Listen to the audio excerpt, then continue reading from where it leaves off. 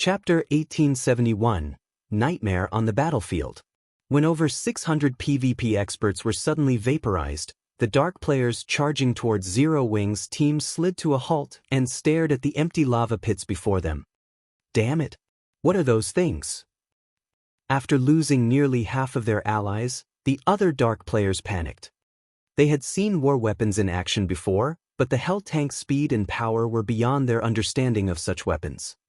The Tier 2 experts on this battlefield even had a high chance of avoiding defense turrets' attacks from over 500 yards away, especially the speed-type classes. Yet, despite the nearly 800 yards between them and their quarry, the Hell Tank's balls of light had rained down on their heads by the time they had realized that they were under attack. The power of the Hell Cannon's attacks was simply horrific, easily rivaling the power of Tier 3 large-scale destruction spells. Even a Tier 2 metric tons would have to activate a life-saving skill to survive such an attack. These dark players felt as if they stood within 6 magic towers' attack range. The dark players that had chosen to remain in the Dark Witch's tower to watch the battle had lost the laughter in their eyes. Now, their gazes only contained fear as they watched the 6 Hell Tanks. Veiled Spirit, who stood in the watchtower, couldn't help but frown at the scene. The speed and power of the Hell Tank's attacks were horrific. Expert players were no more than ants before the monstrous vehicles. Those war weapons were basically mobile magic towers. How does Zero Wing have such powerful war weapons? We're doomed. We don't have any war weapons. How are we supposed to deal with those things? What's there to be afraid of? We may not have war weapons, but the Dark Witch's tower does. Moreover, the town has a defensive magic array. If Zero Wing's war weapons get near the town's NPCs will bombard them with the defense turrets. Besides, with how powerful those attacks were, those war weapons definitely have long cooldowns. Once our people get close to the weapons, not only will we kill Zero Wing's members, but we'll also use the war weapons for target practice.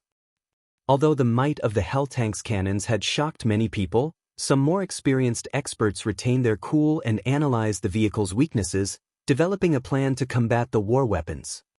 Very quickly, the other dark players also came to realize the Hell Tank's weaknesses. Instead of retreating, they resumed their charge in an attempt to reach the Hell Tanks.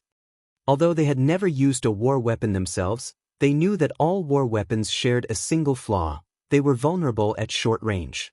Like the miniature ballistas bombarding ancient Rock City, once hostile players drew near, the war weapons could be destroyed with a few attacks, regardless of how much destructive power they possessed. The remaining 1,000+ dark players dashed towards the Hell Tanks in a frenzy, intent on destroying the war weapons before the Hell Tanks' cooldowns ended. Guild leader, they've resumed their charge. Should we form a defensive line? Seeing the dark players draw closer, Zero Wing's elite members grew restless again. The Hell Tank's power gave them some hope of victory, and as long as they protected these massive weapons, they could defeat these dark players.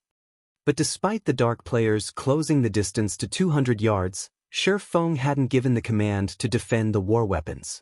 If they allowed these dark players to engage the Hell Tanks in melee combat, they'd be doomed. No. Let them come. Silverwing waved a hand, signaling for his companions to hold their positions. Following their guild leader's orders, Zero Wing's elite members had no choice but to stand their ground, watching as the dark players approached. 200 yards. 150 yards. 100 yards. Brothers, we're almost at the war weapons. Once we destroy them, victory will be ours. Ranged players, attack with everything you've got once you're in range. The dark players couldn't help their excitement as they reduced the distance between them and the Hell Tanks to 50 yards. At this time, Silverwing raised his longsword into the air. He then pointed it at the approaching dark players and shouted, "All Hell Tanks, move out.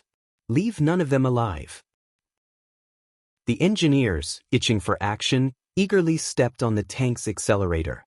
The engines roared to life once more, and the 6 Hell Tanks jerked forward, speeding towards the dark players in a V formation. What are they trying to do? The advancing dark players were stunned as the Hell Tanks raced towards them. However, before the dark players could react, Each Hell tank released 14 flame spears. Meanwhile, each flame spear carried power at the peak of Tier 2. A total of 84 flame spears flew at the Dark players simultaneously, as if 84 miniature ballistas had launched their payload at the same time, but unlike the ballista's exploding arrows, the flame spears weren't AoEs. Show. When the flame spears made contact, light flashed among the Dark player army. Many of the melee players leading the charge, who had failed to defend themselves in time, transformed into stakes of light and vanished on the spot. Although some players had activated life-saving skills or dodged the attacks in time, surviving the first volley, the flame spears had claimed over 50 Dark players' lives. However, the surviving melee players slid to a halt once more, too afraid to approach the Hell tanks after watching that wave of attacks. Ranged players, hurry and attack. Some melee players shouted, snapping out of their daze. The Dark-ranked players then launched spells and arrows, aiming for the approaching Hell tanks. Just as the spells and arrows were about to slam into the Hell tanks, the 6 war weapons activated their magic shields. A magic barrier, able to absorb up to 3 million damage and possessing Tier 3 defensive capabilities, surrounded each Hell tank. The Hell tanks pushed through the rain of spells and arrows, receiving no damage whatsoever. How is this possible? Seeing the unscathed Hell tanks stunned the Dark players. They had never thought that these war weapons had defensive magic arrays as well. As the Dark players tried to think of a way to deal with the enemy weapons, the Hell tanks reached the melee players that led the army. Without slowing in the slightest, the Hell tanks bulldozed through the Dark players in their way. The Tier 2 MTs at the forefront were immediately thrown over 20 yards back, their HPs decreasing by nearly half. Unfortunately for them, the Tier 1 melee players died instantly. The 6 Hell tanks charged forward like a herd of stampeding bulls. Not only did they break up the crowd of Dark players, but they also killed over 100 players as they sped through. Run quickly. Don't let these things get near you. After watching the Hell tanks slaughter their allies, the fighting Dark players realized one thing: this battle wasn't a battle at all. It was a one-sided massacre. It's too late to escape now. Silverwing could not help but shake his head and chuckle as he watched the fleeing Dark players. Compared to their ranged offensive capabilities, tanks shone brightest in close-range combat. An intermediate tank had even higher strength than a Tier 3 berserker, and not even a Tier 3 assassin could outrun it. It was truly a weapon of slaughter on a battlefield.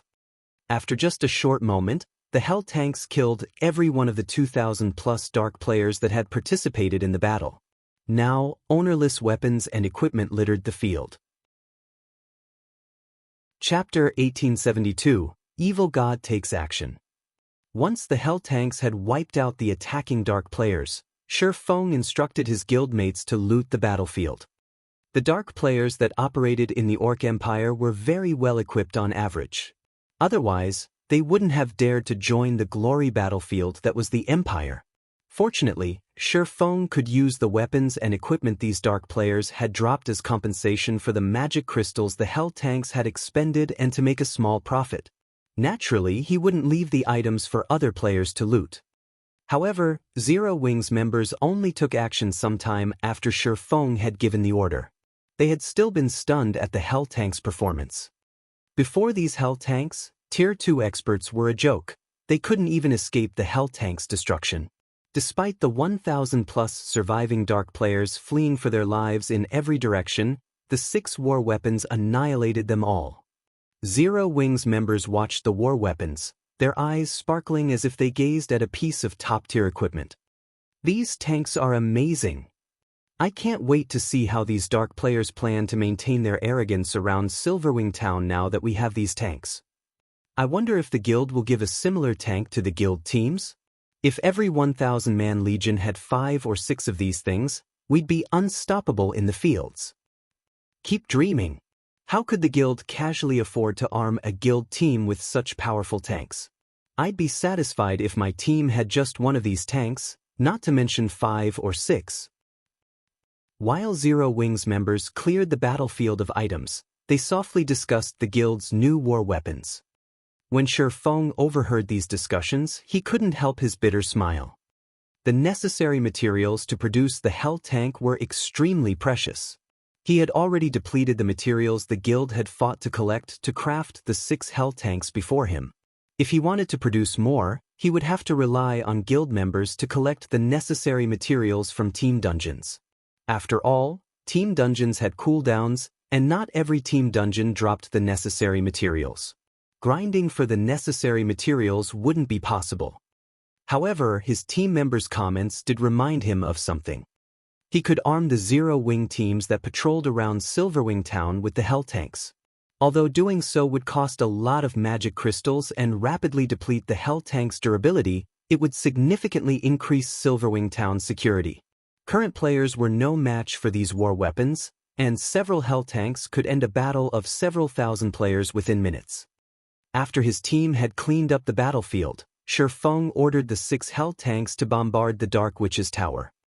Now that more than half of the Dark players in the town had died, the remaining Dark players posed no threat. All they had to do was destroy the town's defensive magic array. Then they could storm the town and destroy its magic array core and teleportation device. Once those had been destroyed, they would rend the Dark Witch's tower powerless. Zero-Wing's coming. What should we do? Meanwhile, the Dark players who had watched the battle from the town's watchtower wore ugly expressions as they gazed at Zero-Wing's members. Over 2,000 expert players had died in just a few minutes. To make matters worse, not a single one of them had killed any of Zero-Wing's players. This was utterly terrifying. These Dark players had been confident that Zero-Wing's members couldn't touch the Dark Witch's tower, much less destroy the town. However, after witnessing the Hell Tank's destructive power and their ridiculous movement speed, they realized that the town's defense turrets and arrow towers would be useless against the enemy war weapons. So, this is the trump card Zero-Wing has hidden all this time? Even Veiled Spirit was a little afraid as the 6 tanks approached the town. Although she had prepared a trump card, in the form of a magic array that enhanced players' power, she wasn't certain that any player at this stage of the game could stop those tanks, regardless of their buffs. Not bad. It's no wonder why Zero-Wing only sent a 1,000-man elite team here. It turns out that they've prepared such a move. Dust Edge gave the Hell Tanks a bright smile. I hadn't thought that those players were worth my involvement, but it seems that they just barely qualify. You have a way to defeat them? Veiled Spirit asked curiously as she gave Dust Edge, who brimmed with confidence, a look. Of course, I can also use this opportunity to show you your collaborator's strength, Dust Edge said, nodding. However, I will require some sacrifices. Do you mind if I trouble you to capture some? Sacrifices? Veiled Spirit repeated, confused. I'm talking about players. I need a large number of players. The more the better. Since this is a hub for the Dark Forces, these NPCs won't mind if players slaughter each other. And the remaining players in the Dark Witch's tower aren't particularly valuable anymore, anyway, right? Dust Edge asked, chuckling as he eyed the Dark players as they tried to flee from the town. I'll also need to borrow 2 of your peak experts.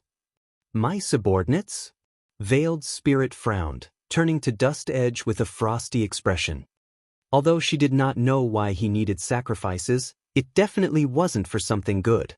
She refused to allow her subordinates to become this madman's sacrifices. Relax. I won't sacrifice your subordinates. Rather, I want to grant them peerless strength. Dust Edge explained when he realized that Veiled Spirit had misunderstood his intention. That won't be a problem. Veiled Spirit agreed. She then instructed her subordinates to gather the feeling players in the Dark Witch's tower. This time, she had brought 300 experts with her, each of which was incredibly powerful. They were far stronger than the Dark players who idled in the town. Under Veiled Spirit's command, Shadowclaw's 300 experts took action. Using the tools Dust Edge had granted them, they captured the players that tried to escape the town. What are you trying to do? Why are you capturing us? Shadowclaw's prisoners soon found themselves bound by magical chains, their fear clear on their faces as they looked at Dust Edge and his companions. Oh, it's nothing. I'm just going to make you contribute to the Dark Witch's Tower's defense, Dust Edge said, laughing when he saw over 300 bound players. You should feel so lucky to become a part of my new power. Hurry it up. Zero Wing's team is starting its attack. The town's defensive magic array won't last long. Veiled Spirit snapped anxiously as she watched the 6 Hell tanks fire upon the Dark Witch's Tower. Although the Dark Witch's Tower had a defensive magic array to protect it, it was much weaker than the one around Ancient Rock City. If Tier 3 large-scale destruction spells bombarded it, it wouldn't last long. Relax. My preparations are complete. Now, we just need 2 of your subordinates to stand in the center of the magic array, Dust Edge responded as he finished writing over 30 lines of Crimson Divine runes in the air. He then merged the Divine runes with the Crimson magic array before him, excitedly proclaiming, "Soon, you'll get to witness the power of the almighty evil god." At Dust Edge's words, the 2 experts Veiled Spirit had chosen began to panic as they stared at the magic array. However, when their leader urged them forward, they had no choice but to steel their resolve and step into the array. Almighty evil god, I offer you immortal souls. Please grant me an immortal body to smite my enemies. Dust Edge sang before tapping the butt of his staff on the array. The 300-plus dark players inside the magic array instantly collapsed like puppets as their strings were cut. In the next moment, the space above tore, leaving a gaping, black wound. A boundless aura then poured out of the spatial tear, and everything within the Dark Witch's Tower froze within its presence. Chapter 1873, Evil Dragon's Power. The appearance of the spatial tear above the Dark Witch's Tower immobilized every player inside the town. It was as if time around them had stopped. What kind of monster is in there? Veiled Spirit and the others could not help but be frightened when they felt the horrific pressure flooding out of the spatial tear. They could sense that this horrific pressure did not originate from the spatial tear itself, but from a creature residing inside the spatial tear. Instead, this was a pressure that they had never felt in all the time they'd played God's Domain. They did not doubt that, should the creature inside the spatial tear come out, they would instantly die and disappear just from the pressure the creature exuded.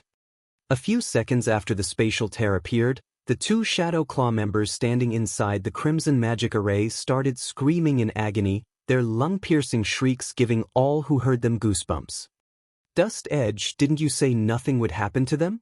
Veiled Spirit questioned, a chilly expression appearing on her face as she glared at Dust Edge. The 2 members she selected were peak experts of Shadow Claw. They were also one of the few Tier 2 experts the Adventurer team had. If their accounts were to get crippled due to this incident, Shadow Claw would sustain a tremendous blow. Relax, they'll be fine. In fact, once the ritual is over, they'll feel much better than before. You can even label them as the strongest players in existence in God's Domain right now. Dust Edge explained, laughing as he looked at the 2 Shadow Claw members in the magic array. Veiled Spirit was utterly confused by Dust Edge's words. Just as she was about to demand a clearer explanation from him, the 2 people standing inside the magic array suddenly started transforming. Originally, the 2 people were already tall and robust men. Now, however, their muscles started bulging rapidly like balloons. Very quickly, their bodies lost their human form.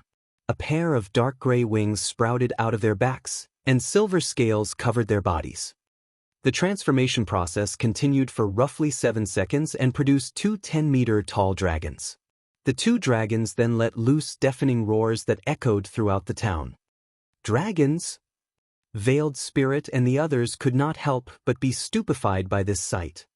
They could clearly feel that the 2 dragons before them were different from the pseudo-dragons they had come across before. Although the 2 dragons before them were only level 56 _ the same level as the players themselves _ they could feel a pressure coming from the dragons that was a result of a difference in life ratings. This meant that the 2 dragons before them were not pseudo-dragon creatures but real dragons. They're still not at the level of real dragons. However, they have been given new life by the evil god. Although their life ratings are not at the standard of dragons, they should be at the level of archaic species. You can call them evil dragons, Dust Edge said as he looked at the 2 evil dragons. With a hint of excitement in his tone, he continued, "Unlike lowly evil demons, evil dragons are players.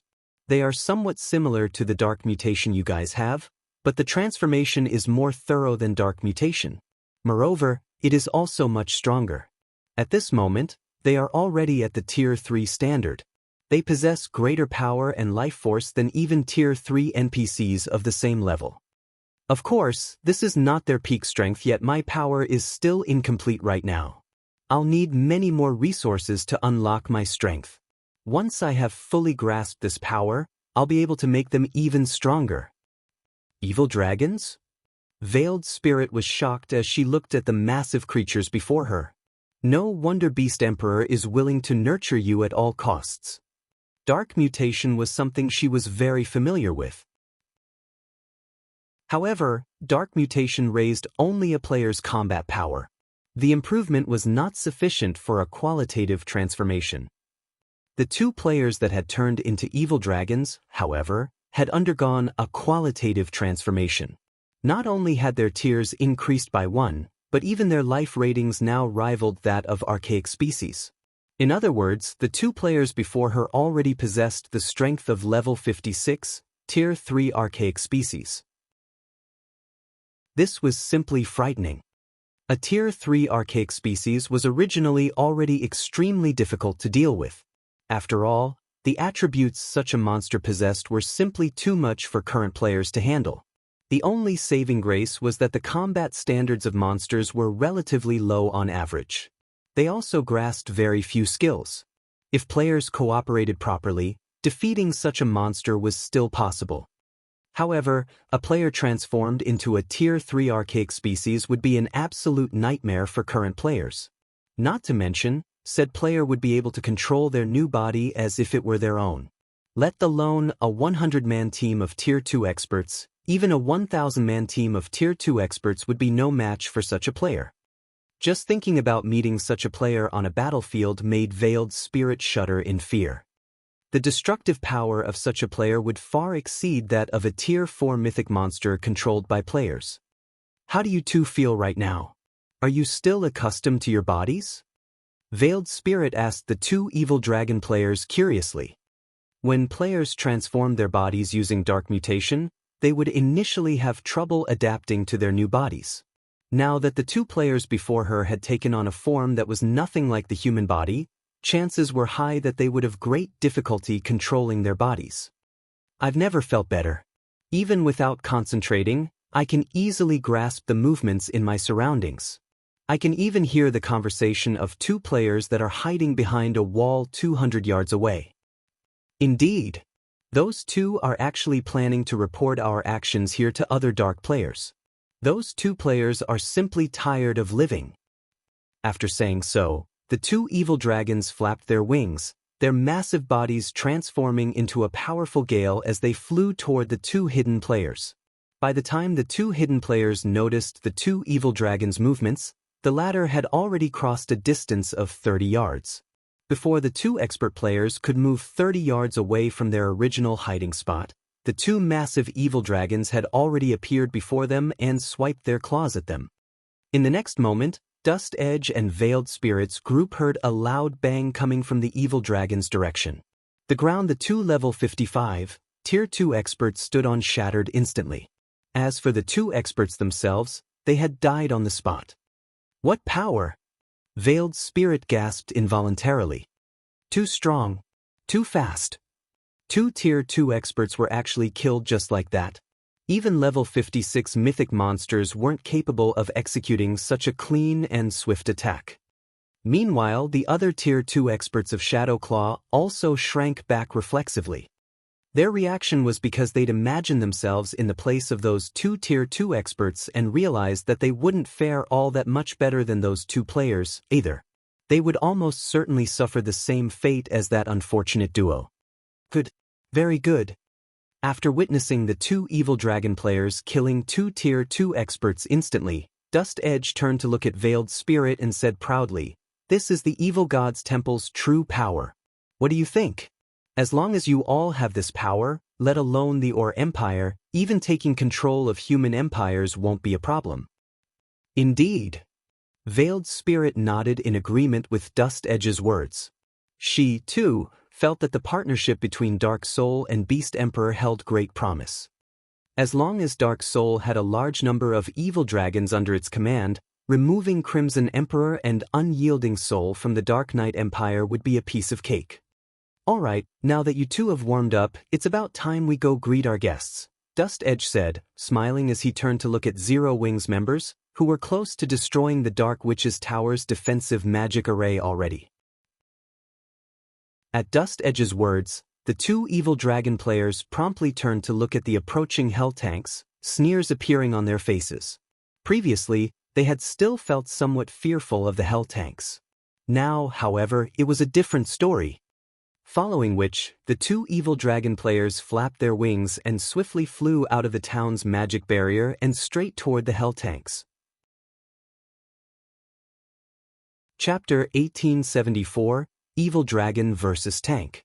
As the two dark gray evil dragons ascended, leaving the Dark Witch's tower, their massive frames, powerful roaring, and the intense pressure they radiated due to their upgraded life ratings quickly attracted Zero Wing's attention.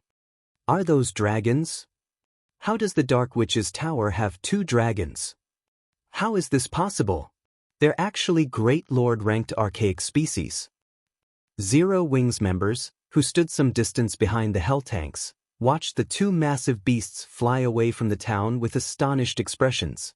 They could not understand why dragons would be in the Dark Witch's tower. Tier 3 archaic species were an absolute nightmare for current players, and although the two evil dragons were only level 56, they wouldn't be easy opponents. Guild leader, what should we do? The dragons are too fast, slightly faster than the hell tanks, the engineers controlling the team's war weapons asked worriedly. As engineers, they were familiar with the hell tanks' flaws. Although the hell tanks were extremely powerful against players, they were fairly useless against monsters. Monsters had much higher HP and defense, and if they pitted a hell tank against a great lord of the same level, it would take a considerable amount of time to defeat the monster with the hell cannon and flame spears. Furthermore, a great lord was considered a tier 3 monster, so it would be more than capable of causing substantial damage to the hell tank, depleting its durability. If the two level 56 evil dragons were allowed to fight the hell tanks would definitely lose. Evil dragons? Shi Feng watched the approaching dragons with a strange look. He could feel that these two were not actual dragons, but pseudo-dragon creatures. If they were actual dragons, his heavenly dragon's breath would have given him a massive basic attribute boost since the fragmented legendary ring hadn't reacted. He knew that these evil dragons were something else.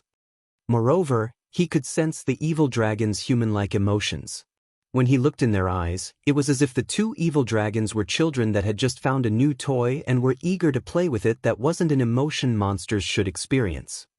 Zero Wing, die! The two evil dragons bellowed. The two evil dragons widened their jaws and spat a tornado-like breath attack. Space Tor was the attacks flew towards two of the 6 hell tanks. Since the attacks had been launched from a close distance, the hell tanks couldn't dodge in time. Boom! As the two tornadoes dissipated, they revealed the massive craters the attacks had torn in the ground, each encompassing a 50-yard radius with a 5-meter depth. Both of the hell tanks' magic shields had shattered instantly, and the power of the breath attacks left Zero Wing's members flabbergasted.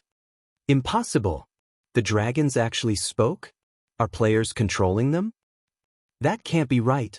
Even if they are controlled by players, they shouldn't be able to speak. Their destructive power is insane. They actually broke the magic shields that not even hundreds of Tier 1 and Tier 2 players could destroy. Everyone was shocked as they watched the hell tank's magic shields shatter and the battlefield's new craters. The evil dragon's breath attack was clearly stronger than the hell tank's hell cannons, but the watching players were more confused by the dragon's ability to speak. Moreover, the dragon's words had been meant for Zero Wing. NPCs and monsters definitely weren't capable of such a thing. So, this is the power of the evil dragons? Veiled Spirit, who stood in the town's watchtower, was just as shocked by the evil dragon's power. With such great destructive power, these evil dragons would be of immense help when sieging a town or city. If Dust Edge could mass-produce such beings, the evil god's temple would truly be invincible in the Ore Empire. Ha! Wonderful!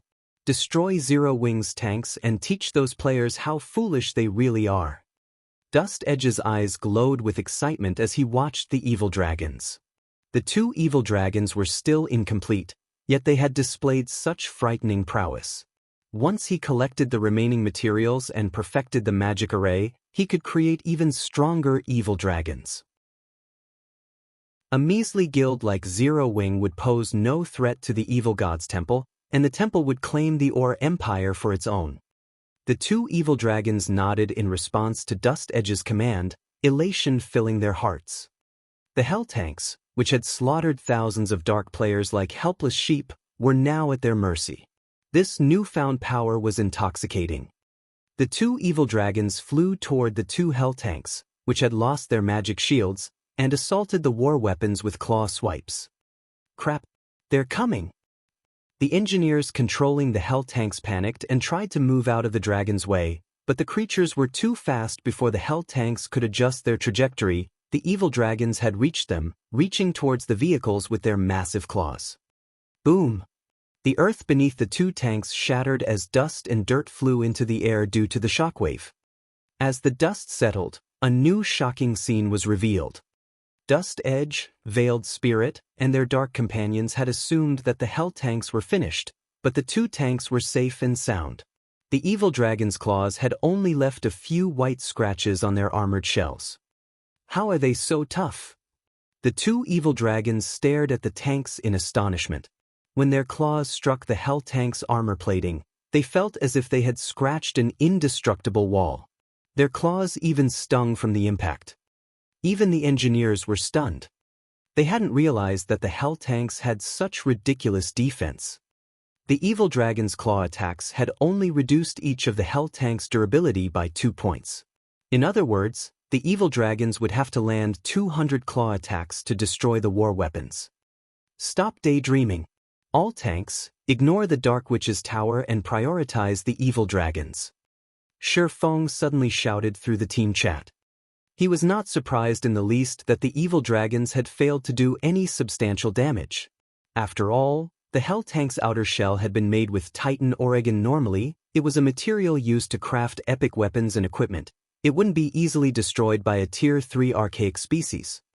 However, Shi Feng was relieved that he had upgraded the Hell Tank's engines, increasing the vehicle's defensive capabilities. Otherwise, those claw attacks would have reduced the tank's durability by at least 4 points. After hearing Shi Feng's command, the engineers promptly targeted the 2 monstrous dragons. Without hesitation, the 2 tanks before the monsters fired their hell cannons at the hovering evil dragons. 2 balls of crimson light then slammed into the evil dragons. Boom! The attacks, which had the power of a peak Tier 3 attack, sent the 2 monsters flying over 20 yards backward as the evil dragons cried out in pain. The 2 level 56, Tier 3 evil dragons did not possess as much HP as true Tier 3 archaic species. Each only had 28 million HP. A single hit from the hell cannons had devoured over 3 million HP. While the evil dragons flew back, the 2 tanks' engineers followed up with their flame spears. 14 flame spears bit into the 2 evil dragons simultaneously, each dealing over -60,000 damage. After taking all 14 spears, the 2 monsters had lost nearly 1 million HP. The other 4 hell tanks had reoriented themselves by this time, launching their own attacks. With how fast the hell cannons' projectiles were, the evil dragons had no time to dodge the attack. They were only able to block and dodge the flame spears from the other 4 tanks. In the end, the 2 evil dragons had lost more than 1/3 of their total HPs after suffering a round of attacks from all 6 hell cannons. To make matters worse, they were now injured, slightly affecting their combat powers. How is this possible? Dust Edge's eyes nearly fell from their sockets when he saw the massive dent in his dragon's HPs and the unscathed hell tanks. Chapter 1875, Zero Wing's Guild Leader.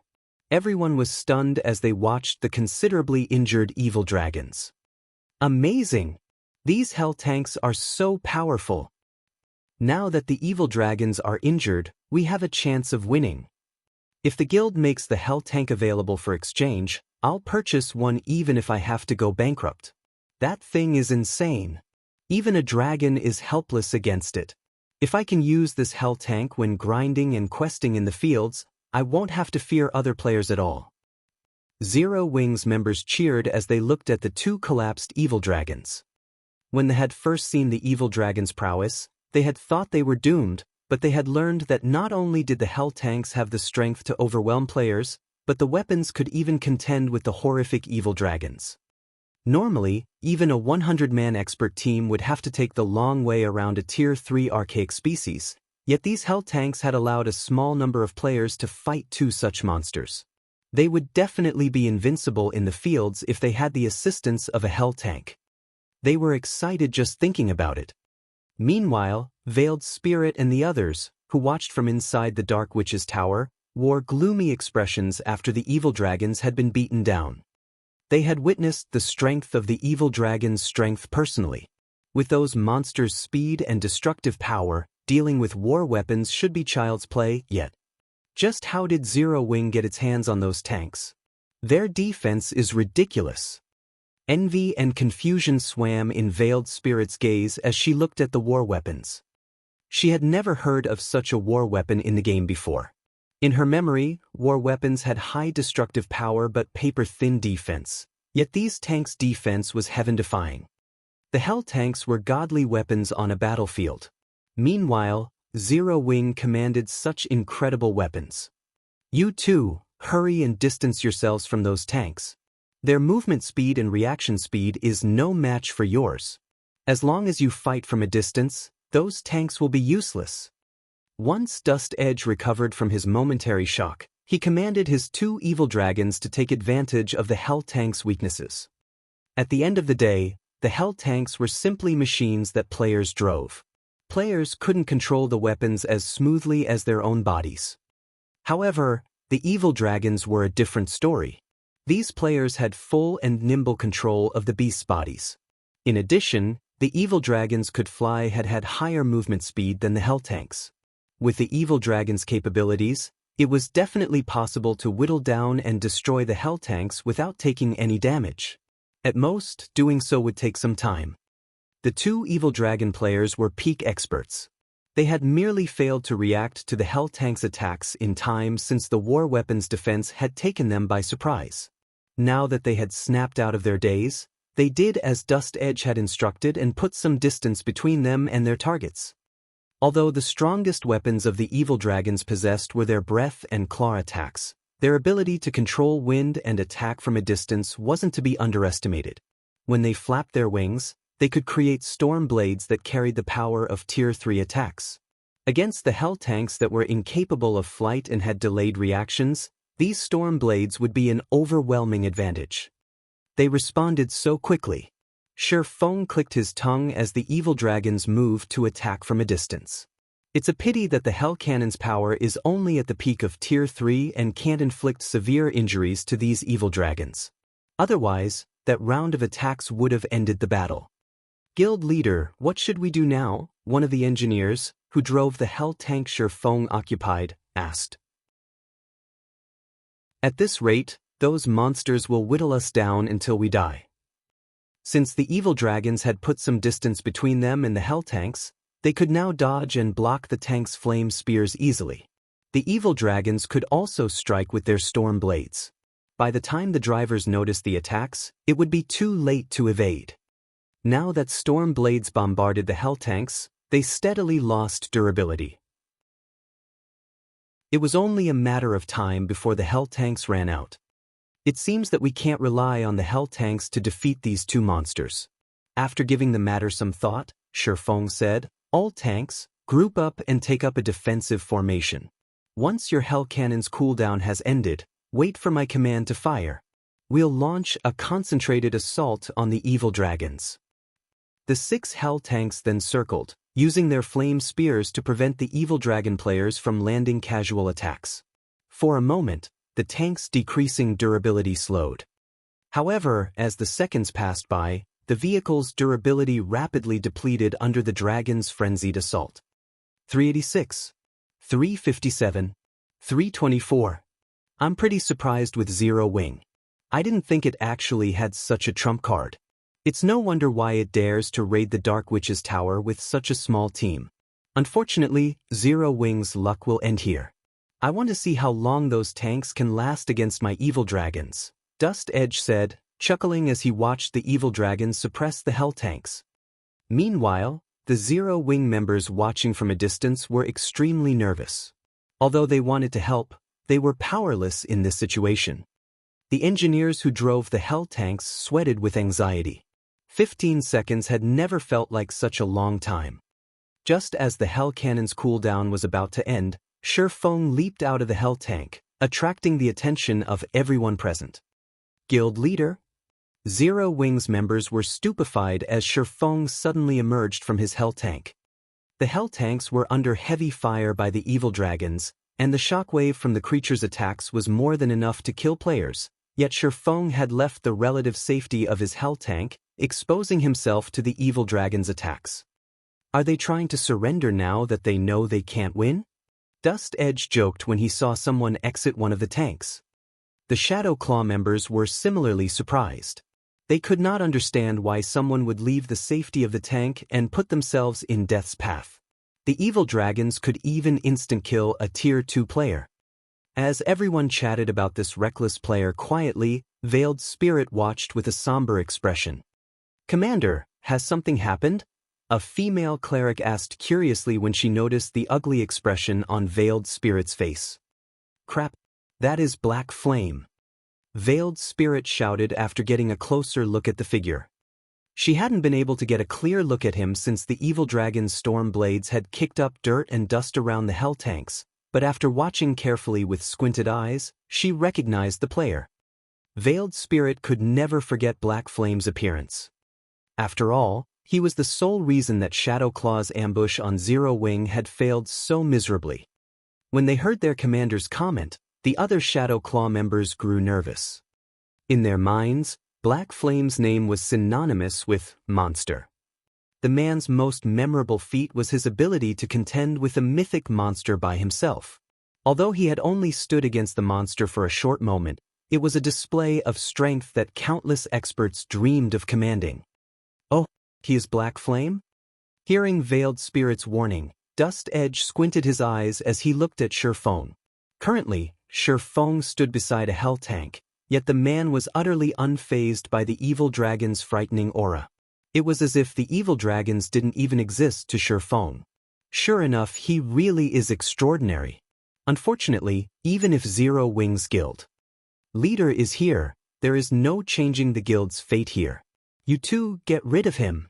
It's time to put an end to Black Flame's undefeated legend. Upon receiving Dust Edge's command, the two evil dragon players licked their lips in anticipation and fanaticism as they watched Silverwing. He was the most famous individual in the Or Empire. Almost no one throughout the Empire or Dark Soul didn't know the name Black Flame. When they had faced off against Black Flame during their previous battle with Zero Wing, their only thought had been of escape. However, this situation was different. They were now in possession of an evil dragon. They wielded strength that no player could hope to rival. Moreover, their superior life ratings elevated their senses to unprecedented levels. Both players had been some distance from the flowing water realm previously, but now, not only had their combat powers reached that realm, but they were also nearly at the Void Realm. They were confident that they could easily defeat this legendary player. They were also extremely eager to fight Black Flame. "Black Flame, hand over your life." The two evil dragon players flapped their wings and flew toward Silverwing, madness filling their eyes. Chapter 1876, Slaying Dragons in One Hit. Upon seeing the two evil dragon players flying toward Silverwing, the engineers controlling the hell tanks grew anxious. "Protect the guild leader." Immediately, all 6 hell tanks fired their flame spears to hinder the movements of the two evil dragons. The 84 flame spears shot at the two evil dragons simultaneously. Normally, a Tier 2 player would have no choice but to wait for their death when faced with such an attack. However, dodging these attacks was no problem at all for the two Shadowclaw experts who possessed the physique of an evil dragon. Even if their huge bodies prevented them from evading all the flame spears, they could still rely on their claws to block the ones they couldn't dodge. Very quickly, the two evil dragon players weaved their way through the flame spears and arrived within 15 yards of Shifeng. They then simultaneously swung their massive paws at him, their silver claws tearing space apart as they sped toward Shifeng's head. Just as the two paws were about to hit Shifeng, the sacred sword in his hand suddenly flashed.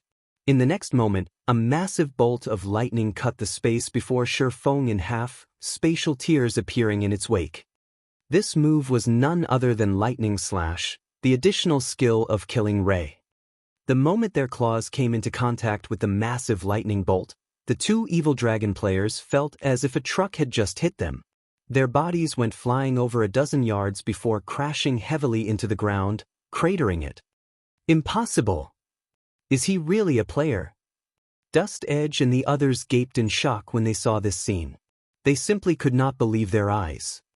Shifeng had actually sent two level 56, Tier 3 archaic species flying. The shock they felt from seeing this scene was akin to that from seeing an ant flipping over an elephant. The other dark players hiding within the Dark Witch's tower were also rendered speechless at this scene.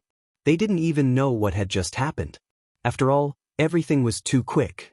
All they saw were the two evil dragons flying toward Shifeng, then a bright, blue flash coming from Shifeng. Before they realized it, the two evil dragons were already tumbling backward. Is he a monster? The two evil dragon players wore looks of horror as they stared at Shifeng. A single slap from them had managed to kill a Tier 2 expert. However, when they tried to do the same thing to Shifeng, not only did they fail to kill him, but they also actually lost in a competition of strength. However, what the two players did not know was that Shifeng's strength already rivaled a great lord's of the same level. Meanwhile, after continuously producing the forging components for the Hell tanks for the past few days, he was now a level 69, Tier 2 sword master, 13 levels higher than the two evil dragon players. Lightning Slash also provided him with a 330% increase to his strength attribute. Although he still couldn't reach the standard of a mythic monster of the same level, his strength was more than enough to deal with level 56, Tier 3 archaic species. No, that's not right. He must have used a skill that increases his strength. He shouldn't be able to use such a skill often. As long as we work together to attack him, he'll definitely fall. That's right. How could a player possibly possess that much strength? He must have used a powerful skill. The two evil dragon players discussed quietly as they looked at Shifeng. Then, they promptly split up and started circling to Shifeng's sides. A lot of powerful skills in God's domain provided a significant boost in attributes.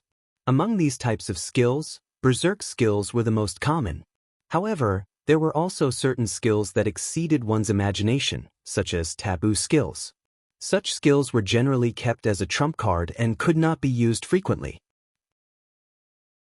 Since that was the case, all they needed to do was continue attacking Shifeng until he exhausted all of his skills.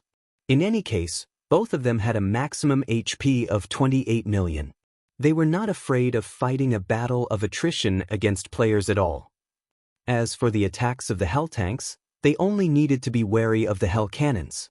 The flame spears posed no problems for them whatsoever. As the two evil dragon players closed in on Shifeng's sides and were about to launch another attack, Shifeng took out a magic scroll from his bag and activated it. Immediately, a golden-haired woman dressed in luxurious purple robes appeared before him. This woman was none other than Anna, Shifeng's personal guard. At this point, she was already a level 85 Yin-Yang saint. As soon as Anna appeared, she lightly tapped the butt of her staff on the ground. Suddenly, a yin-yang barrier spread out with her as the center. Boom! The moment the two evil dragons collided with the yin-yang barrier, they felt a power rivaling Shifeng's lightning slash smash into their bodies. The two evil dragons went flying once again. Everyone, fire at will! Feng commanded when he saw the evil dragons tumbling backward. After snapping out of their daze, the engineers simultaneously activated their respective hell tanks, hell cannon, and flame spears. 6 crimson light balls and 84 flame spears flew at the fallen evil dragons right there and then. Boom. A series of explosions shook the battlefield. The HPs of the 2 evil dragons plummeted, falling below the 25% threshold. Feeling death approaching, the 2 evil dragon players automatically flapped their wings in an attempt to escape. Feng's and Anna's attacks might not pose a massive threat to them, but the attacks of the 6 hell tanks were simply too fierce. If the hell tanks landed another barrage on them, their lives would definitely be forfeit. You wish to run? Do you think you can so easily? Feng chuckled when he saw the 2 evil dragons trying to fly away. Right then, Anna finished chanting an incantation and now pointed her staff at the sky. In the next moment, pitch-black magic arrays appeared around the 2 evil dragons and shot out pitch-black spears. In the blink of an eye, the pitch-black spears stabbed into the bodies of the evil dragons, sealing their movements and sapping their strength. This move was none other than the new overtier spell Anna had learned, Darklock.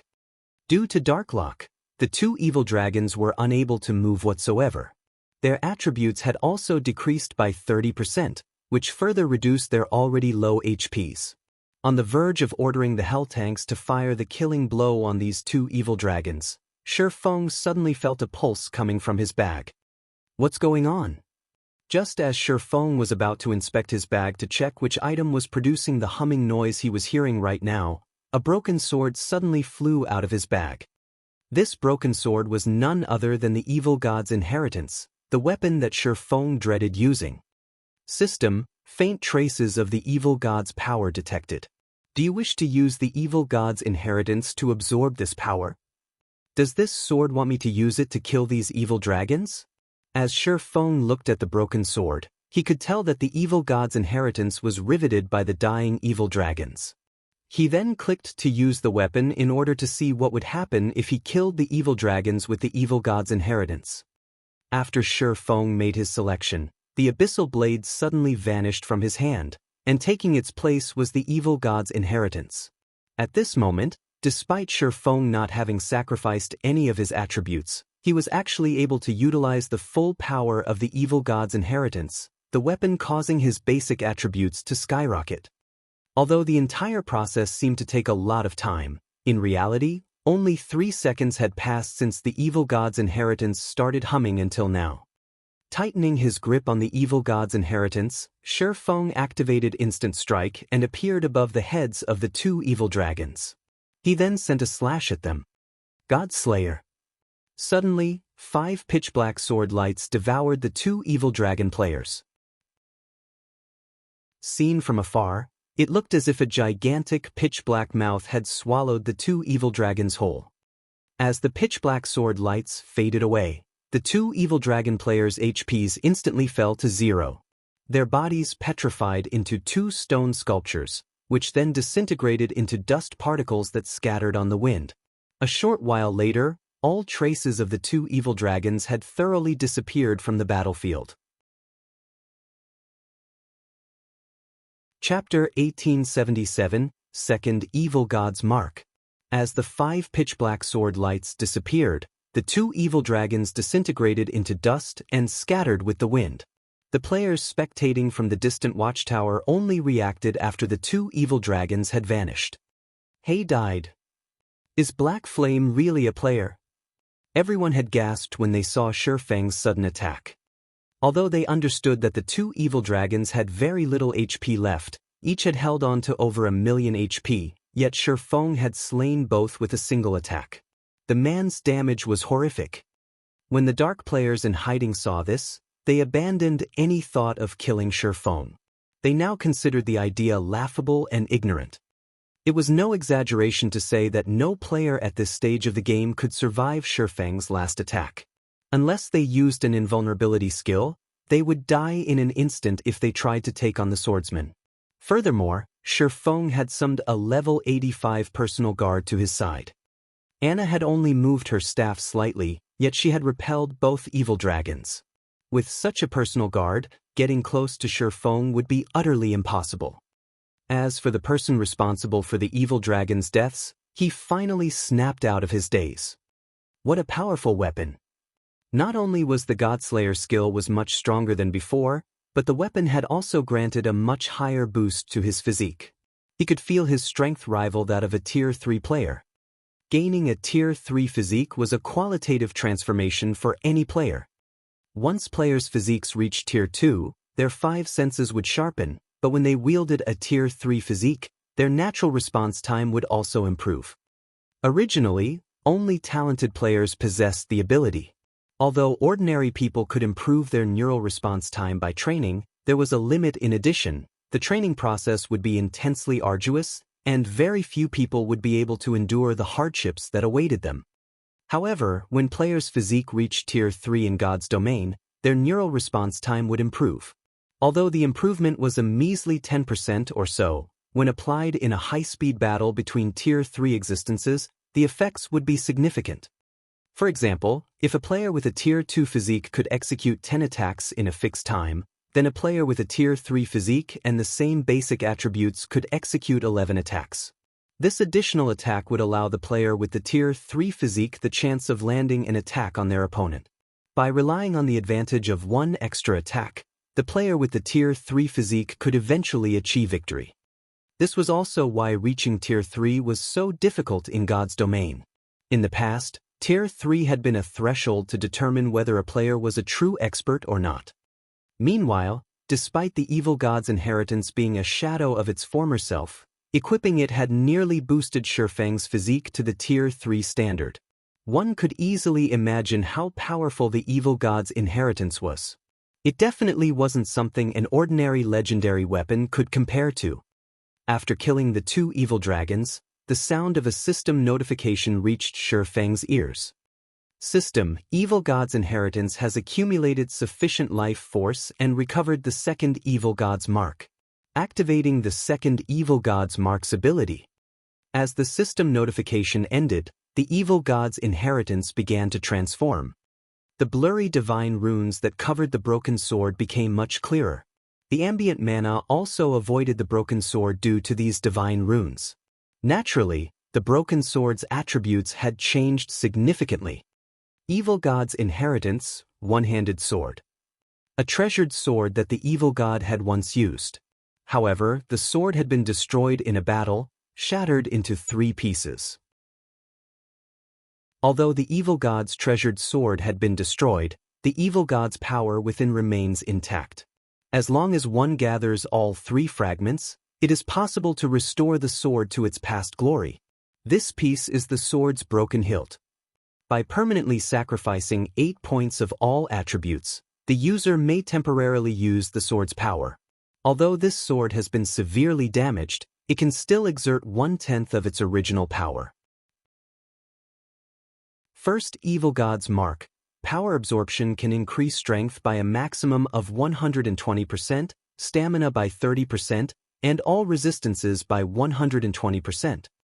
Second evil god's mark, Soul Devourer, can cause tremendous damage to the target soul. When this fragment is within 3,000 yards of other fragments, the fragments will resonate. Drops upon death. Cannot be traded. Soul Devourer? How tyrannical. Shifeng looked down at the evil god's inheritance in his hand with slight astonishment. In God's domain, items that could attack a person's soul were exceedingly rare. After all, the soul was a creature's foundation. Even if a player's soul only received a small amount of damage, it could double the player's death penalty. Depending on the severity of the damage, the affected player might even be prevented from logging into God's domain for several days. If a player's soul were thoroughly destroyed, they'd be forced to start over. This was why any item that could target a soul was incredibly precious. Superpowers treated these items as ultimate trump cards to deal with peak experts. And Soul Devourer was such a frightening ability. Of course, this ability wasn't without a price. To use the evil god's inheritance, Shifeng still needed to sacrifice 8 points from every basic attribute. Although 8 points weren't cheap, if Shifeng could deal a devastating blow on his enemies, the price would be worth it to him. following which, Feng stored the evil god's inheritance and returned his gaze to the Dark Witch's tower. He then commanded, "The evil dragons are dead. There is no longer anything in our path. All hell tanks, fire at the Dark Witch's tower. Destroy the teleportation device and the town's core magic array." As Feng gave the command, the 6 hell tanks advanced as one on the Dark Witch's tower, firing their weapons at the town's defensive magic array. Although the barrier could protect the town from intermediate Tier 3 attacks, the hell tanks dealt bonus damage to magic arrays and constructions. In addition, the hell cannon's attacks were at the peak of Tier 3. Under the bombardment, the defensive magic array's energy reserves visibly drained. "Commander, are we going to continue this fight?" Shadowclaw's members asked Veiled Spirit when they realized that the barrier was near to crumbling. Originally, they had been very confident of defeating Zero Wing. They were also eager to pay back the humiliation they had previously suffered. However, after witnessing the hell tanks and Feng's power, they shed the idea that they could annihilate this team from Zero Wing. "Retreat." Veiled Spirit growled in frustration, a hint of reluctance flashing in her eyes as she watched Feng's figure in the distance. There was no point in staying here any longer. They would only get themselves killed if they did. After all, they had no other means of dealing with the hell tanks. Although several hundred NPCs still guarded the Dark Witch's tower, the tank's defense was simply too high. Even the evil dragons, Great Lord-ranked archaic species, were incapable of damaging the vehicles. How could Tier 2 and Tier 3 NPCs fare any better? By the time Tier 3 NPCs destroyed the hell tanks, the latter would have long since destroyed the Dark Witch's tower's teleportation device and core magic array. When they heard Veiled Spirit's decision, Shadowclaw's members breathed a sigh of relief. They immediately retrieved return scrolls from their bags in an attempt to leave this dangerous place as soon as possible. If they tarried, they might get caught in the crossfire and lose their lives. "Zero Wing, you may enjoy this victory, but the next time we meet, you'll be doomed," Dust Edge said, sneering as he tightened his grip on the 2 shattered, gray crystal balls in his hands. He had lost this time, but the legacy he had acquired was still incomplete. He still lacked a lot of resources. Hence, the evil dragon crystals he had created were not of sufficient quality. However, now that the evil god's temple had partnered with Blackwater and Dark Soul, he was confident that he could create even stronger evil dragons in the future. At that time, his evil dragons would fall as easily as they had today. Dust Edge then took out his own return scroll and teleported away from the Dark Witch's tower. When the remaining Dark players realized that the situation had taken a turn for the worst, they promptly fled the town. This allowed the hell tanks to enter the town unhindered after they destroyed the defensive magic array. Meanwhile, only the town's Tier 3 NPCs posed any threat to the hell tanks.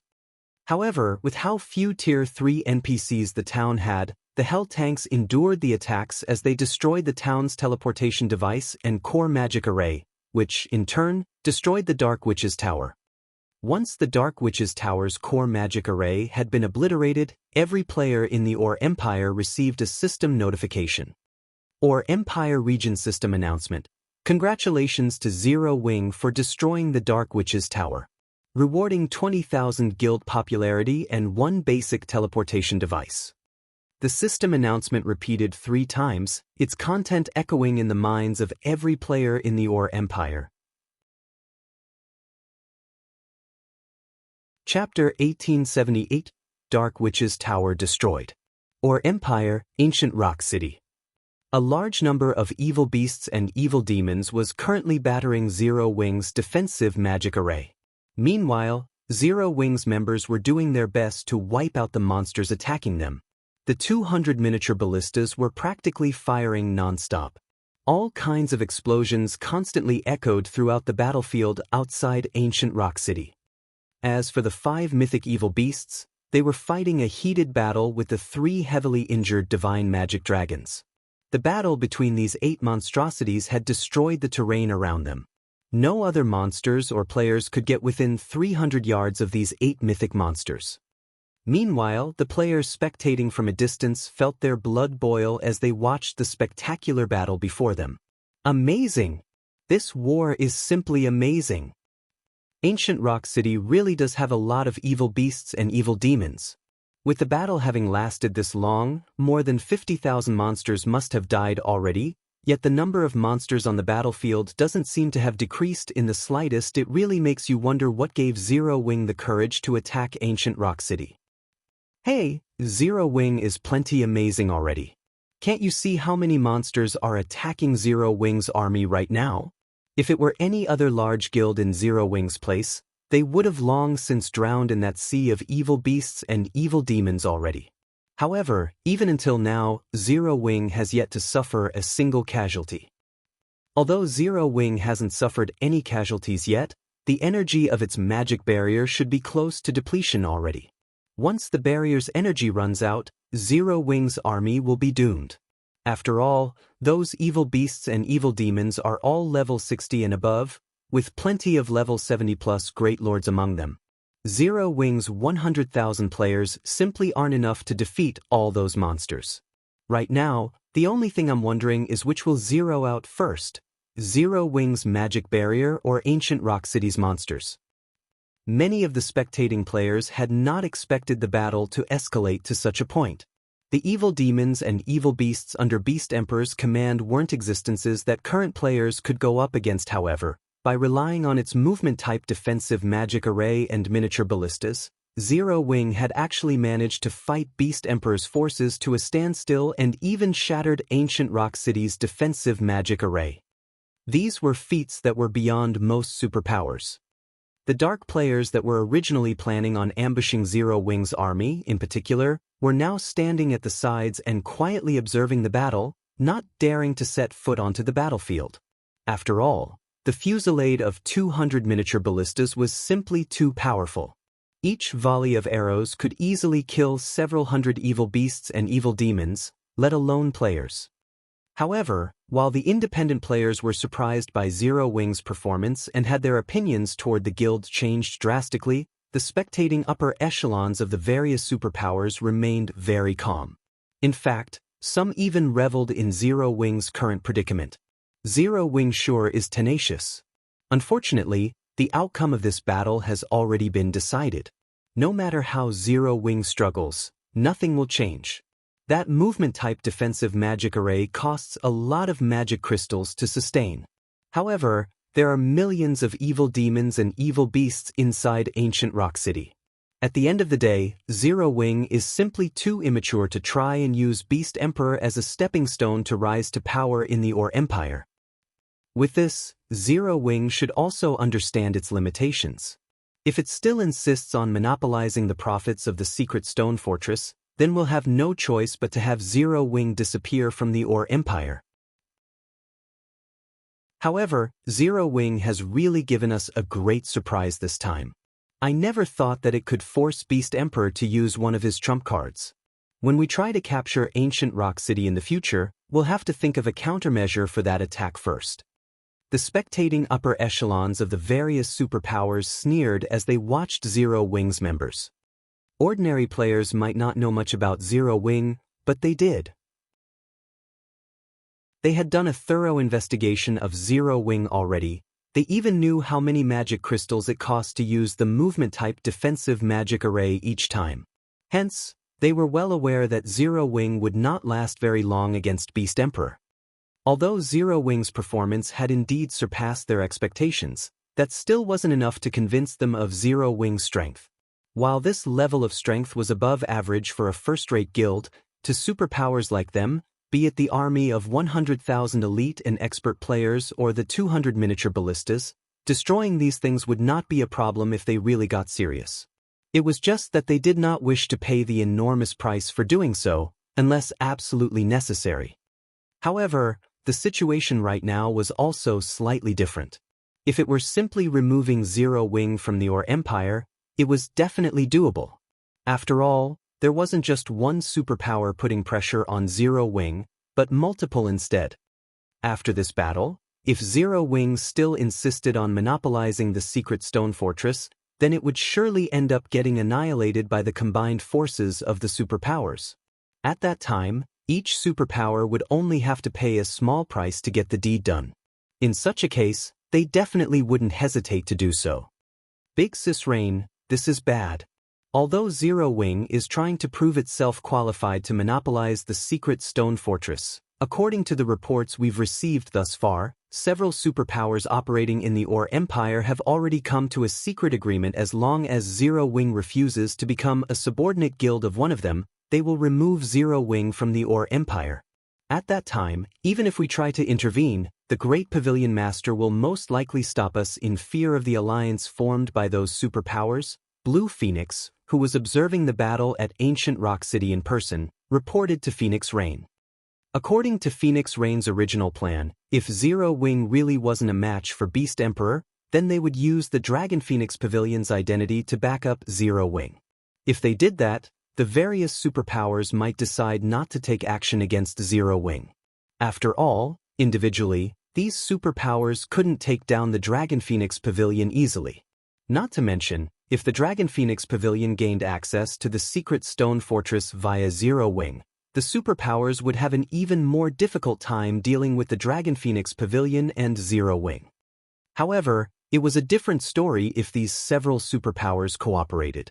Even the Dragon Phoenix Pavilion would not dare to go up against multiple superpowers simultaneously. Just what is Black Flame trying to do? Phoenix Rain could not help but frown upon hearing Blue Phoenix's words. Meanwhile, inside Ancient Rock City, Beast Emperor likewise received news about the alliance of superpowers. Good. Very good. Beast Emperor's brows arched up in joy when he read the message he just received. Zero Wing, this is your retribution for trying to use me as a stepping stone. I want to see just how you plan on surviving in the Ore Empire now. Although he wished to destroy Zero Wing personally, not having to expend a single troop to destroy Zero Wing was also a good thing for him. Just as Beast Emperor was about to have his subordinates send the two mythic evil demons into battle as well, to put a quick end to the battle, the sound of a system announcement suddenly entered his ears. Ore Empire Region System Announcement. Congratulations to Zero Wing for destroying the Dark Witch's Tower. Rewarding 20,000 guild popularity and one basic teleportation device. The emotionless voice of the system caused Beast Emperor to fall into a daze. How is this possible? How could the Dark Witch's Tower possibly fall to Zero Wing? Beast Emperor instinctively refused to believe the system announcement. Although the Dark Witch's Tower wasn't an impenetrable fortress, it had several hundred NPC soldiers protecting it, including level 100, Tier 3 NPCs. The town was also well equipped with defensive structures. Most importantly, several thousand dark players resided there. Let alone a 1,000-man team, even an army of 50,000 players wouldn't be able to take down the Dark Witch's Tower. Moreover, he had even dispatched Dust Edge to defend the town. With the evil dragons that Dust Edge created using expert players, he could easily repel even a 1,000-man team of Tier 2 players. Meanwhile, Zero Wing didn't even have that many Tier 2 experts. At this moment, Beast Emperor wasn't the only person surprised by this outcome. Every player in the vicinity of Ancient Rock City was stunned by this announcement. Isn't Zero Wing attacking Ancient Rock City? How did the Dark Witch's Tower become the one captured instead? Did the system make a mistake? Isn't the Dark Witch's Tower a gathering point for dark players? I recall that there should be several hundred dark NPCs guarding it. How could it possibly be destroyed? What did Zero Wing do to the Dark Witch's Tower? The upper echelons of the various superpowers were filled with confusion when they received the system announcement. However, after snapping out of their daze, they promptly had their subordinates investigate into the matter. The Dark Witch's Tower might not be as sturdy as Ancient Rock City, but it was still a location that the superpowers were helpless against. Hence, they found it incredible that Zero Wing had managed to destroy the Dark Witch's Tower. After all, Zero Wing's main army was clearly attacking Ancient Rock City right now. How could Zero Wing have any extra forces to spare to attack the Dark Witch's Tower? Moreover, Zero Wing had even destroyed it. Chapter 1879, Qualifications to Establish a Foothold. The sudden news of the Dark Witch's Tower's destruction stupefied the Dark players at Ancient Rock City. The Dark Witch's Tower is gone? What's going on? Pathless frowned when he received the system announcement. Shouldn't Shadow Claw be over there? The Dark Witch's Tower was an important stronghold for Dark players like him. It was also the only teleportation point in the Or Empire's southeastern region, serving as an important foundation for Dark players to take control of this region. Losing the Dark Witch's Tower meant that Dark players would have much more difficulty operating in the Empire's southeastern region in the future. After all, with how large the Or Empire was, traveling around the Empire without teleportation points was very inconvenient. Hence, Dark Soul and the other Dark powers normally stationed some experts to guard the Dark Witch's Tower. After hearing that Zero Wing had sent a 1,000-man team toward the town, Pathless had even made a point to instruct Veiled Spirit to bring some of Shadow Claw's experts over. Despite that, he was actually being told that the Dark Witch's Tower was no more. At this moment, Pathless felt as if the system was playing a joke on him. Veiled Spirit had brought 300 experts with her to the Dark Witch's Tower. Even if she didn't receive any help from the other Dark players there, with the town's defensive structures and NPCs, she could easily fend off a team of 1,000 players. Pathless immediately contacted Veiled Spirit to find out what exactly had happened at the Dark Witch's Tower. With the loss of the Dark Witch's Tower, Dark Soul would have a much more difficult time dealing with Zero Wing's Silverwing town. This unexpected development might even severely affect the Alliance's plans. The various superpowers also launched their own investigations into this matter, some even offering to purchase the relevant information at high prices. They were very curious to find out just how Zero Wing had destroyed the gathering point that they had been helpless to do anything against all this time. The lucrative offers very quickly attracted the attention of the Dark players that had fled the Dark Witch's Tower. They promptly sold the battle videos they recorded to the superpowers. After watching the battle at the Dark Witch's Tower, the superpowers were thoroughly rendered speechless. Although the battle at the Dark Witch's Tower was not as stirring as the one at Ancient Rock City, it displayed Zero Wing's frightening combat power and potential. 6 Hell Tanks had actually managed to slaughter 2,000 Dark players without taking any damage. The destructive power the Hell Tanks possessed could practically rival that of the Magic Tower. Meanwhile, the battle against the evil dragons afterward was even more jaw-dropping. Despite being Tier 3 archaic species, the 2 evil dragons had actually failed to inflict any noticeable damage on the Hell Tanks. Even for the various superpowers, this was the first time they had heard of or seen such a frightening war weapon. The Hell Tank boasted both heaven-defying destructive power and defensive capabilities, which would make it an absolute nightmare on a battlefield. Of course, dealing with the Hell Tanks wasn't exactly impossible, only the cost would be exorbitant. For example, Tier 4 large-scale destruction magic scrolls. Attacks at the Tier 4 standard would definitely be effective against the Hell Tanks. However, the question was, how effective would they be? How many of such magic scrolls would be needed to destroy a Hell Tank? Even superpowers like themselves had great difficulty getting their hands on Tier 4 magic scrolls, not to mention Tier 4 large-scale destruction magic scrolls. These things were treated as their guild's foundations. They were tools that should not be used casually.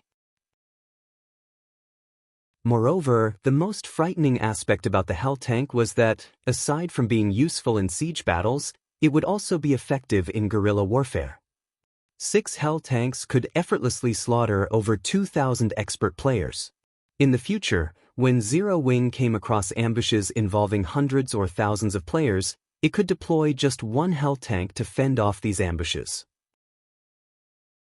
With this, trying to whittle down Zero Wing's strength by ambushing its members would become much more difficult. As for conducting ambushes on the scale of parties or small teams, such attacks would simply be a waste of time and resources, as they would not cause Zero Wing any substantial damage. So, this is the trump card Black Flame has kept hidden? Truly amazing. Blue Phoenix was filled with envy after she finished watching the video of the battle at the Dark Witch's Tower. The 6 Hell Tanks were akin to 6 mobile magic towers. It was no wonder Zero Wing did not need any direct assistance from the Dragon Phoenix Pavilion. One could say that, with these hell tanks, Zero Wing had the qualifications to establish a foothold in the Ore Empire. Although the various superpowers operating in the Ore Empire had banded together, there was still a limit to the number of forces each superpower was willing to dispatch. They would not send their main armies to fight Zero Wing in a frontal confrontation. After all, Silverwing Town's defenses were no laughing matter. Even if they could capture the town, the price of doing so was not one that the various superpowers were willing to pay. At best, they would dispatch some members to conduct guerrilla warfare against Zero Wing or economic wars. The appearance of the Hell tanks threw a wrench into the various superpowers' plan of dealing with Zero Wing using guerrilla warfare. As for economic warfare, that was even more impossible. Zero Wing possessed Silverwing Town, Stone Forest Town, and Zero Wing City. So long as the safety of these three money-printing machines remained unthreatened, Zero Wing would not lack for income. Now that the various superpowers no longer had any means of dealing with Zero Wing without paying a huge cost, they would naturally give up on targeting Zero Wing altogether. After all, the superpowers were not actually friendly with each other. Every one of them had their own agenda. Unless they bore some deep-seated hatred for Zero Wing, or one of these superpowers lost their mind, none of them would persecute Zero Wing at all costs. Damn it! How did Zero Wing get these tanks? Nine Dragons Emperor frowned as he read the report in his hands. Immediately have someone look into this. Find out how Zero Wing managed to obtain these tanks regardless of the cost. He felt true jealousy toward Zero Wing at this point. When he looked at the Hell tanks, it was as if the doors to a whole new world opened up to him. While expert players were important, tanks could also play a huge role in future struggles in God's domain. Understood. Martial Dragon nodded before turning around to leave. In reality, Nine Dragons Emperor wasn't alone in having such thoughts. Every major power that had watched the battle at the Dark Witch's Tower basically had the same thought as well. The appearance of the Hell tanks signaled the end of the era of numerical strength. The upper echelons of every major power had immediately ordered their subordinates to conduct a thorough investigation into the Hell tank. Meanwhile, over at Ancient Rock City, Zero Wing's members grew ecstatic after seeing the system announcement. They never thought that their guild had actually managed to destroy a dark gathering point without anybody finding out about it prior to succeeding.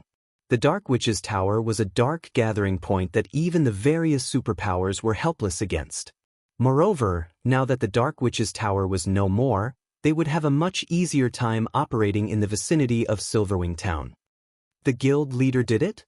Aqua Rose could not help but smile when she saw the system notifications. Since that is the case, start retreating. With the destruction of the Dark Witch's Tower, Blackwater and Beast Emperor had lost a crucial tool against Zero Wing.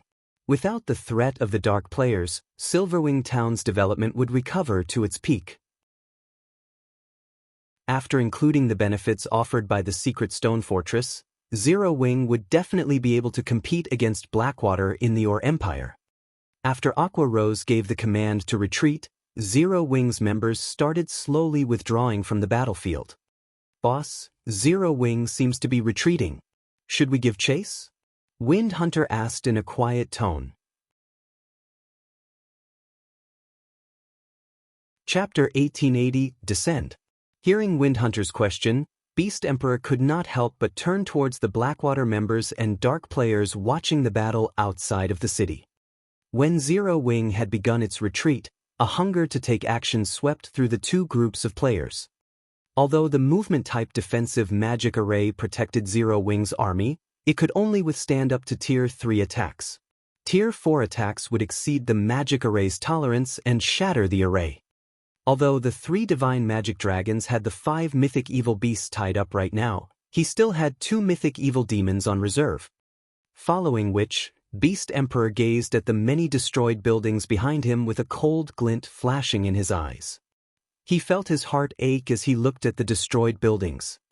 Although the buildings had only been basic constructions, they were still important for nurturing evil beasts and evil demons. It would cost him a lot of Evil God's Temple contribution points to repair them all. Meanwhile, Zero Wing, the cause of this destruction, wanted to get away from the battle without suffering a single casualty. Zero Wing. First, you used me as a diversion to attack the Dark Witch's tower, and now, you want to disengage safely. Do you think you own this place? Beast Emperor sneered at Aqua Rose and the others' retreating figures. Mobilize all mythic and Grand Lord ranked evil demons. Send in Elder Whales. I want to teach Black Flame how foolish his decision was to send an army up against Ancient Rock City. If he allowed Zero Wing City to leave Ancient Rock City unscathed after this incident, both he and the Evil God's Temple would become a laughingstock throughout the Ore Empire. He could not allow that to happen. Not only did he intend to display the might of the Evil God's Temple before Zero Wing, but before every major power watching this battle as well. Are we really going to mobilize Elder Whales? Wind Hunter gasped when he heard Beast Emperor's command. He hadn't thought that Beast Emperor would involve Der Whales, the Branch Temple's Tier 4 NPC in Ancient Rock City.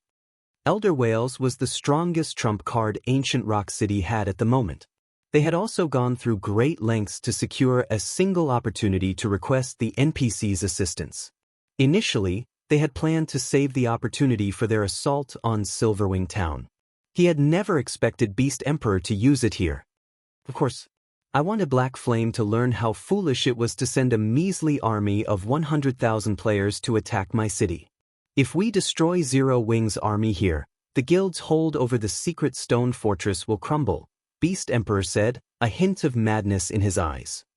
Although mobilizing Elder Whales now would ruin his original plans, destroying 100,000 of Zero Wing's elite and expert players would land a heavy blow to the enemy guild. This defeat might even be enough to encourage the various superpowers to strike against Zero Wing. Understood, Wind Hunter said, clearly eager. He couldn't wait to see the enemy's expressions when they were dragged to the pits of hell only moments after celebrating a victory. Meanwhile, Blackwater's members quietly observed the battle outside of Ancient Rock City from a safe distance. Commander Scar, Zero Wing has begun its retreat. When are we going to make our move?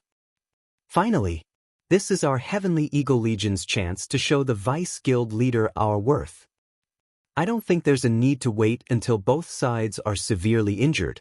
We can simply charge in and slaughter Zero Wing's members. Isn't it just a defensive magic array? That Beast Emperor really is useless. He still hasn't destroyed it. The 20+ players behind Snow Scar, a Tier 2 Berserker, were growing impatient after such a long wait. If Phoenix Rain were present, she would have been astonished to see these players. Not only were they all level 56+, Tier 2 players, but they were also famous experts in the Iron Empire. Originally, they had either been known independent players or top-ranked experts from first-rate guilds. Some were even dark players. Overall, everyone in the Iron Empire was familiar with these players. They all wielded a level of power that even first-rate guilds were helpless against. Some of them even had special means that could cause the various superpowers headaches. Yet these 20+ players had gathered here. Moreover, they had joined Blackwater. Why wouldn't this be shocking? Let's wait for a bit. Ancient Rock City should make its move soon. If the situation hasn't changed in the next few minutes, it won't be too late for us to attack, Snow Scar said, smiling at the restless group of players around him. Honestly, even he felt somewhat powerless against this group. These people usually acted like lawless criminals in the Iron Empire since so few players weren't capable of challenging them. A few of these players even had the strength to rival him. If they decided to rampage, he wasn't confident that he could stop them. Only Xuan Wuqisha was capable of truly controlling these madmen. However, she was also the reason that this bunch had joined the Heavenly Eagle Legion. After hearing Snow Scar's decision, the other Heavenly Eagle Legion members fell silent, returning their attention to Zero Wing's army. As Zero Wing's army organized its retreat from the battlefield, over a dozen figures flew out of Ancient Rock City. Upon seeing these figures, the watching crowd, all of whom had assumed that the battle had reached its end, were stupefied. What's going on? Why is a Tier 4 NPC here? There's not just the Tier 4 NPC. 2 mythic evil demons have joined the battle as well. I knew Beast Emperor wouldn't let Zero Wing escape. This is going to be interesting. Beast Emperor is too ruthless. Zero Wing will suffer a massive loss this time. Beast Emperor still had so much power hidden. The spectating crowd was stunned as they watched the dozen or so figures rapidly approach Zero Wing's force. Even the spectating superpowers were astonished. Although there were only a dozen or so new arrivals, the group had enough combat power to capture a guild town. After a moment of silence, Wales, a level 80, Tier 4 NPC, appeared above Zero Wing's army. He then pointed his staff at the sky above him. Offenders of the evil god, the punishment for your crimes is death. Suddenly, countless small magic arrays appeared in the sky before silvery gray arrows descended like a storm. Tier 4 large-scale destruction spell, Death's Twilight. As the silver arrows rained down, the defensive magic array's energy reserves rapidly depleted. After a short moment, the defensive magic array's energy reserves were empty. Aqua Rose hadn't even had time to replenish the reserves before the magic array shattered. Taking advantage of this opportunity, the 2 level 80 mythic evil demons and the dozen or so Grand Lord ranked evil demons flew towards Zero Wing's army. Beast Emperor is quite ruthless. We merely destroyed Ancient Rock City's defensive magic array. Does he really need to send a Tier 4 NPC after us? Blackie felt an intense pressure weigh down on him as he looked up at Wales. The man's aura was even stronger than that of a Tier 4 monster, and despite standing so far away from the NPC, Blackie felt stifled. Sure enough, guild leader's guess had been correct. Beast Emperor won't let us get away so easily. Aqua Rose looked at Wales with a bitter smile. She had to admit that Beast Emperor was a formidable foe. There was a reason that the various superpowers had been powerless against Ancient Rock City. Aside from the large number of evil beasts and evil demons under his command, Beast Emperor also had so many powerful trump cards. Elder Wales, please punish these offenders and transform them into nutrients for our evil demon army. Windhunter said, laughing as he pointed at Zero Wing's army.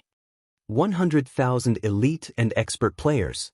The corpses of these players would elevate the evil god's temple's evil demon army to a whole new level. They'd be able to create far more mythic evil demons in the future. As soon as Windhunter finished speaking, Wales began to chant an incantation. Meanwhile, the Mythic and Grand Lord ranked evil demons charged for the movement-type defensive magic array in an attempt to destroy the barrier around Zero Wing's army, preventing it from erecting another. It seems that there's no other way. Since he won't let us leave, we'll drag him to hell with us. Aqua Rose sighed. She then pulled an ancient magic scroll and a beautiful crystal from her bag. This magic scroll was none other than the Tier 4 continuous use magic scroll, Vulcan Psi. As for the beautiful crystal, it was an elemental source Melancholic Smile had acquired with great difficulty after scouring through the various kingdoms and empires. Source of blazing fire.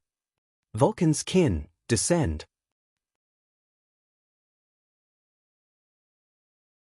Chapter 1881, Disaster Incarnate. When Aqua Rose activated Vulcan Psi, which was powered by the source of blazing fire, darkness suddenly flooded the sky above the battlefield. Following which, a gigantic spatial tear opened up in the sky. Meanwhile, at this moment, the players and the monsters on the battlefield had frozen in their tracks, gazing at the black hole in the sky in fear. What did she do? Windhunter, who currently stood on Ancient Rock City's city wall, shuddered in fear when he saw the hill-sized eyeball inside the black hole. Right now, he could clearly feel death looming over him. Let alone Windhunter, even the Tier 4 NPC Wales turned pale when he sensed the dreadful aura coming from the gigantic eyeball. He couldn't even move his body right now. As the aura intensified, the black hole spat out flaming meteors. In the blink of an eye, the flaming meteors illuminated the sky brightly. Before anyone could react, the flaming meteors descended on the evil beast and evil demon army, the impact causing countless explosions and screams of agony to resound in the battlefield. At this moment, It was as if Armageddon had arrived as the entire battlefield shook. Among the evil beasts and evil demons caught within the range of the flaming meteors, those at the Lord rank and below were killed instantly. Meanwhile, the meteor shower covered a 700-yard radius at the very minimum. By the time the meteor shower ended, the terrain of the battlefield had undergone an earth-shattering transformation. Aside from the monsters at the Great Lord rank and above, everything else caught within the AoE of Vulcan's Sigh was now ashes. Even the two mythic evil demons, which were unfortunate enough to be in the attack's AoE, had fallen into a heavily injured state, their combat power plummeting.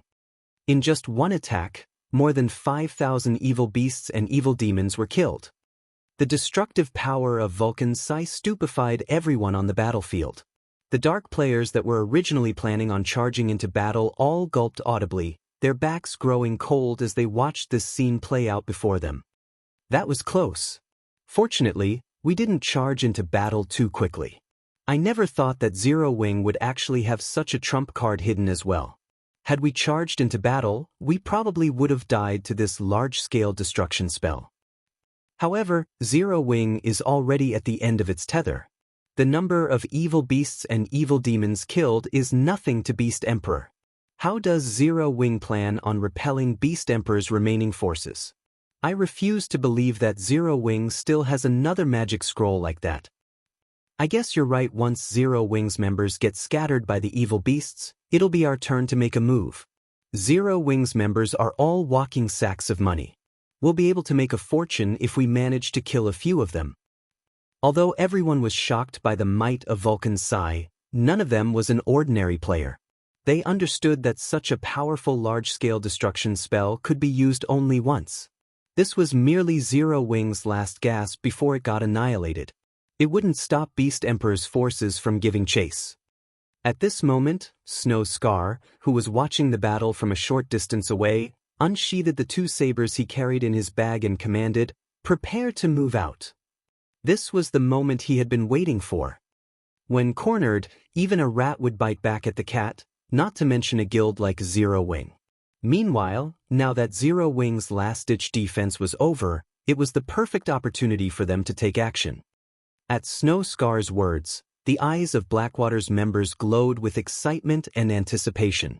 The experts of the Heavenly Eagle Legion in particular had long since been dying to make a move. If not for Snow Scar holding them back, they would have charged at Zero Wing's army already. However, just as the Blackwater members and Dark players were preparing to rush down on Zero Wing's members, a deafening roar suddenly came from the fiery plains created by the meteor shower. Following the first roar, more roars shook the battlefield one after another. Then, the meteors that landed on the battlefield started transforming. The flames surrounding the meteors grew considerably. As for the meteors themselves, they took on a humanoid form. In the blink of an eye, over 500 flaming giants appeared on the battlefield. Even the weakest among these flame giants was a level 75 Great Lord that was 10 meters tall. Meanwhile, the majority of the flame giants on the battlefield were 20-meter-tall Grand Lords. There were also 4 60-meter-tall mythic flame giants. These 4 mythic flame giants looked like 4 flaming mountains as they stood on the battlefield. Everywhere these mythic flame giants passed became a sea of flames. Lava also flowed down from their bodies continuously, turning the area within 100 yards of the mythic flame giants into a lava field. Any evil beasts and evil demons caught within this lava field got burned and lost chunks of HP over time. After taking shape, these flame giants slaughtered the evil beasts and evil demons before them and charged straight towards Ancient Rock City. The level 83 mythic flame giants, in particular, were simply unstoppable, sending even the mythic evil beasts flying with a single slap. Meanwhile, the Lord-ranked evil beasts caught within the lava fields formed by the mythic flame giants lost HP at a rate visible to the naked eye. In the blink of an eye, several hundred evil beasts and evil demons had been killed.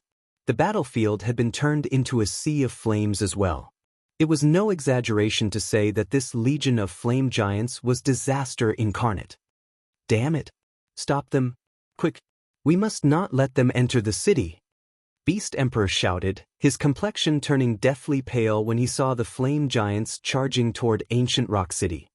The flame giants' bodies were massive. If they entered ancient Rock City, the destruction they would cause would be unimaginable. This was especially true for the mythic flame giants. Their entry would spell disaster for the city. Damn it. Zero Wing, just you wait. The evil god's temple will flatten you sooner or later. Wind Hunter bellowed as he glared at Zero Wing's army. Gnashing his teeth, he promptly controlled all his evil demons and evil beasts to deal with the flame giants. Ancient Rock City was the evil god's temple's foothold in the Ore Empire. They could not afford to lose it no matter what. Although he did not think that the Flame Giant Legion could destroy the entire city, even partial destruction was not a loss they could afford. Following which, under Windhunter's command, Whales and the two mythic evil demons moved to hinder the mythic flame giants. As for the other evil beasts and evil demons, Windhunter tasked them with dealing with the other flame giants. The number of monsters targeting Zero Wing's members decreased drastically. Using this opportunity, Aqua Rose activated the movement-type defensive magic array once again. Immediately after, she had the army beat a hasty retreat. At the same time, she also had Flying Shadow and the others recall the divine magic dragons to support the army's withdrawal. Right now, the Flame Giant Legion was more than enough to handle the front line. This sudden development gave the players seeking to attack Zero Wing's members pause. With the 3 divine magic dragons guarding Zero Wing's army, no player could poke their nose into this battle. Moreover, Zero Wing's defensive magic array was up again. There were also the 200 miniature ballistas continuously firing exploding arrows. "We're retreating," Snowscar said, sighing as he sent a glance at Zero Wing's receding army. But the other members of the Heavenly Eagle Legion felt unreconciled as they looked at Snowscar. "Do you think you can handle those 3 divine magic dragons?" Snowscar asked as he eyed the 20-plus players behind him. They might be able to do something about the defensive magic array and 200 miniature ballistas, but they would be helpless against the 3 divine magic dragons. Although the divine magic dragons were heavily injured, as they were controlled by players, the combat power they possessed was still above that of ordinary mythic monsters. Not to mention, with the divine magic dragon's basic attributes, all they needed was 1 hit to kill current players. If we use our trump card, what will those 3 divine magic dragons amount to? A white-clad Tier 2 summoner argued. Trump card? Are you all going to expose our Heavenly Eagle Legion's greatest secret without the Vice Guild leader's permission? Snowscar asked as he shot a cold glare at the Tier 2 summoner. Everyone present promptly fell silent. Relax. You'll have plenty of opportunities to perform in the future. Not to mention, we got to see Zero Wing's trump cards this time. A guild that has its trump cards exposed is no different from a beast that has lost its claws and fangs. Zero Wing is no longer a threat to us, Snowscar said, a faint smile appearing on his face as he eyed the distant Zero Wing army. When Zero Wing's army completed its retreat from the battlefield, the battle at Ancient Rock City had also come to an end. Although Zero Wing had failed to capture Ancient Rock City, it had managed to destroy the city's defensive magic array and retreat entirely unscathed. Most importantly, Zero Wing had also destroyed the Dark Witch's Tower, an important gathering point for dark players in the Ore Empire. After the battle ended, news of it spread like crazy to the kingdoms and empires neighboring the Ore Empire.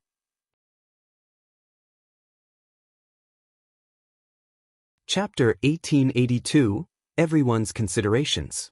Dark Knight Empire, Dark Knight City. Many players roamed along the city's streets.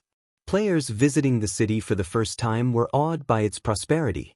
As one explored the busy streets, they'd encounter level 55 or above players who wore level 50 secret silver equipment. Tier 2 experts were also relatively common. Meanwhile, Starlink's Guild residents sat at the heart of the city. It was one of the most eye-catching sights within the city, and there was always a long line of players seeking to join the guild outside its entrance.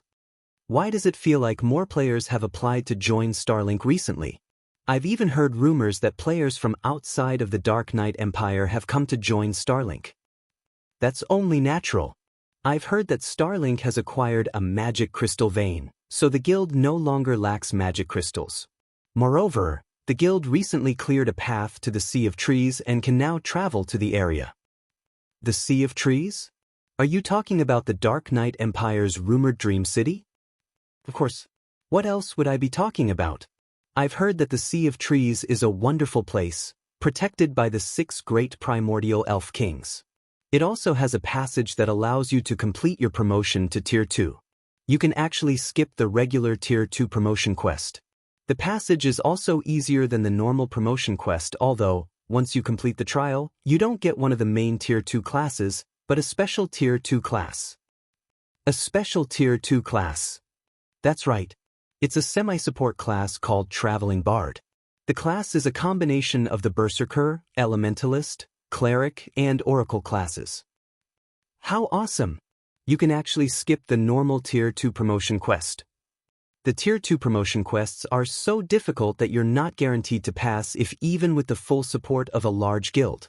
I wonder when we'll get to visit the Sea of Trees. Even if I can't complete my normal Tier 2 promotion quest, becoming a Tier 2 traveling bard isn't a bad idea. At the very least, I'll be much stronger than a Tier 1 berserker. Keep dreaming. That's the Sea of Trees we're talking about. How could it be so easy to visit? Only Starlink, the force responsible for opening the path to the city, can lead a large number of players to it. Why do you think experts from other countries are coming to join Starlink? Everyone's trying to get into the Sea of Trees through the guild. The independent players who loitered in the Central District chatted as they watched the long line of players outside of Starlink's residence. Although they, too, wished to join the guild, Starlink was a large enough guild that it could even contend with the various super first-rate guilds. Its recruitment requirements were intensely strict. Not just anyone could join. Meanwhile, a dozen or so Tier 2 players had gathered in the guild leader's office in Starlink's residence. Damn that unyielding soul. They actually secured the first clear of a large-scale Hell Mode team dungeon before us and promoted their guild to 3-star. Lu Xinglua frowned as he glared at the people before him. How did this happen? We've clearly held the lead. How did Unyielding Soul get the first clear instead? Guild leader, based on our investigations, Unyielding Soul has acquired a large number of powerful weapons and tools to increase their raid team's combat power significantly. Those items are the reason that they secured the first clear. Dawn Webb, who was now a level 57, Tier 2 Elementalist, explained. Powerful weapons? How is that possible? The situation left Lu Xinglua confused. Despite its current, dire straits, Unyielding Soul was still a super first-rate guild. Its main force should have already wielded the best equipment in God's domain. Even if Unyielding Soul borrowed equipment from other guilds, it shouldn't be able to increase its raid team's combat power by such a large margin. It's true. According to our spies, the guild has acquired a large collection of level 55 dark gold weapons, Dawn Webb said as he sent Lu Xinglua the information on the weapons. Although these level 55 dark gold weapons are inferior to most level 55 dark gold weapons, they are still more powerful than level 50 dark gold weapons. Level 55 dark gold weapons? How did they get their hands on these? Not even super guilds have such an armory. There's no way anybody would be willing to sell a large batch of these weapons, Lu Xinglua said in surprise. Our spies have confirmed that the weapons came from Zero Wing. Zero Wing must have some special channel that allows it to collect such items, Dawn Webb explained. I've already had someone investigate the guild, but Zero Wing has kept a tight lid on this matter. So far, we have failed to discover the weapon's origin. However, if I were to guess, it is highly likely that Zero Wing's forgers crafted the items. Even the various superpowers are struggling to raid level 50 team dungeons. Other than special quests or high-level field bosses, it is almost impossible for players to acquire level 55 dark gold weapons right now. Furthermore, Zero Wing sold the weapons to Unyielding Soul in bulk. It is very likely that Zero Wing's forgers have managed to create a level 55 dark gold weapon by luck or found the forging designs, mass-producing the weapons. Zero Wing. Lu Xinglua's expression darkened when he heard the name. I've heard that Zero Wing just launched a sudden attack against ancient Rock City. What was the battle's outcome? Zero Wing had already dared to disobey him. Now, the guild had assisted Unyielding Soul, his guild's rival. Due to the assistance, Unyielding Soul had recovered its momentum and become an even greater thorn in his side. Zero Wing has failed, Dawn Webb said softly after giving the matter some thought. I know that. That's Beast Emperor we're talking about. How could that old bastard be so easy to defeat? The old bastard was even lucky enough to acquire a legacy from the evil god's temple, Lu Xinglua said, nodding. I want to know how severe Zero Wing's losses were. There were none. After failing to capture ancient Rock City, Zero Wing used a powerful magic scroll to stop Beast Emperor's army before retreating from the battlefield, Dawn Webb explained. Although Zero Wing failed to capture ancient Rock City, however, the guild did destroy the Dark Witch's Tower, one of the Dark players' teleportation points in the Ore Empire. How? Lu Xinglua's eyes widened with shock. Finding this revelation somewhat unbelievable, he continued, I thought Dark Soul guarded the town. Although he did not know exactly how powerful the Dark Witch's Tower was, even superpowers would have to pay a high price to destroy it since it was protected by high-level NPCs, much less a guild like Zero Wing. Moreover, Zero Wing had been engaged in a battle against ancient Rock City while it had attacked the Dark Witch's Tower. That's correct. During the battle with the Dark Witch's Tower, Zero Wing revealed war weapons that no one has seen in the game before. This weapon operates like a mobile magic tower. It even has extremely high defense. The attack on the Dark Witch's Tower succeeded due to these weapons. All of the various superpowers are looking into it to find a way to acquire the weapons for themselves, Dawn Webb reported, nodding. He then forwarded the Dark Witch's Tower's battle video to Lu Xinglua. The ability to produce level 55 dark gold weapons and now this? Zero Wing is unexpectedly capable. After Lu Xinglua watched the video, his lips curled into a smile as he said, very good. I had simply planned to destroy Zero Wing, but it seems that the guild still has some value. Change of plans. Notify our subordinates to bring me these items. What about the Sea of Trees? We've gone to great lengths to acquire the 8 keys from the Thorn Fortress. Are we going to give up now that we're so close to the final struggle? Dawn Webb asked hurriedly. Of course not. We'll deal with the Sea of Trees first, then we'll take care of Zero Wing, Lu Xinglua said. As he looked at the hell tanks on his screen, a hint of greed flashed in his eyes. All right, go. See to the necessary preparations. Understood. Dawn Webb nodded.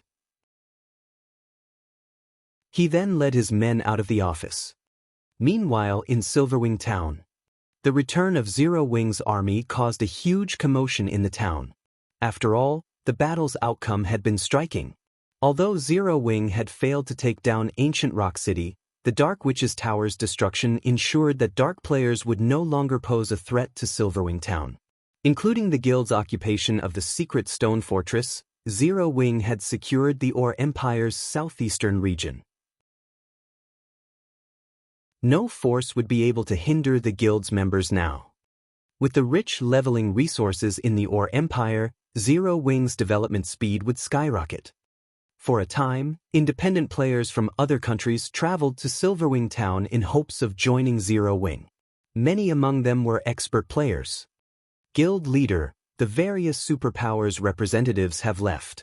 They all expressed their congratulations on garrisoning in the secret stone fortress, Aqua Rose said, smiling at Shifeng as he organized and inspected the loot he had acquired from the Dark Witch's Tower. However, Hell Fiend from King's Return wore a particularly grudging look when he left. You should have seen how funny it was. It seems that they intend to give up on pressuring our guild. Shifeng nodded. The outcome didn't surprise him. Now that the potential losses outweighed the gains, it was only natural that the various superpowers gave up on targeting Zero Wing. Right? Unyielding Heart has also come to meet you. He has brought a few people with him this time. He says that he has a huge business proposition for you, Aqua Rose said. They're currently waiting in the second floor's VIP reception room. Would you like to meet with them now? A business proposition? All right, let's head over and see what they have to say. Shifeng was relatively curious about Unyielding Heart's sudden visit. He and Aqua Rose then left the guild warehouse and headed for the second floor VIP reception room.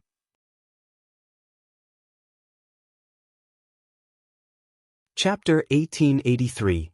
Set equipment of astronomical value. For people sat in the second floor VIP reception room in Zero Wing's guild residence. When Shifeng and Aqua Rose entered, these four people shifted their gazes toward the door. Sorry for the long wait, Shifeng said. He was already acquainted with two of the four players, Unyielding Heart and Mu Lingsha. Shifeng also recognized the other two. They had been experts that every large guild in God's domain had known about during his previous life. One of these two was a level 57, Tier 2 elementalist called Long Soul, while the other was a level 57, Tier 2 guardian knight called Hunting Blade.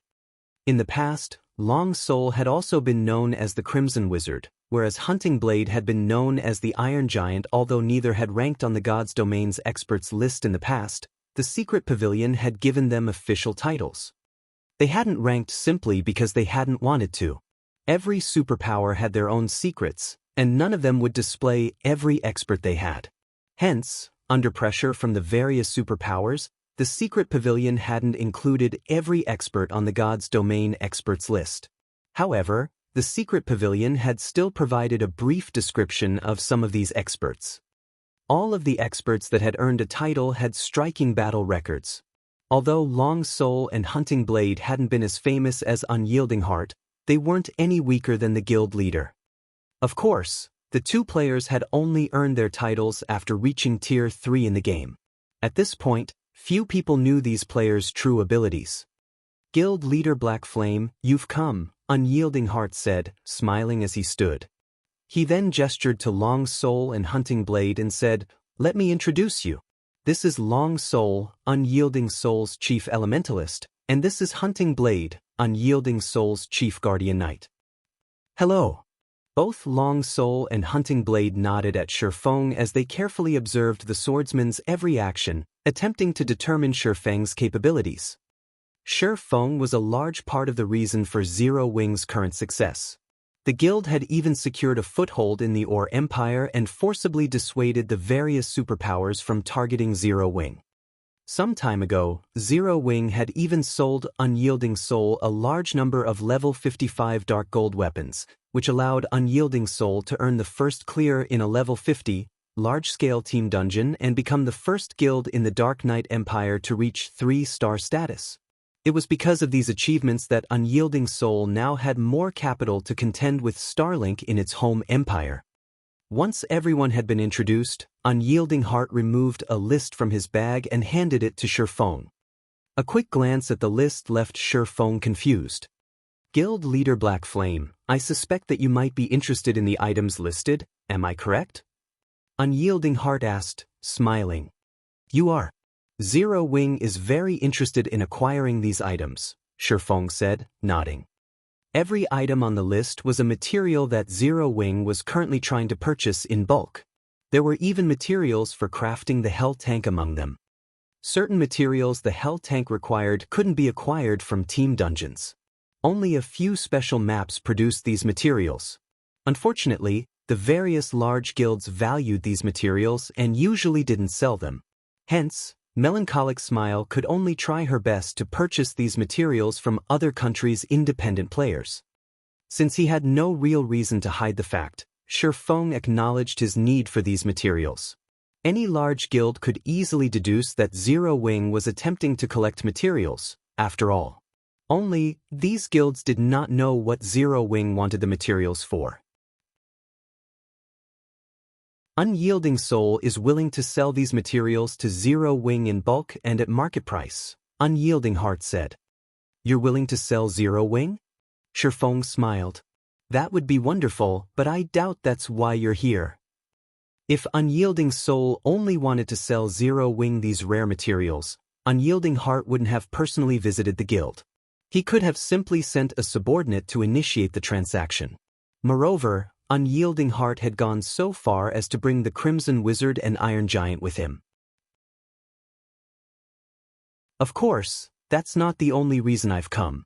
I would like to trade these rare materials for the Dark Corrosion set and Sundial set earlier than planned. I believe the price I have to offer will be to your satisfaction, Unyielding Heart said, nodding as he revealed his true motive. You want to conduct the transaction in advance? Glancing at Long Soul and Hunting Blade, Shifeng realized why Unyielding Heart had brought these two with him today. Unfortunately, I've already informed you and the Phoenix Pavilion Master of the auction date for the two sets. If I trade with you now, I'm afraid that it won't be fair to the Dragon Phoenix Pavilion. The Dark Corrosion set and Sundial set were both level 55 to level 60 Dark Gold set equipment. If Long Soul and Hunting Blade could use these sets now, they could be of great help to their guild. It was no wonder why Unyielding Heart wished to conduct the transaction ahead of time. I understand. That is why Unyielding Soul is willing to offer you 70,000 golds worth of rare materials or magic crystals for the two sets. I don't believe that even the Dragon Phoenix Pavilion is capable of making such an offer. If you're uncertain, we can also contact the Dragon Phoenix Pavilion and conduct an impromptu auction right now. I believe the Dragon Phoenix Pavilion won't object to the arrangement, Unyielding Heart said. When Long Soul and Hunting Blade heard Unyielding Soul's statement, their expressions changed. They both wondered if their guild leader had lost his mind. This wasn't the price they had agreed on earlier. Not only had Unyielding Heart asked to purchase the two sets for 70,000 gold, but he even offered to settle the bill with extremely rare materials. For that price, they could purchase quite a few sets of individual level 60 Dark Gold equipment. 70,000 gold in rare materials? Shifeng was astonished when he heard the proposal. Shifeng had to admit that the offer was tempting. He had intended to set the starting bid for the Dark Corrosion set at 24,000 gold, and that price was only so high because the set was meant for MTs. He had thought he'd be lucky to sell the Sundial set for 10,000 gold. At best, he had estimated that he could sell the two sets for a total of 50,000 gold. Yet, Unyielding Heart had just offered 70,000 gold for the sets. Moreover, he was willing to pay with the rare materials Shifeng needed to produce the Hell Tank. As Unyielding Heart had stated, Phoenix Rain couldn't match such an astronomical price. The Dark Corrosion set and Sundial sets were only level 60 Dark Gold set equipment at best, not epic equipment, which could be used until level 100 or beyond. Aqua Rose, who stood quietly to the side, flashed Unyielding a surprised expression. She hadn't expected the other guild leader to be so mad. Now that Zero Wing had garrisoned in the secret stone fortress and transferred a large number of guild members to it, the guild urgently needed a large number of coins and resources. If Zero Wing could secure the resources Unyielding Heart had just offered, this transaction could accelerate Zero Wing's occupation of the Ore Empire's southeastern region. When Unyielding Heart saw Shifeng and Aqua Rose's satisfied expressions, his smile brightened. Although he had offered to purchase the sets at a much higher price than he had initially planned, he had done so to avoid a scene. If he had competed with Phoenix Rain in an auction, the risk of leaked information would increase. Remorsefully, Shifeng shook his head. 70,000 gold is indeed tempting, but please, allow me to refuse, Shifeng said as he returned the list to Unyielding Heart, firm determination in his eyes. Are you not satisfied with my offer? Unyielding Heart was stunned. Long Soul and Hunting Blade stared at Shifeng as well. They both thought that Shifeng had lost his mind.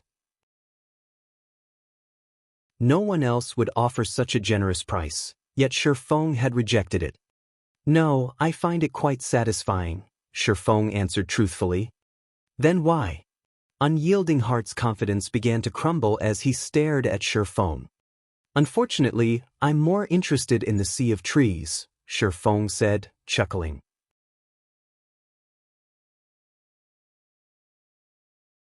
Chapter 1884, Tier 2 Special Class. After Shifeng's statement, the room fell deathly silent. This? Unyielding Heart couldn't help but stare at Shifeng in shock. He had never dreamed that Shifeng's appetite would be so intense. Not only wasn't the man satisfied with 70,000 gold in rare materials, but he had also set his sights on Unyielding Soul's Sea of Trees. The Sea of Trees? Questions filled Aqua Rose's mind. She didn't recognize the name, and that made her curious. What was this Sea of Trees that it was enough for Shifeng to refuse so many valuable resources? Moreover, based on Unyielding Heart and his companion's expressions, the Sea of Trees clearly wasn't ordinary. Guild Leader Black Flame, if you wish to involve the Sea of Trees in this transaction, Unyielding Soul will have to bow out, Long Soul firmly declared as he stood. It is best if you consider something else. The Sea of Trees was a legendary city in the Dark Knight Empire. Anybody could learn that much after a little research. Besides, it was no longer a secret in the Empire. Many experts had already learned of the Sea of Trees and traveled to Dark Knight City to join Starlink. However, unlike Starlink, Unyielding Soul had no intentions of sharing the Sea of Trees. Hunting Blade nodded as well from beside Long Soul. The Sea of Trees was far beyond Unyielding Soul's bottom line. Zero Wing must be dreaming if it thought it could demand a share of the profits in exchange for 2 dark gold set equipment. Don't be in such a hurry to refuse. Aren't you interested in what I have to offer? Long Soul's reaction didn't particularly surprise Shifeng. The Sea of Trees was a unique secret land, which had been created by the 6 great primordial elf kings. Like Primordial City, the Sea of Trees could provide players immense help, but the Sea of Trees primarily focused on magic research. Players could find many magic arrays that weren't available in God's Domain's NPC towns and cities. Players could also improve their grasp on magic arrays, as well as their spell completion rates. Because of this, the various major powers in the past had placed heavy importance on the Sea of Trees.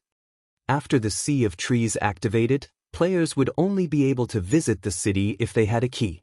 As a result, the city's entry slots were incredibly precious. However, as players continued to unlock more of the city's features, the entry conditions would loosen. In the end, the Sea of Trees had become one of the most famous NPC cities throughout God's Domain.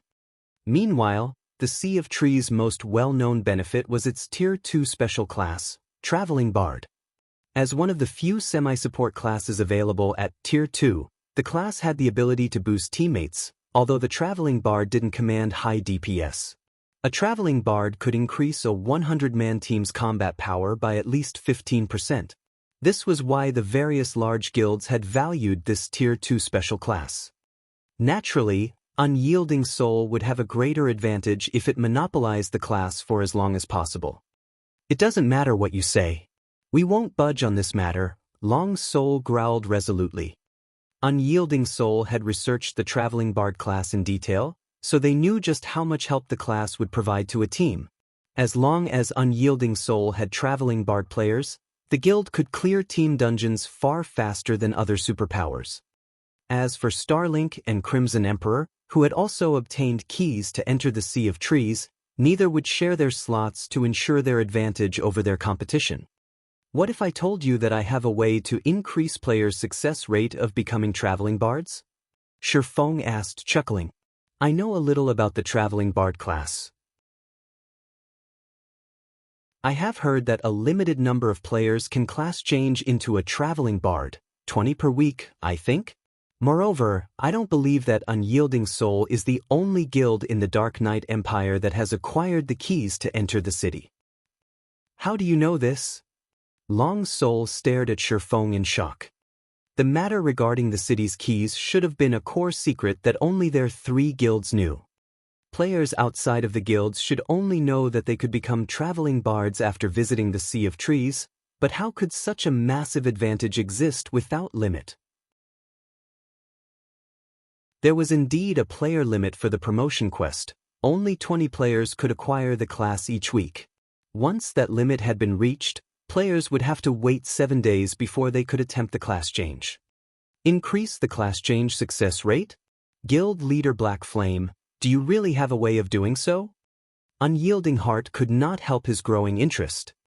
Although 7 days wasn't a long time, it wasn't very short either.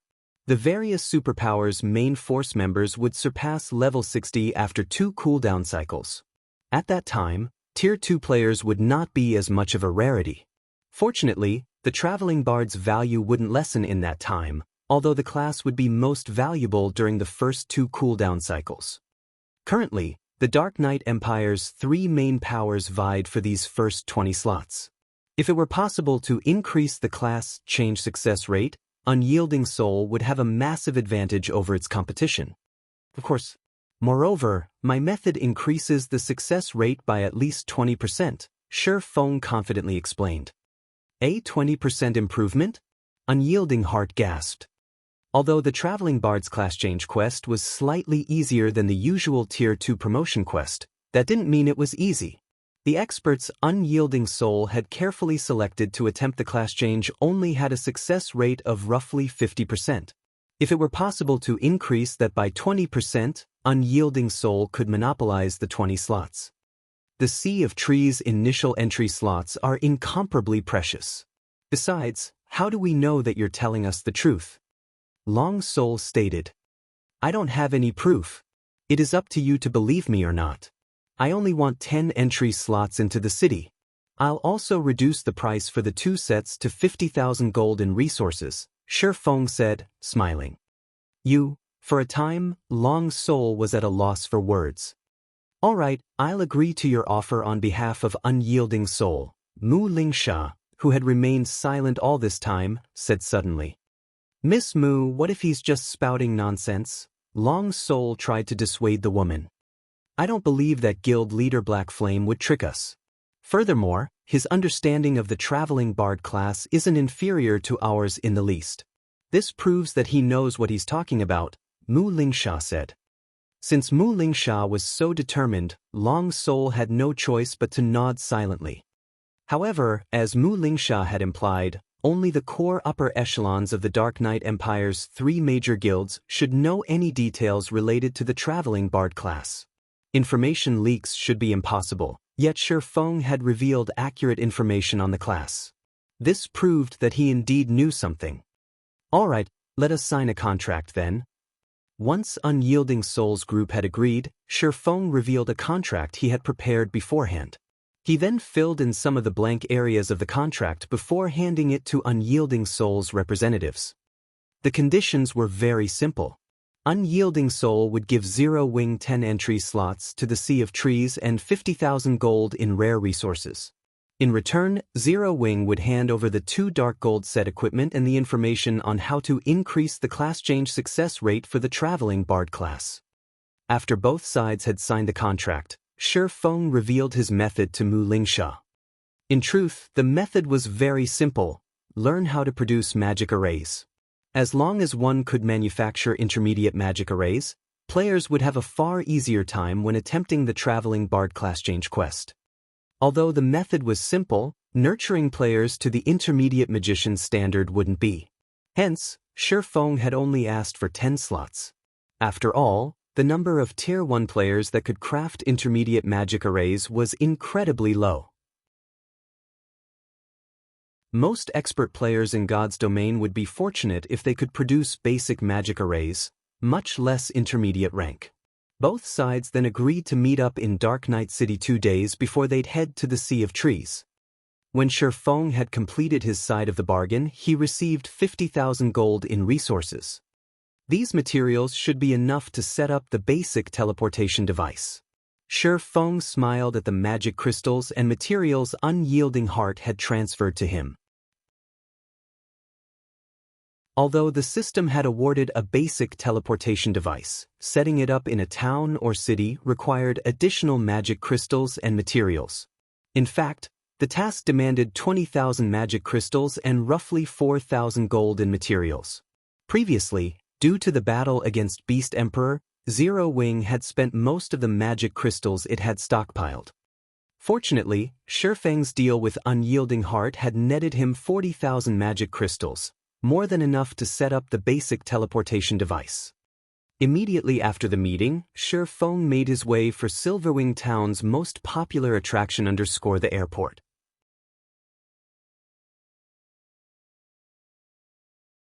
Chapter 1885, Basic Teleportation Device. Silverwing Town, Airport. Due to the airport's appearance, the previously desolate sector of the town had become a hub for players and NPCs. Many players lingered outside of the airport, hawking their wares or recruiting team members. So, this is Silverwing Town? The players here are so high-leveled. The town's average level can already compete with Black Dragon City's players. Don't you know? Many expert players have come to develop in Silverwing Town since it has become easier to travel here from Star Moon City, and the town's transportation quests offer such bountiful rewards. I've heard that players can even purchase cheap secret silver weapons and equipment from Silverwing Town's transportation firm from time to time. As players left the airport, some couldn't help their surprise when they saw how prosperous Silverwing Town had become. Practically every player roaming the street outside the airport was level 53 or above, with the majority being level 54 and 55. Tier 2 experts were also common. However, the players selling equipment and tools were the most shocking. In Black Dragon City, the Black Dragon Empire's imperial capital, players rarely sold level 50 secret silver equipment. However, on the street outside the airport, quite a few players did just that. Moreover, their prices were 20% lower than in Black Dragon City. Although, despite the 20% discount, the prices were still beyond ordinary players' budgets. Meanwhile, after receiving a brief explanation on Silverwing Town, first-time visitors' eyes glowed with excitement. Based on what they had heard thus far, developing in Silverwing Town would be far more successful than in Black Dragon City. Not only did the town offer many income sources for independent players like themselves, but acquiring level 50 weapons and equipment was also easier here. It was even said that the transportation firm offered level 50 fine gold weapons and equipment. The only problem was the transportation firm contribution point requirement, and those would not be easy to collect. The airport's benefits are really amazing. It's no wonder why guild towns with airports had quickly become advanced cities, Feng thought as he gazed at the crowded street before him. He had never thought that the airport would become so prosperous after just a few days. Although he had told Aqua Rose to increase Silverwing Town's player population limit, he didn't think it would be long before they reached the new limit. If he wanted to resolve this issue, he'd have to upgrade Silverwing Town to an advanced town soon. Although an advanced town was still a town, it was significantly larger than an intermediate town, nearly half the size of a basic city. However, upgrading Silverwing Town to advanced rank wouldn't be an easy task. Aside from the required popularity, neutral towns needed sufficient security to qualify for a promotion. Currently, gaining popularity wasn't a problem for Silverwing Town. With how many players the airport and transportation firm attracted, Silverwing Town gained a large amount of popularity each day. It wouldn't be long before Silverwing Town met the requirement for an advanced town. Unfortunately, doing the same for the town's security would be challenging. In terms of defensive structures, Silverwing Town definitely passed as it had 5 magic towers and a large number of defense turrets. However, any additional defense turrets wouldn't provide much to the town's security. A town or city's security was divided into 2 factors: defensive structures and NPC soldiers. There were 2 methods of increasing NPC soldiers' strength. The first involved improving the soldiers' combat standards. The second required upgrading the NPC soldiers' weapons and equipment. Unfortunately, not even Feng had a method of improving the NPCs' combat standards. It all depended on the NPCs the town recruited. All he could do right now to strengthen Silverwing Town's NPC soldiers was improve their weapons and equipment. However, boosting the NPC soldiers to meet the strength requirement for a promotion would require a large number of coins. To reach the security standard for a promotion to advanced rank, 600 of Silverwing Town's 2,000 NPC soldiers would need to wear full sets of fine gold equipment. Currently, only 120 NPC soldiers wielded fine gold equipment. Meanwhile, gearing the remaining 480 NPCs would cost close to 290,000 gold in total. The greatest difficulty other guilds faced when trying to upgrade a neutral town was the town's popularity. During his previous life, the guild towns had generally fulfilled their security requirements long before they fulfilled their popularity requirements. However, Zero Wing was the exact opposite. This was precisely the reason for Shifeng's current headache. Zero Wing simply didn't have enough money. From an outsider's point of view, Zero Wing was quite wealthy. However, Shifeng knew how truly broke his guild was. Just taking care of Silverwing Town's development had drastically slowed Zero Wing City and the Lost Towns. Now, he also needed 290,000 gold to upgrade Silverwing Town. This predicament was the reason he had set his sights on the Sea of Trees. In Unyielding Soul's opinion, he just wanted the Traveling Bard class to strengthen Zero Wing's teams so that the guild could secure better weapons and equipment.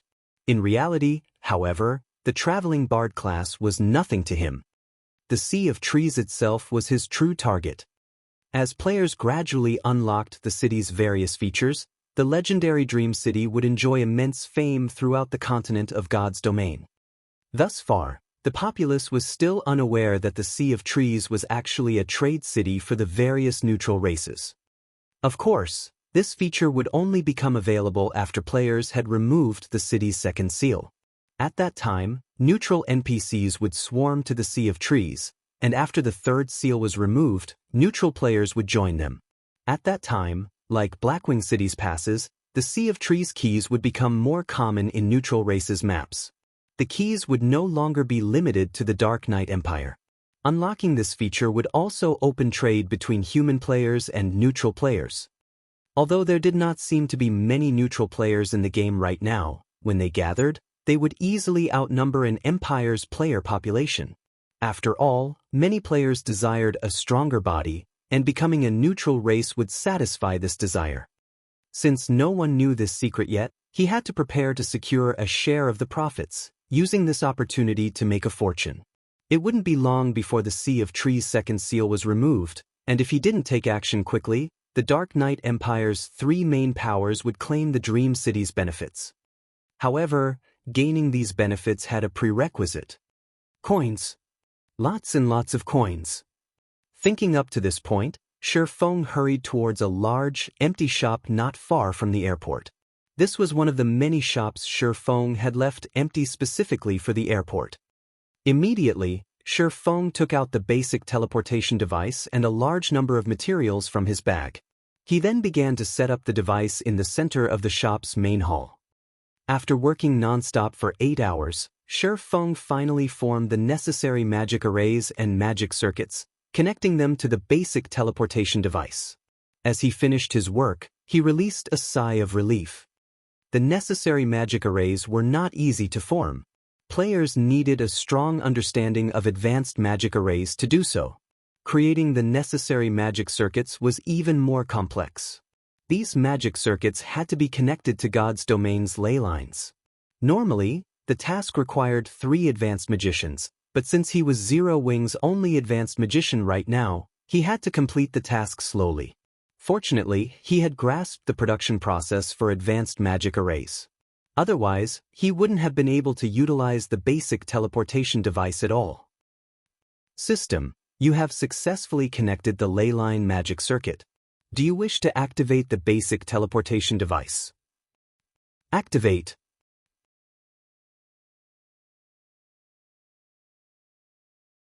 Chapter 1886, Prosperous Silverwing. In the quiet hall, the basic teleportation device activated, and magic arrays began to manifest on the ground. A short moment later, a silver, 3-fold magic array appeared above the teleportation device, glowing with a dazzling light. The moment this 3-fold magic array appeared, the ambient mana rapidly gathered to the teleportation device. A pillar of silver light rose from the teleportation device, piercing through the ceiling and rising out of the shop. Every player in Silverwing Town could see the commotion activating the teleportation device had caused. As the silver light pillar rose beyond the clouds, it exploded. A silver light then rippled through the sky. In the blink of an eye, the ripple had enveloped all of Silverwing Town. Then, as quickly as it had appeared, the silver ripple vanished. What just happened? Was that some kind of magical attack? Isn't the airport in that sector? Did someone just attack the airport? As the light pillar and ripple disappeared, questions overwhelmed the town's players. Some curious players started to make their way towards the airport to investigate. Meanwhile, inside the large shop, Feng grinned as he looked at the operational teleportation device. If an airport could attract players to a town, boosting its development, then a teleportation device would bring abundant wealth. This was especially true for Silverwing Town, a town in a dangerous place like the Or Empire. Hopefully, this thing's teleportation range is a little longer. Feng immediately inspected the teleportation device. In God's domain, teleportation devices' range wasn't fixed, even for devices of the same rank. The teleportation device's range varied based on its environment. Basic teleportation devices' teleportation range could cover anywhere between 500,000 yards and 1 million. The range was vast enough to teleport players across a small leveling map. Meanwhile, the further the basic teleportation device could reach, the larger Silverwing Town's safe zone would be. After all, if enemy players attacked Zero Wings within the teleportation range, the guild could send reinforcements instantly. This was also the reason that other powers rarely attack towns with teleportation devices. A single mistake could easily lead to utter annihilation. As Feng called up the basic teleportation device's attribute panel, the system revealed the device's statistics. Maximum teleportation distance, 710,000 yards. Maximum users at one time, 100 people. Teleportation cost, every 150,000 yards per person requires 1 unit of mana. 1 unit of mana for every 150,000 yards with a maximum of 710,000 yards? Not bad. Feng was relatively satisfied with the teleportation device's statistics. 1 magic crystal yielded between 100 to 130 units of mana. In other words, 1 magic crystal would be enough to teleport between 100 to 130 people across 150,000 yards. This cost was much lower than an ordinary teleportation magic array. For example, the teleportation house in White River City cost 1/5 of a magic crystal to teleport 1 player from White River City to the Twin Towers Kingdom, which was 20 units of mana or more. After inspecting the statistics, Feng transferred 20 NPC managers from the battle arena to the basic teleportation device. He also set this shop up as Silverwing Town's teleportation point. As for the usage fees, he had set it at 80 copper per 150,000 yards per person. Although the profits wouldn't be astronomical with this price, even ordinary players would find it acceptable. This would no doubt attract many players to the teleportation service, which would, in turn, generate massive income. At the very least, Silverwing Town's teleportation device would earn him more than the secret Stone Fortress's teleportation service.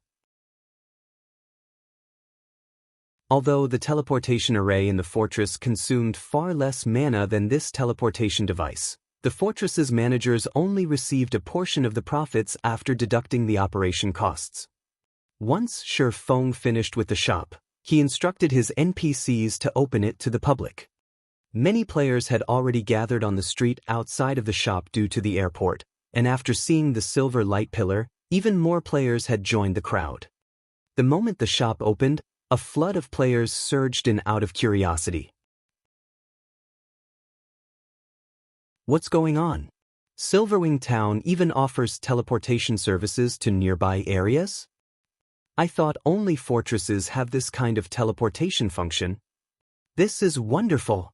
Traveling into the Or Empire's inner region to quest is such a pain. Now that I can just teleport there, I'll save so much time. When the crowd of independent players discovered the teleportation shop's function, their eyes glistened with excitement. Although the teleportation price was slightly higher than that in the Or Empire's fortresses, it was still within ordinary players' budgets. Moreover, Silverwing Town's living standards were far better than that of teleportation fortresses. Not only was the town's mana density incredibly high, but it also had a battle arena, in which players could train. Silverwing Town even had the transportation firm, which offered high-ranked weapons and equipment. The services Silverwing Town offered were no match for teleportation fortresses. As news of the teleportation shop spread, thousands of players fought to use it. In the few minutes since the shop had opened, It had generated 10 gold in profit. The teleportation shop's money-making speed was simply frightening. At this rate, as long as there were enough magic crystals available to continue operation, generating 10,000 gold in profit would be child's play for the teleportation shop. Silverwing Town's teleportation device was even more lucrative than Zero Wing City's 4 towers of elements. Of course, Feng had expected this. There were already more players using Silverwing Town's teleportation service than those in Zero Wing City, which had decreased since the players who wanted to travel to the Ore Empire had long since done so. Moreover, most players visiting the Empire were here to develop themselves. They'd likely remain in the Ore Empire for some time. Furthermore, due to the airport's recent construction, many players had opted to travel to the Ore Empire via airship. This further reduced the number of players who used Zero Wing City's teleportation services. In addition, Silverwing Town's teleportation service allowed players to teleport directly to the secret stone fortress. Players could then use the secret stone fortress's teleportation service to travel to the Ore Empire's inner region. Players who wanted to enjoy both Silverwing Town's benefits and grind in the Empire's inner region would frequently use the town's teleportation services. Including the players trying to enter the town each day, far more players would utilize the town's teleportation services than those in Zero Wing City. News of Silverwing Town's teleportation service quickly spread throughout the Ore Empire. It was enough motivation for players that quested and grinded in the Empire to shift their base of operations to Silverwing Town. Previously, not many players had settled down in Silverwing Town since it was so far from the Ore Empire's inner region, making travel to and from inconvenient. But since Feng had resolved this issue, these players would naturally set up their base in the town. Although the cost would be slightly higher, the town's benefits would make it worthwhile. The players operating in the Ore Empire's inner region were at least elites, as well, so spending a few extra silver coins each day wouldn't be a problem. For a time, the number of players trying to enter Silverwing Town skyrocketed. Meanwhile, Blackwater's upper echelons and Beast Emperor learned about this recent development. They wore gloomy expressions. They had hoped that the various superpowers would gang up on Zero Wing, but not only hadn't that happened, but Silverwing Town also had a teleportation function now. With this, Zero Wing's control over the Ore Empire's southeastern region would grow even stronger. Dust, the item you've mentioned, is incomparably precious. It will definitely be difficult to acquire. If you have it, how confident are you of gaining full control of the evil Dragonification magic array? Beast Emperor asked the man beside him, Dust Edge, from his seat in the Evil God's Branch Temple in Ancient Rock City. He had planned to use the Dark Players and Bounty Hunters to whittle Zero Wing's combat power and financial strength down, but now, this plan would likely fail. He also lacked the forces to launch a direct assault on Silverwing Town. Although Blackwater was powerful, it had recently acquired the Crimson Flame Fortress. It was still in the process of reinforcing its strength and also lacked the power to destroy Zero Wing's town. Currently, Dust Edge's evil Dragonification legacy was his only hope. Unlike nurturing evil beasts and evil demons, producing evil dragons only required rare materials and players. I can't guarantee success, but I'm 80% confident I can gain full control over the magic array. Once I do, I'll be able to create even stronger evil dragons. Including the Evil God's Temple's current forces, destroying Silverwing Town should be a breeze. Dust Edge proclaimed, confidence shining in his eyes. We'll wipe all of Zero Wing from the face of God's domain, not to mention removing the guild from the Ore Empire. Good. I'll notify Blackwater and Dark Soul now and have them secure the item for you as soon as possible. Seeing the confidence in Dust Edge's eyes, Beast Emperor couldn't wait to see the completed evil dragon. Meanwhile, in Silverwing Town's candlelight trading firm, Feng had begun to rent out the shops around the airport. He had set the rent at 3,000 gold per month for small shops and 5,000 gold per month for large shops. Naturally, there were a limited number of shops available, so they would be rented out on a first-come, first-served basis. The moment the guild revealed the rental prices, the town's interested merchant players were stunned. This is insane. Has Zero Wing gone mad for money?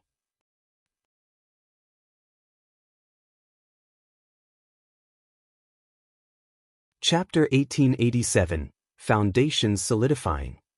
Once the candlelight trading firm had published the shop's rental prices, the town's merchant players and nearby bystanders gaped in shock.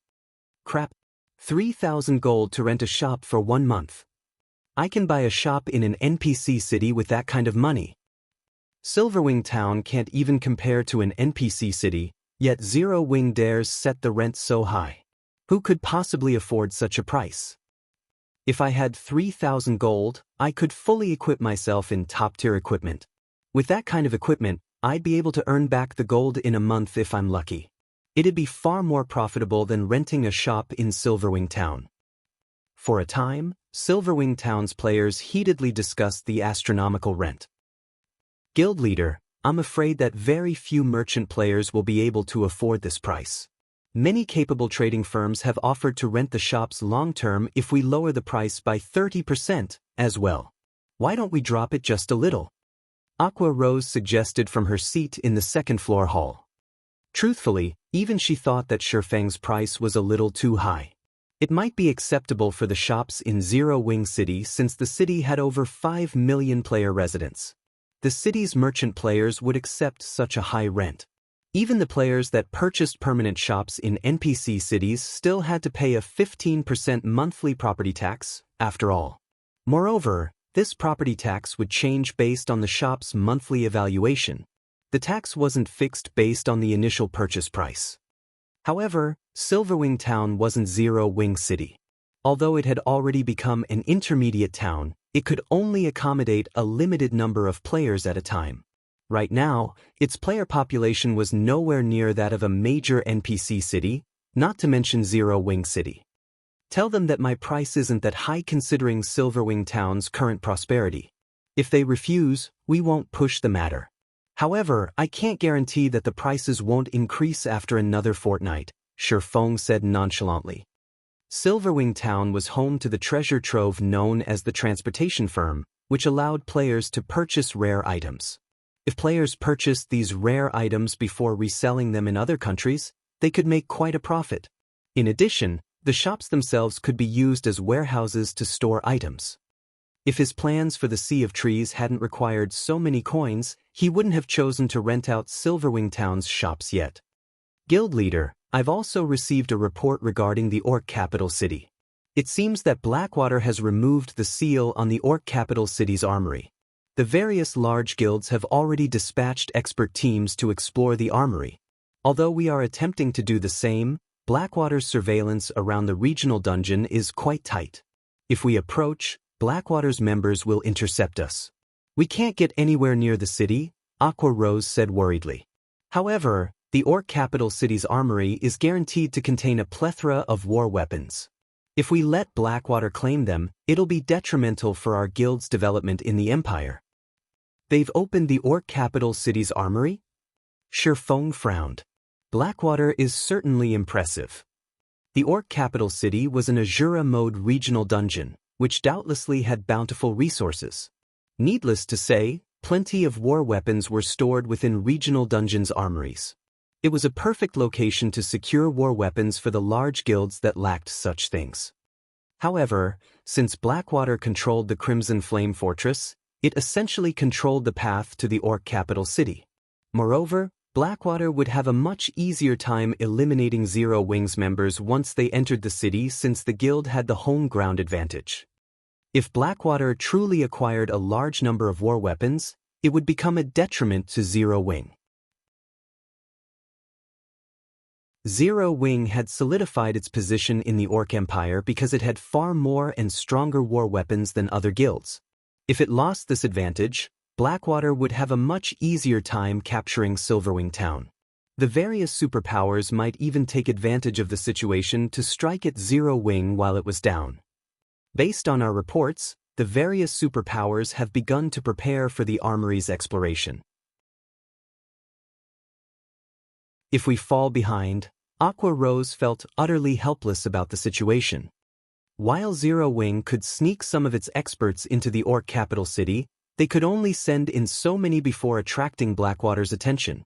If they didn't send in enough, however, the participating superpowers could easily chase them away.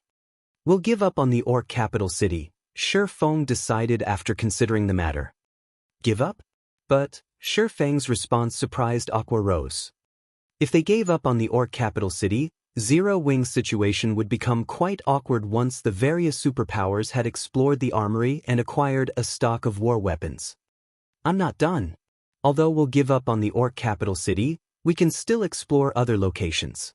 The Orc capital city isn't the only regional dungeon in God's domain, Shifeng said, chuckling. How many Tier 2 players do we currently have? Thanks to the Primordial Souls, our members have had an easier time with their Tier 2 promotions than other guilds members. We now have more than 400 Tier 2 players, and quite a few players are still attempting to complete their promotion quests. I don't think it will be long before we have 1,000 Tier 2 players, Aqua Rose said, a little excited. Zero Wing already had enough Tier 2 players to rival superpowers, and as time passed, the guild might even surpass the various major powers in God's domain. She had to admit that monopolizing a large fraction of Primordial City's resources gave Zero Wing a massive advantage. Zero Wing had far fewer experts than the various superpowers, but after acquiring the Primordial Souls, Zero Wing's members had a much easier time with their Tier 2 promotion quests. The guild also had an advantage in the equipment its members wore. We have so many already? Shifeng was a little surprised by this revelation. It was far more than he had expected. Currently, the various first-rate guilds were lucky if they even had 40 Tier 2 experts. Excellent. In that case, take Icarus's heart and organize a 300-man team to raid the Salic Mountains. Grind the giant rock beasts there. Kill as many as you can for their loot. It'll also be a good opportunity to level up. However, be careful as you explore the map. Although it isn't an Azura mode regional dungeon, it is still one of the rare Hell mode regional dungeons. The Salic Mountains occupied a level 60 to level 90 neutral map near the Storm Empire. Meanwhile, the regional dungeon was well known for its production of fine Titan Oregon. Fine Titan ore was far more valuable than Titan Oregon. Although it could be acquired from 100-man team dungeons, the drop rate was painfully low. Although the fine Titan ore's drop rate in the Salic Mountains was also relatively low, less than 3% for Great Lord ranked giant rock beasts, the regional dungeon was home to plenty of these monsters. However, grinding in the regional dungeon had a condition: players had to reach Tier 2 first. Previously, Zero Wing had only nurtured several dozen Tier 2 players, not nearly enough to grind in the regional dungeon effectively. Hence, he had set the endeavor aside. However, now that the guild had so many Tier 2 players, he could use this opportunity to collect fine Titan ore, which was the main material needed to produce the Guardian puppet. Once he had the fine Titan ore, he would only have to wait until Melancholic Smile had nurtured the necessary Master Lifestyle players. Shifeng's order left Aqua Rose a little confused. She didn't understand why he wanted to grind monsters so far from their territories, but since he had given the order, she had no choice but to accept Icarus's heart and do as he had told her. Meanwhile, all 20 of the shops Shifeng had offered had been filled after only a day. Of the 15 small shops and 5 large shops he had prepared, none were vacant. In the blink of an eye, Shifeng had earned 70,000 gold. This dumbfounded many merchant and independent players. They all wondered if the shop's tenants were crazy to spend so many coins on these shops. By the time the appointed date to set off for the Sea of Trees arrived, Shifeng had earned a total of 120,000 gold from Zero Wing's territories and selling the materials he had acquired from the Ice Crystal world. Following which, Shifeng took his money and 9 Tier 1 experts to the Dark Knight Empire's Dark Knight City.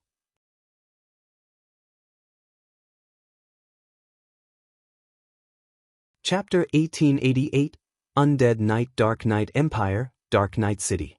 When Shifeng and the 9 experts Aqua Rose had carefully selected left the teleportation hall, they were greeted by a crowded street. Many of the players among the crowd were independent experts. Many of these independent players were at level 55 or above and very WH equipped. with quite a few pieces of level 50 secret silver equipment. As if they were on a pilgrimage, these independent players ventured towards Dark Knight City's business district. At a glance, there were easily more than 5,000 of these players. Why are so many experts here? Shi Feng was surprised by the number of experts on the street. While it was true that a large number of experts tended to gather in Empire's capitals, he had never seen so many independent experts in an imperial capital before. Not even the 4 major empires' capitals were this popular. As Shi Feng wondered about the reason for this gathering, he heard shouting from a short distance away. Players wishing to class change to a Tier 2 traveling bard, head to Starlink's residence to apply as soon as possible. The guild will only accept applications for another 30 minutes. Upon hearing the announcement, the independent experts began to charge down the street. Starlink is so stingy. Despite controlling the path to the Sea of Trees, it's only recruiting 200 non-guild players. I know, right? How could 200 slots be enough for so many people? I've heard that players had begun to line up outside of Starlink's residence 10 hours ago. There are already more than 100,000 players in line right now. The most infuriating part of it all is that instead of recruiting based on individual strength, Starlink is recruiting based on one's skill with magic arrays. I'm a berserker. I almost never have to deal with magic arrays. Even magical class players rarely learn that stuff. That subclass can't help improve one's combat power, and you have to waste a lot of time researching arrays. However, I've also heard that if you become a traveling bard, you instantly get access to the same treatment as Starlink's core members.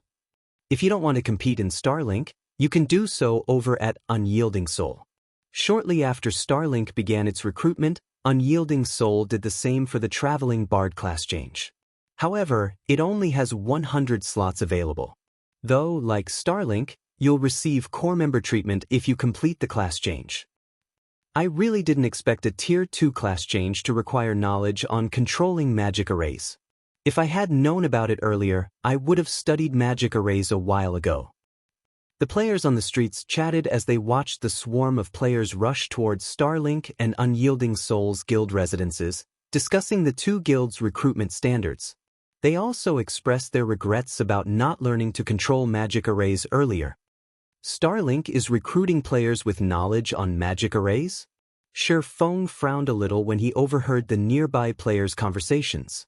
Does Unyielding Soul have a leak? Aside from himself and Aqua Rose, only Unyielding Soul's members knew about the method of increasing players' success rate during the Traveling Bard's class change quest at this stage of the game. Unless Starlink had discovered it as well, its recruitment conditions wouldn't have been so specific.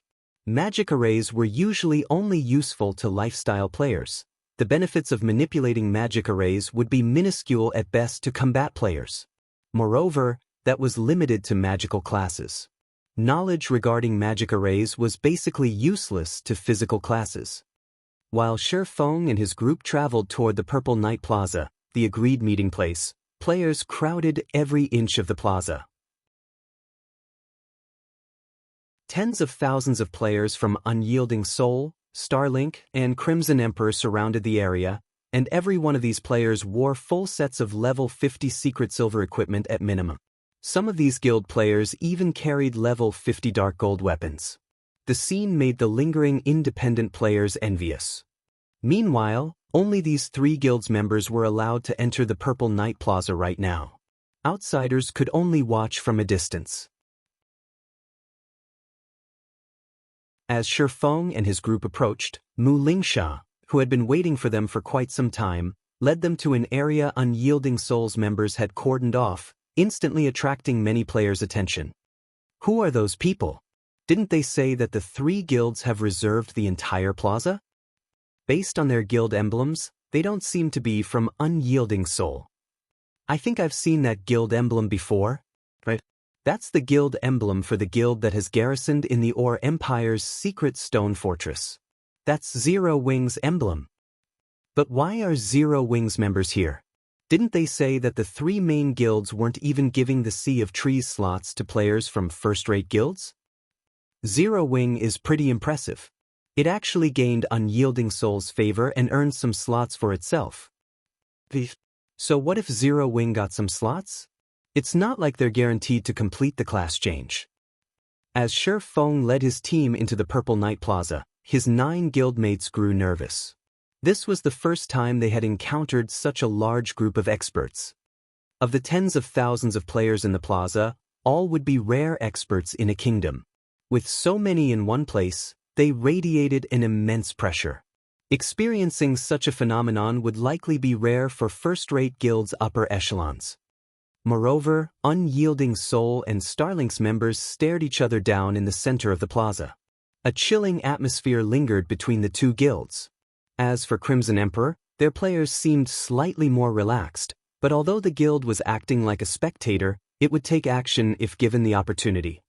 Bright Dawn, I had truly never thought that you would betray the guild to join Starlink. Just what benefits did they offer you? Unyielding Heart hissed, rage flashing in his gaze as he glared at the indifferent man beside Lu Xingluo. The indifferent man carried a bone greatsword across his back. When Feng saw the indifferent man, he was stunned. This man was none other than Bright Dawn, Unyielding Soul's third vice-guild leader. Bright Dawn was also a Tier 2 Undead Knight, given the title Undead Swordsman, by the Secret Pavilion. In terms of strength, Bright Dawn was on par with Unyielding Heart. He had been one of Unyielding Soul's 3 main pillars. As far as Feng knew, Bright Dawn hadn't betrayed Unyielding Soul in the past, yet he had done so now. This wasn't the history he remembered. In response to Unyielding Heart's question, the indifferent man revealed a calm smile and responded, "You should be fully aware of Unyielding Soul's situation. Rather than fall with the ailing Unyielding Soul, isn't it better to join the rising Starlink? Moreover, the Starline Corporation has offered me far more than Unyielding Soul. Why don't you join me? With your fame and strength, the Starlink Corporation won't offer you any less than it has me. As for breaching your contract, the corporation will handle everything."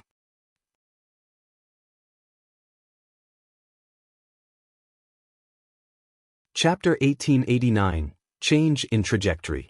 At Bright Dawn's invitation, Unyielding Soul's members gasped. They finally realized why a vice-guild leader like Bright Dawn would dare to betray Unyielding Soul. Tight restrictions tied every upper echelon to their guild. If an upper echelon wished to withdraw from the guild and retain their game accounts, they only had 2 choices. The first required automatic expulsion from the guild, while the second option required the upper echelon to pay a high compensation fee for breaching their contract. For a vice-guild leader that had spent more than a decade with Unyielding Soul, the required compensation wouldn't be trivial. It wouldn't have been odd if Bright Dawn had even gone bankrupt after paying the compensation fee. Yet, not only had Starline Corporation foot the compensation fee, but it had even offered Bright Dawn a high salary. Including Starlink's limitless potential due to the Starline Corporation's backing, it was only natural that the guild had lured over Bright Dawn. Of course, I'm sure that you have no interest in these factors. In that case, I'll tell you about something that will definitely catch your attention. A fantasy star.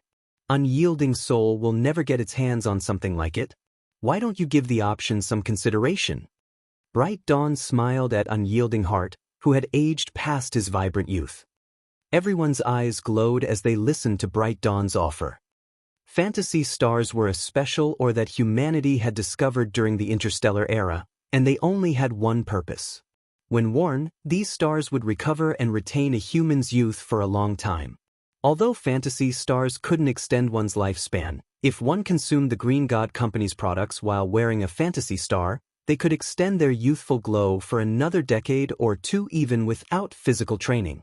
In other words, a middle-aged individual, around 40 years old, that didn't maintain their physical fitness could look like an early 20-year-old with the fantasy star's help. The fantasy star was an absolute treasure to professional gamers who relied on their youth to make their living.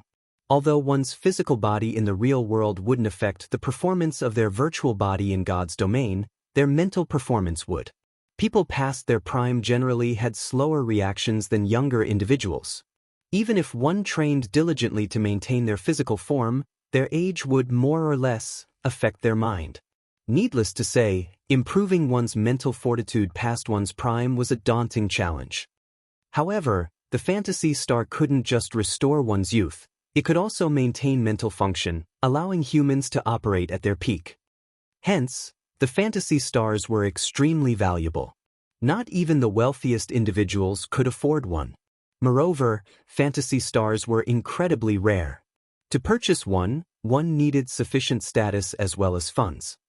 Meanwhile, the Starline Corporation just so happened to be one of the few fantasy star suppliers in the world, which meant that Bright Dawn had likely told the truth. A fantasy star? No wonder why he betrayed his old guild. After hearing about the fantasy star, Feng understood why Bright Dawn had turned traitor.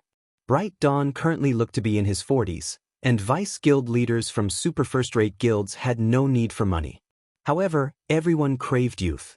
Once he acquired a fantasy star, Bright Dawn could recover to his peak. With his abundance of combat experience and combat techniques, he could improve himself further with his recovered youth. When Mu Lingsha heard what Bright Dawn had been offered, she glanced at Unyielding Heart nervously. Not only was Unyielding Heart one of Unyielding Soul's 3 main pillars, but he was also the guild's first vice-guild leader. If Starlink poached him, it would deal a devastating blow to Unyielding Soul. So, you betrayed your brothers in arms for a stupid fantasy star? I was blind to think of you as a friend. From now on, I will have nothing to do with you. Unyielding Heart growled.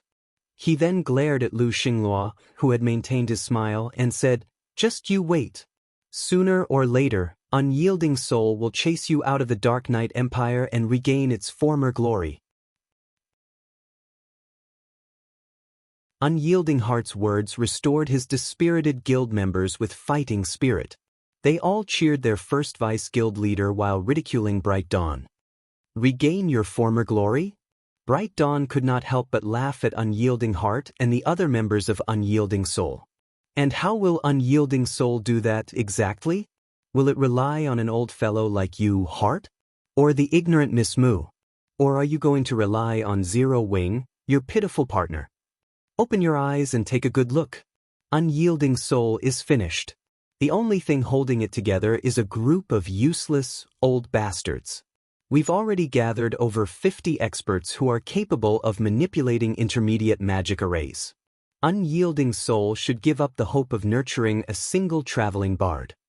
No, to be precise, you won't even get into the Sea of Trees.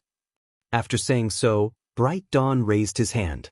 In response, some of Starlink's members in the Purple Night Plaza began to make their move, each holding a silver crystal ball. As these Starlink members completed an incantation, silver magic arrays began to manifest before them, releasing a bright light. A massive barrier then enveloped both Unyielding Soul and Crimson Emperor's members in the plaza. Have fun inside this barrier. It isolates everything within in a different dimension. Although this barrier requires 288 level 50+ players to sacrifice 5 of their levels permanently, the barrier will hold every one of you for 8 hours. With that said, we'll be taking our leave now, Bright Dawn said, laughing at Unyielding Heart. He then took a key from his bag and opened a teleportation gate to the Sea of Trees. Unyielding Soul and Crimson Emperor's members could only watch as Starlink's members entered the teleportation gate and disappeared from the plaza. No matter how much they attacked the magic barrier, they couldn't damage it in the slightest. To make matters worse, the surrounding NPC soldiers were ignoring the magic barrier. Damn it! To think they had planned such a trap. Unyielding Heart cursed as he attacked the illusory magic barrier with his great sword. However, it felt as if he attacked nothing but air. The barrier didn't react as his great sword sliced through it. Currently, the magic array in the center of Dark Knight City's Purple Night Plaza was the only path to the Sea of Trees. Unfortunately, since they were now trapped in this magic barrier, they could open a teleportation gate even if they had the keys to enter the Sea of Trees. If they were truly stuck in this barrier for 8 hours, Unyielding Soul would fall behind Starlink. Starlink's players would likely complete at least 1/3 of their class change quests by the time they were freed. How were they supposed to catch up in that case? Meanwhile, Mu Lingsha glared at the barrier before her, clearly livid. Unyielding Soul had gone to great lengths to obtain the first clear of a level 50 large-scale team dungeon in the Dark Knight Empire, allowing the guild to catch a breather. However, if Starlink monopolized all 20 of the initial traveling bard slots, Unyielding Soul would suffer unimaginable consequences. After attacking for more than 2 minutes, Unyielding Soul's members gave up. They had no other choice but to wait until the barrier faded. Shifeng, however, approached the barrier, step by step, his nonchalant expression seeming as if he were admiring the purple night Plaza's view. At the same time, he pulled a magic scroll from his bag. What is he trying to do? Does he plan to test the barrier as well? It's pointless. Both our guild's experts and those from Crimson Emperor have tried everything we can think of. What could one person from Zero Wing possibly do? The Plaza's occupants watched Shifeng approach the barrier in confusion, including Unyielding Soul and Mu Lingsha. They had already expended a precious Tier 4 magic scroll to attack the barrier, but they had accomplished nothing. Even if Shifeng did the same, nothing would change. When Shifeng arrived before the barrier, he activated the Summon Guard scroll in his hands. Immediately, a golden-haired beauty in sacred robes appeared beside Shifeng. Destroy this magic array.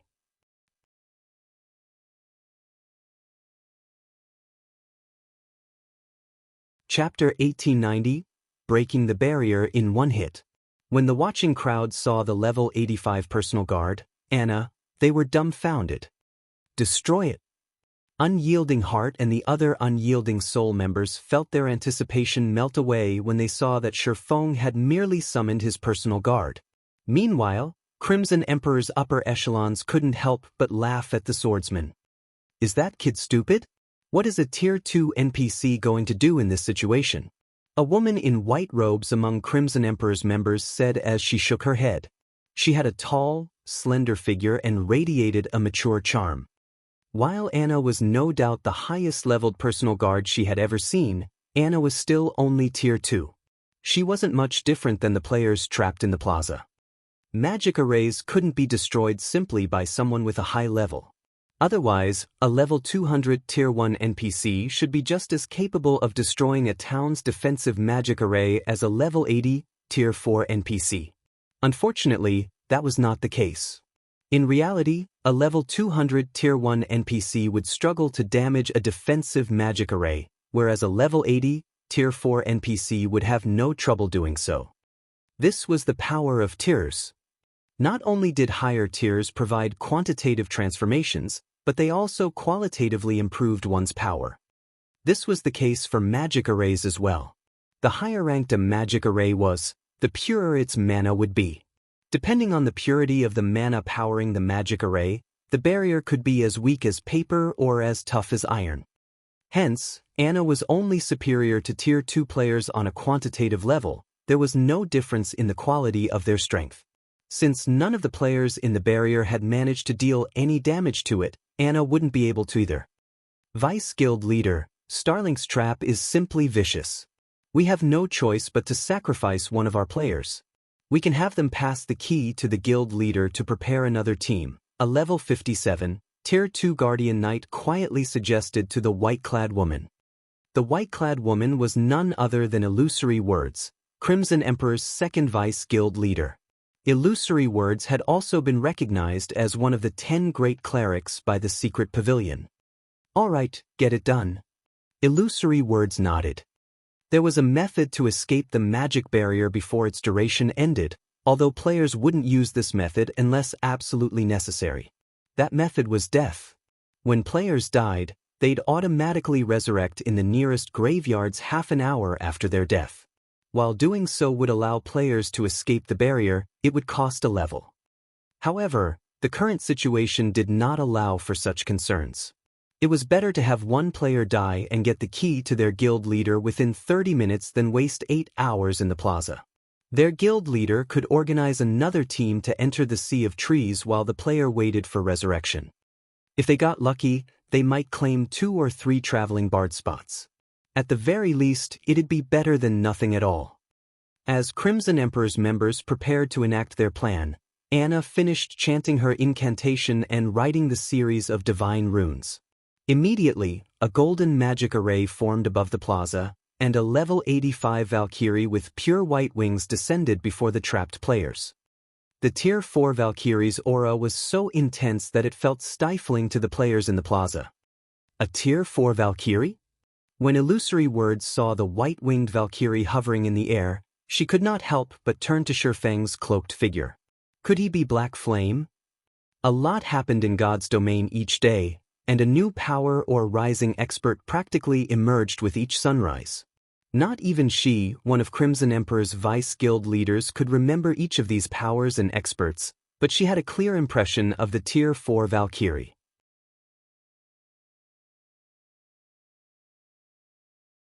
After all, the Tier 4 Valkyrie was a considerable threat to any superpower.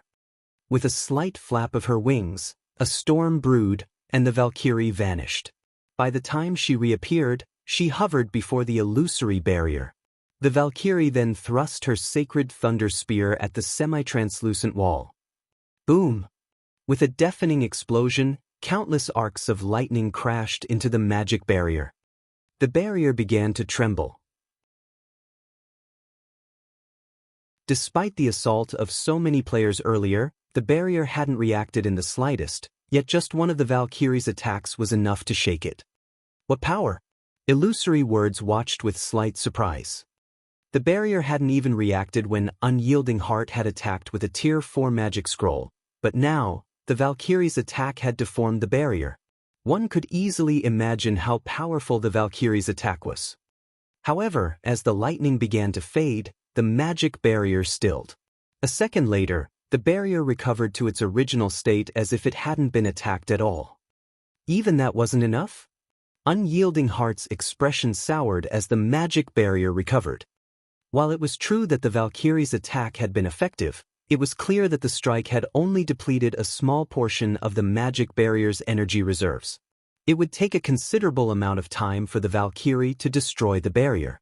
Unfortunately, he was somewhat familiar with Shifeng's Valkyrie. He knew that it could only remain for a short time. Most likely, the Valkyrie would not be able to deplete the magic barrier's energy reserves before her duration ran out. This left them with only the option of escaping by death. Although he knew it would be meaningless. Players that could manipulate intermediate magic arrays would have a 20% higher chance of completing their class change. Even if Unyielding Soul formed another team, locating Tier 1, intermediate magician experts would be impossible. Intermediate magician experts were extremely rare, and he had already gathered everyone his guild had here. Even if the guild organized another team to enter the Sea of Trees, if Unyielding Soul's members were 30 minutes late and had a lower success rate, how could they compete with Starlink? Of course, they could sacrifice the intermediate magician experts with him. It would give them a better chance of competing, but that plan left another issue. Would players resurrect inside the magic barrier after they died? If players resurrected inside the barrier instead of the nearest graveyard after the 30-minute wait had passed, they'd sacrifice a level for nothing. Is there no choice but to risk it? Unyielding Heart gritted his teeth as he considered the option. As Unyielding Heart contemplated, the Valkyrie readied to throw her sacred thunder spear at the magic barrier. However, the surrounding crowd had already given up hope. Since the previous attack had failed, this one shouldn't fare any better. However, Shifeng, who had remained still earlier, suddenly activated Heavenly Dragon's power, his aura's intensity instantly skyrocketing. He then slashed at the barrier with Killing Ray. Lightning Slash. The Valkyrie threw her sacred thunder spear at the same moment. Two streaks of light, one blue and one gold, collided at a single point on the magic barrier as one. Boom! With another explosion, the two streaks of light shot through the barrier, following which the crowd heard the sound of cracking glass. Cracks then began to web themselves across the illusory barrier. Ping! A moment later, the blue sky returned above the players' heads. How is this possible? The barrier shattered. What did he do? Both Unyielding Soul's Unyielding Heart and Crimson Emperor's Illusory Words gave Shifeng incredulous looks.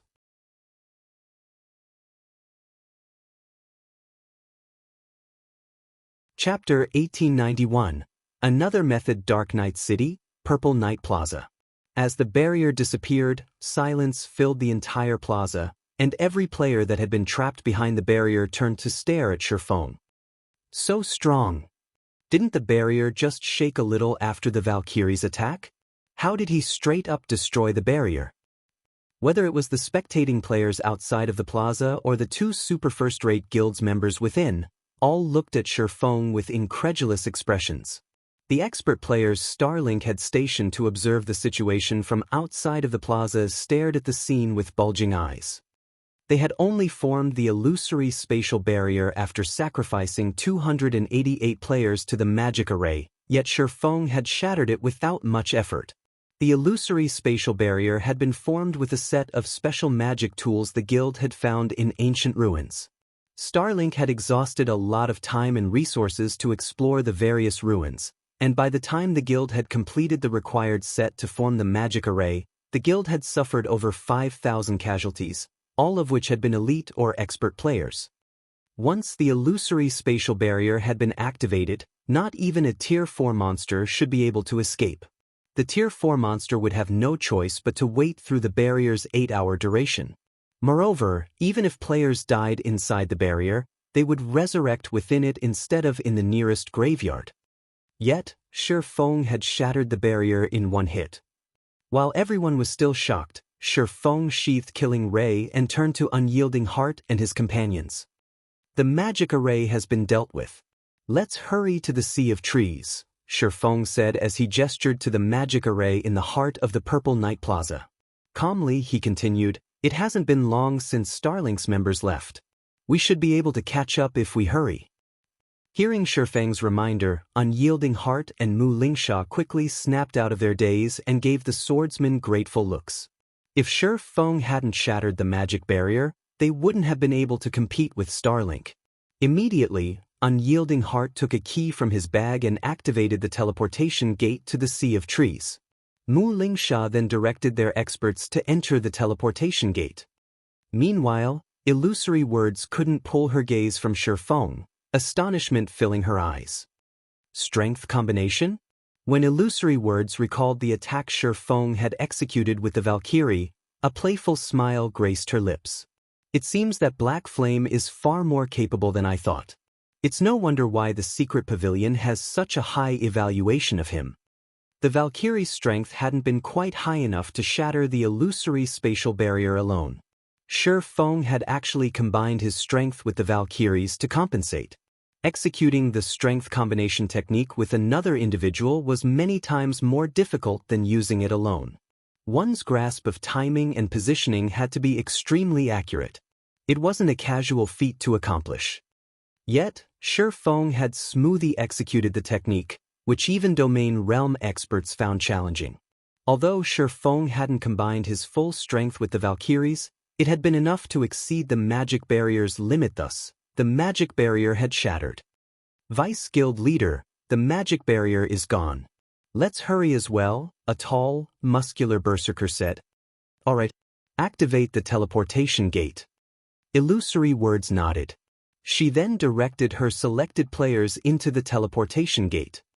Following which, white light enveloped Unyielding Soul and Crimson Emperor's members, one after another, as the players teleported to the Sea of Trees. While Unyielding Soul and Crimson Emperor's members left for the Sea of Trees, the observing Starlink members hurriedly reported to Lu Xinglua and Bright Dawn. "What did you say?" Unyielding Soul broke through the illusory spatial barrier. When Bright Dawn heard his subordinate's report, his mind instinctively wanted to reject the notion. "That's impossible. Not even Tier 4 monsters can break out of the barrier. I know full well what Unyielding Soul is capable of. They definitely don't have the power to destroy the illusory spatial barrier." As Unyielding Soul's ex-Vice Guild leader, he was fully aware of the guild's current prowess. He even knew the guild's trump cards. At best, the guild could expend 5 Tier 4 offensive magic scrolls, which wouldn't be enough to destroy the illusory spatial barrier. The illusory spatial barrier really shattered, But Unyielding Souls members didn't do it, the reporting assassin said. Not Unyielding Souls members? Was it Crimson Emperor? Bright Dawn's expression darkened. It seems that I've underestimated illusory words, to think that she had such card hidden. While the illusory spatial barrier could be broken, doing so required immense power. One would need enough power to destroy a town's defensive magic array in one hit, and players had no chances of encountering such power at this stage of the game. However, God's domain had countless opportunities to offer. With how widespread a superpower's influence was, it wasn't impossible to acquire a tool with enough destructive power. No, it wasn't Crimson Emperor's members either. Based on our information, one of Zero Wing's members destroyed the barrier, the assassin said as he sent an image of Silverwing to Bright Dawn. Zero Wing. Bright Dawn blinked in surprise as he looked at Silverwing's cloaked figure and the sacred sword in the swordsman's hand. When Lu Xinglua heard the report, he was surprised as well. He had never thought that Zero Wing actually had a means to destroy the illusory spatial barrier. It seems that Zero Wing isn't all talk after all. It's no wonder why Unyielding Soul agreed to share some of its profits with the guild, Lu Xinglua said, chuckling. Unfortunately, even if they get into the Sea of Trees, it's too late. Starlink will claim the first 20 slots. Not long ago, they had learned that not only could a limited number of players class change to the Traveling Bard class, but the quest only accepted a limited number of applicants as well. Only 300 slots would be available once every 2 hours. Each application also cost 60 gold. Although the price was high, it wasn't much to Starlink. In the end, they had spent 18,000 gold to purchase all 300 slots, sending 50-plus intermediate magician experts to attempt the quest. The guild then gave the remaining 240 or so slots to wage-equipped Tier 1 experts. As Lu Xinglua and his companions, who didn't plan on challenging the class change quest, were about to leave to explore the Sea of Trees city, Unyielding Soul and Crimson Emperor's members finally made their appearance, arriving in the temple that served as the venue for the Traveling Bard class change quest. Damn it! Why does the quest have this restriction too? Unyielding Hearts gave the female elf clerk a grim expression after receiving her reply. They had just broken through the barrier with great difficulty, yet they had been told that there were no applicant slots remaining. They'd have to wait another 2 hours before they could attempt the quest. Unyielding Heart felt as if the system were playing some cruel joke. Illusory Words wore a similarly ugly expression. She hadn't expected the restriction either. Sure enough, there are no more slots available. Silverwing could not help but sigh as he looked toward Lu Xinglua and his group, who stood a short distance away. Well, I didn't plan for them to take the normal class change quest, anyway. Following which, Silverwing switched his title to Demon Hunter and approached the exchange counter beside the registration counter. There was more than one way to obtain the Traveling Bard class. The first was the normal method, but the second required purchasing a trial emblem and taking part in the original class change trial the primordial elf kings had left behind. However, the trial emblem wasn't easy to purchase. One needed to be a noble of the Sea of Trees to gain access. Other players would have to complete a long string of quests to become a noble in this city, but Silverwing, who had the Demon Hunter title, didn't. Players with the Demon Hunter title were considered world nobles, so Silverwing would be viewed as a noble in an NPC city like the Sea of Trees. Lord Demon Hunter, how may I be of service? The NPC elf asked, smiling brightly. Here, we can provide a trial emblem that will allow you to take part in the trial the primordial elf kings had left behind for us. If you pass this trial, you'll become a valiant traveling bard. MHM. I wish to purchase 9 trial emblems, Silverwing answered.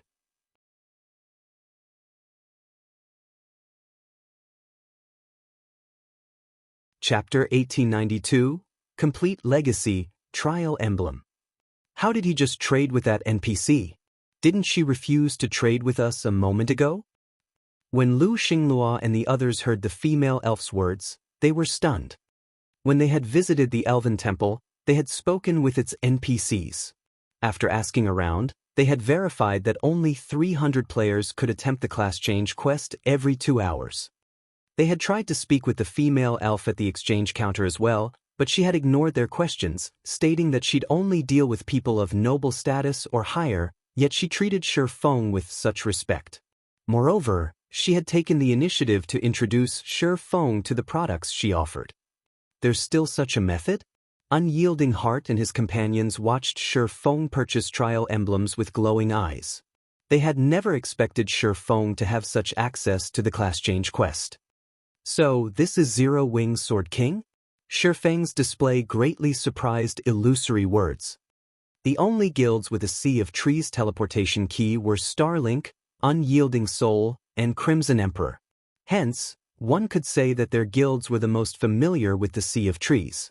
However, based on Shi Feng's performance thus far, it was obvious that he knew even more about the Sea of Trees than they did.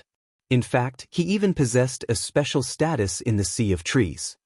As the crowd watched, Shi Feng spent 450 gold to purchase 9 trial emblems. He then handed the emblems to the 9 Zero Wing members he had brought with him. Purchasing a trial emblem was the same as applying for the class change quest.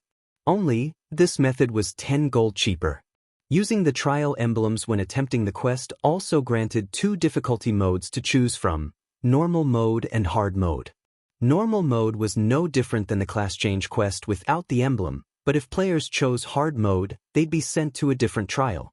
However, if players chose to challenge hard mode, they would be sent to a different trial. Furthermore, unlike the normal mode quest, which only 20 players could complete each week, hard mode didn't have such a limit. As long as one had access to the trial emblems and could afford them, they could enable as many players to become traveling bards as they wanted. The hard mode quest had been Shi Feng's goal since the very beginning. Players could only acquire the complete traveling bard legacy the primordial elf kings had left behind, becoming true traveling bards, by completing the hard mode class change quest. If players only completed the normal mode quest, they would only acquire a portion of the legacy, becoming a pseudo-tier 2 player. However, the hard mode quest was incredibly difficult to clear, even more challenging than normal tier 2 promotion quests. The hard mode quest was the equivalent of the tier 2 hell mode promotion quest. Unless one's combat and equipment standards had reached a certain level, challenging the class change quest would only lead to failure. If a player failed the quest, they'd have to wait a while before they could challenge it again. Hence, every player Aqua Rose had selected for this class change was an expert capable of reaching the Trial Tower's 7th floor. In addition, all 9 were intermediate magicians, and among these 9 players, 5 had been well-known tier 4 experts in the past. However, since they had merely been independent players, their access to resources had been limited. Even though they had been members of well-known adventurer teams, they had lacked the resources to reach tier 5. The remaining 4 had been experts in first-rate guilds. Even the weakest among them had reached tier 4 in the past, and the strongest, Happy Wind, had been a tier 5 traveling bard. Naturally, things had changed in this life, and all 9 of these players had joined Zero Wing. With these 9 players' combat standards, their chances of completing the hard mode quest should have been quite low, but Aqua Rose had given each of them a primordial soul before they had come to the Sea of Trees. With the increased physique the primordial soul granted, these 9 should have a much higher chance of completing the hard mode quest. As Shi Feng distributed the trial emblems to his players, Unyielding Soul's group approached him. Guild leader Black Flame, can I trouble you to help us purchase some trial emblems as well? I will buy them at a 50% markup. Of course, if that is not enough, I can increase the price, Unyielding Heart offered, feeling slightly embarrassed. Originally, Zero Wing had tried to purchase class change slots from Unyielding Soul, which in turn had increased the competition Unyielding Soul faced. Now, however, Unyielding Soul approached Zero Wing for the same, increasing Zero Wing's competition. This put Unyielding Heart in a bind.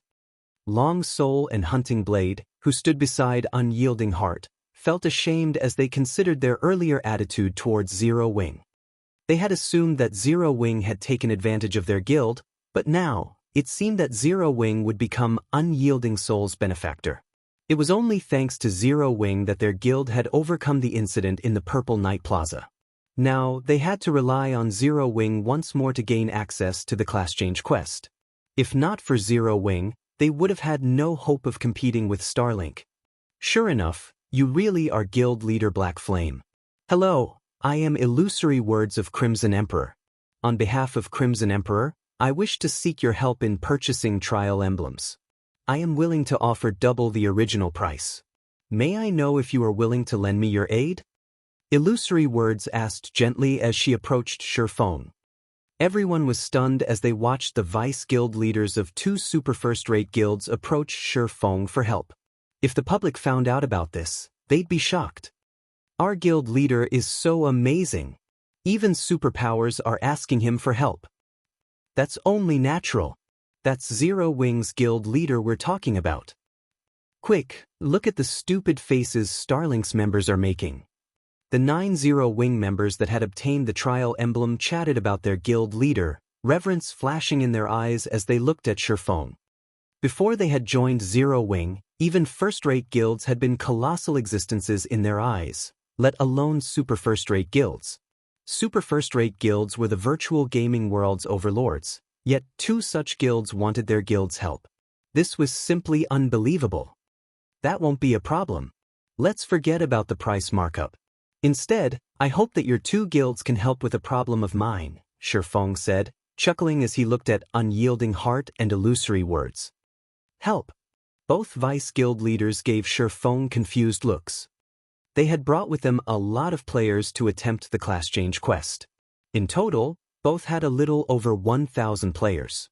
Even with a 50% price markup, Shurfeng could earn over 25,000 gold instantly, a huge sum for a first-rate guild. If Shurfeng charged a slightly higher price, he would even have enough money to build a town.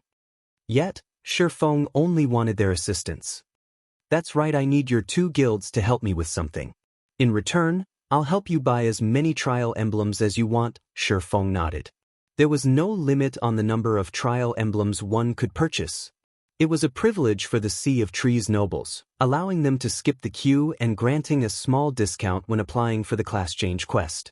There was nothing special about it. Moreover, even with the trial emblems, neither of these guilds would become a competitor for Zero Wing. After all, the hard mode quest was Zero Wing's target. It didn't have to worry about any competition. May I know what kind of help Guild Leader Black Flame requires? Illusory Words asked. Although the Traveling Bard class was valuable, if Shurfeng's request threatened her guild's foundations, she had to refuse. Right? You can't consider your decision properly if I don't tell you the details. To put it simply, I'd like to borrow 200 Tier 2 experts from each of your guilds. What are your thoughts on this? Shurfeng explained.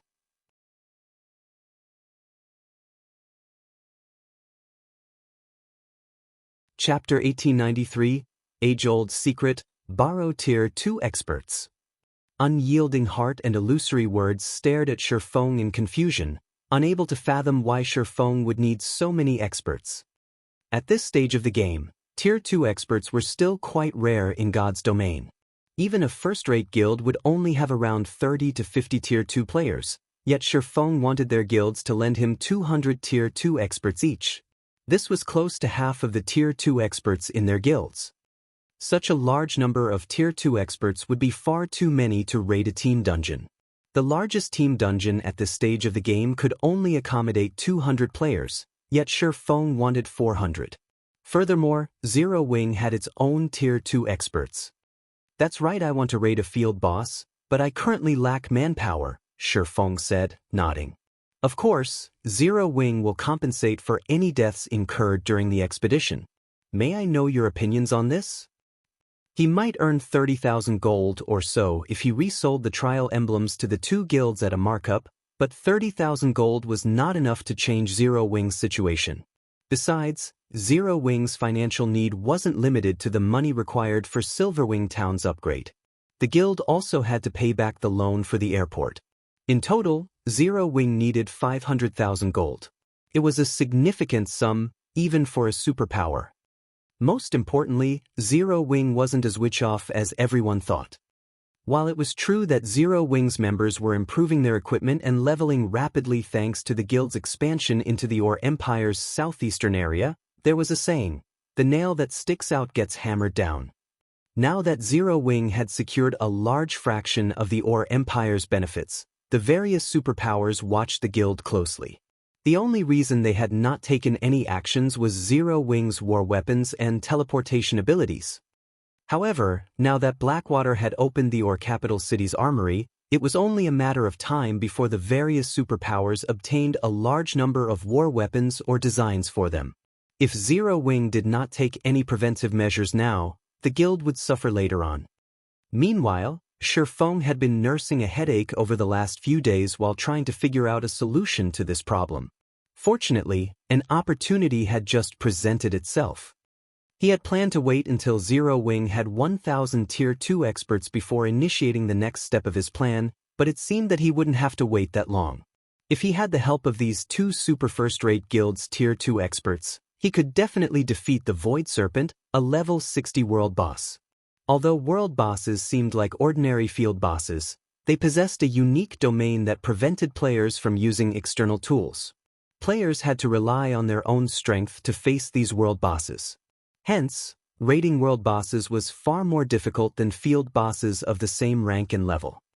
However, due to the extremely high raid difficulty, every world boss dropped impressive loot. World bosses also dropped some unique materials. Because of this, God's domain's countless powers had constantly challenged world bosses in his previous life. Guilds had still raided level 70 or 80 world bosses after players had reached level 200. Shifeng's interest in slaying the Void Serpent wasn't only because of its loot. The Void Serpent also held a secret that Shifeng wanted. Only with the Void Serpent's blood could players activate the greatest secret the Witch's Hill had hidden for several centuries, the Otherworld Gate. The Void Serpent was in a secret, underground temple in the Witch's Hill, and since the map was so large, locating the underground temple was quite difficult. The fact that the Witch's Hill was so far from civilization only made the temple even more difficult to find. As a result, the Void Serpent had remained hidden even after mainstream players had reached level 100 in Shifeng's past.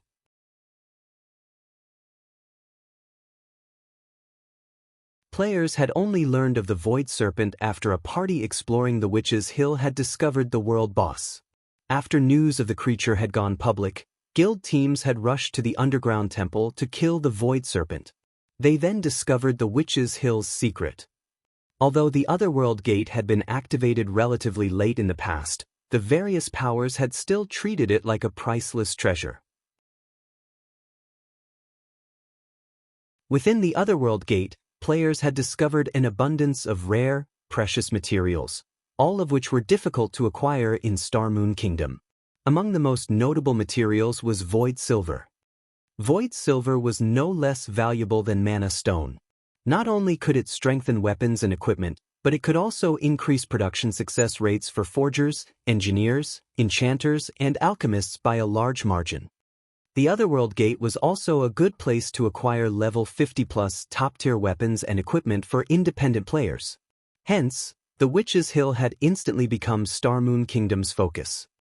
If Shifeng could activate the Otherworld Gate now, Zero Wing City, which occupied the Witch's Hill, would become the most popular city in Starmoon Kingdom. Not only could Zero Wing rake in a fortune, but it could also acquire tons of rare materials, allowing the guild to grow rapidly. He had wanted to raid the Void Serpent for a while, but unfortunately, Zero Wing lacked the strength to do so. A world boss was not an easy raid, and he didn't have a quest to take advantage of, drastically weakening the Void Serpent as he had with the Flame Demon King. If he wanted to raid the Void Serpent, he'd need at least 1,000 Tier 2 players. Meanwhile, after pondering on Shifeng's suggestion for a short moment, both Unyielding Heart and Illusory Words nodded. "All right, I'll agree to your proposal on Unyielding Soul's behalf," Unyielding Heart said. Although he did not know what Shifeng wanted with so many Tier 2 players, saving over 10,000 gold by lending the swordsman 200 experts to raid a boss was a worthwhile transaction. "May I know when Guild Leader Black Flame needs our players?" Illusory Words asked. Naturally, the sooner, the better, Shifeng said.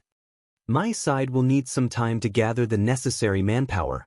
After all, many of our Tier 2 experts are either questing or raiding dungeons right now. I'll need a little over a day to gather 200 Tier 2 experts, so can we gather in 2 days?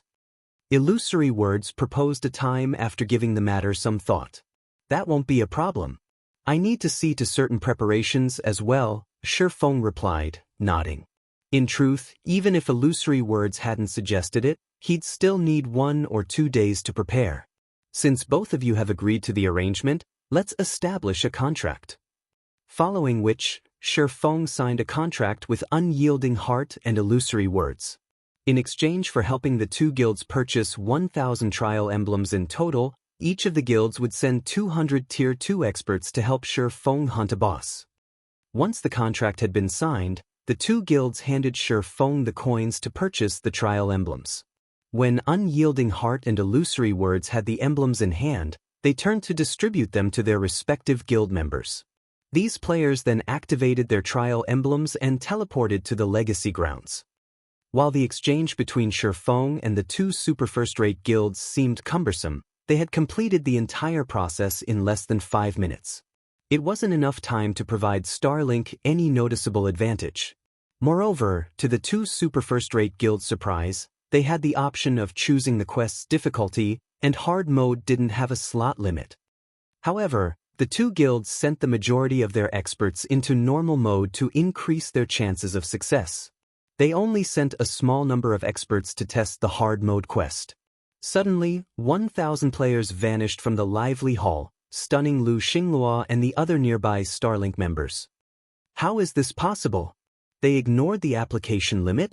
Lu Xinglua's expression darkened as he watched Unyielding Soul and Crimson Emperor's members disappear. He then turned to Shifeng, killing intent flashing in his eyes. Black Flame. You dare to ruin my plans once again? Do you really think that I won't strike at Zero Wing just because you managed to partner with Unyielding Soul? 1,000 players. If these players participated in the class change quest, it would severely affect Starlink's performance. However, Shifeng paid no attention to the killing intent Lu Xinglua directed at him. He simply glanced at the man before leaving the temple and heading for the city hall. They were in the Sea of Trees. If Lu Xinglua and his companions wanted to attack him here, they'd suffer the consequences, not him.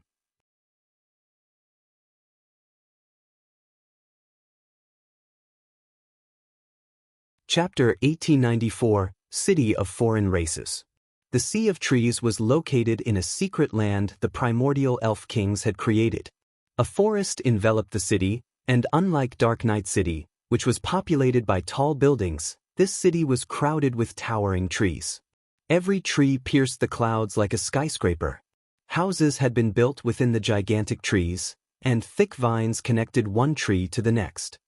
Currently, Shifeng rode his mount down the spacious roads made of vines. When he looked down, he gazed at a sea of clouds below him. Since the Sea of Trees hadn't been fully unlocked, most of the people wandering on the streets were NPCs. Aside from the 3 Superpowers members, who had begun to explore the city, Shifeng didn't spot a single player. Sheltered by the 6 great primordial elf kings, the Sea of Trees had a long history. Most of the NPCs living here were elves, although some were NPC merchants from other races.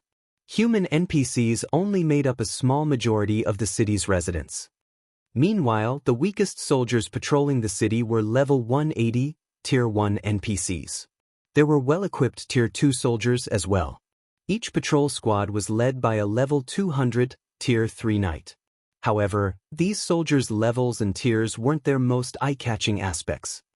All of these soldiers wore ancient equipment engraved with advanced battle arrays. When the advanced battle array activated, the Tier 2 soldiers could even take down Tier 4 players. The patrol captain's equipment sported master battle arrays. With these patrol captains protecting the city, not even Tier 5 players would last long if they tried to cause trouble. According to the legends, the primordial elf kings had also left behind immortal guardians to protect their Sea of Trees. Although these immortal guardians were not Tier 6 existences, they had the combat power to face gods. If a Tier 6 player entered the city, the secret land would forcibly suppress them to Tier 5. Hence, on the continent of God's domain, the Sea of Trees security was even superior to Blackwing cities. During Shifeng's previous life, Tier 5 and Tier 6 players had frequently caused trouble in NPC cities, but none had dared to do so in the Sea of Trees. This was also the reason that the Sea of Trees had become the most well-known NPC city in God's domain, attracting tons of normal and neutral players. These players didn't have to worry about their safety while inside the city. After roughly 20 minutes, Shifeng arrived before the largest, oldest tree in the city. This primordial tree was both the Sea of Trees City Hall and the city's heart. There are so many foreign race merchants here already. As Shifeng approached the city's central district, he noticed many NPC merchants hawking their wares alongside the road. These merchants all sold rare goods such as magic scrolls, potions, materials, tomes, engineering tools, weapons, equipment, etc. The sight was dazzling. The 3 Superpowers members, who had arrived before him, browsed the goods with sparkling eyes.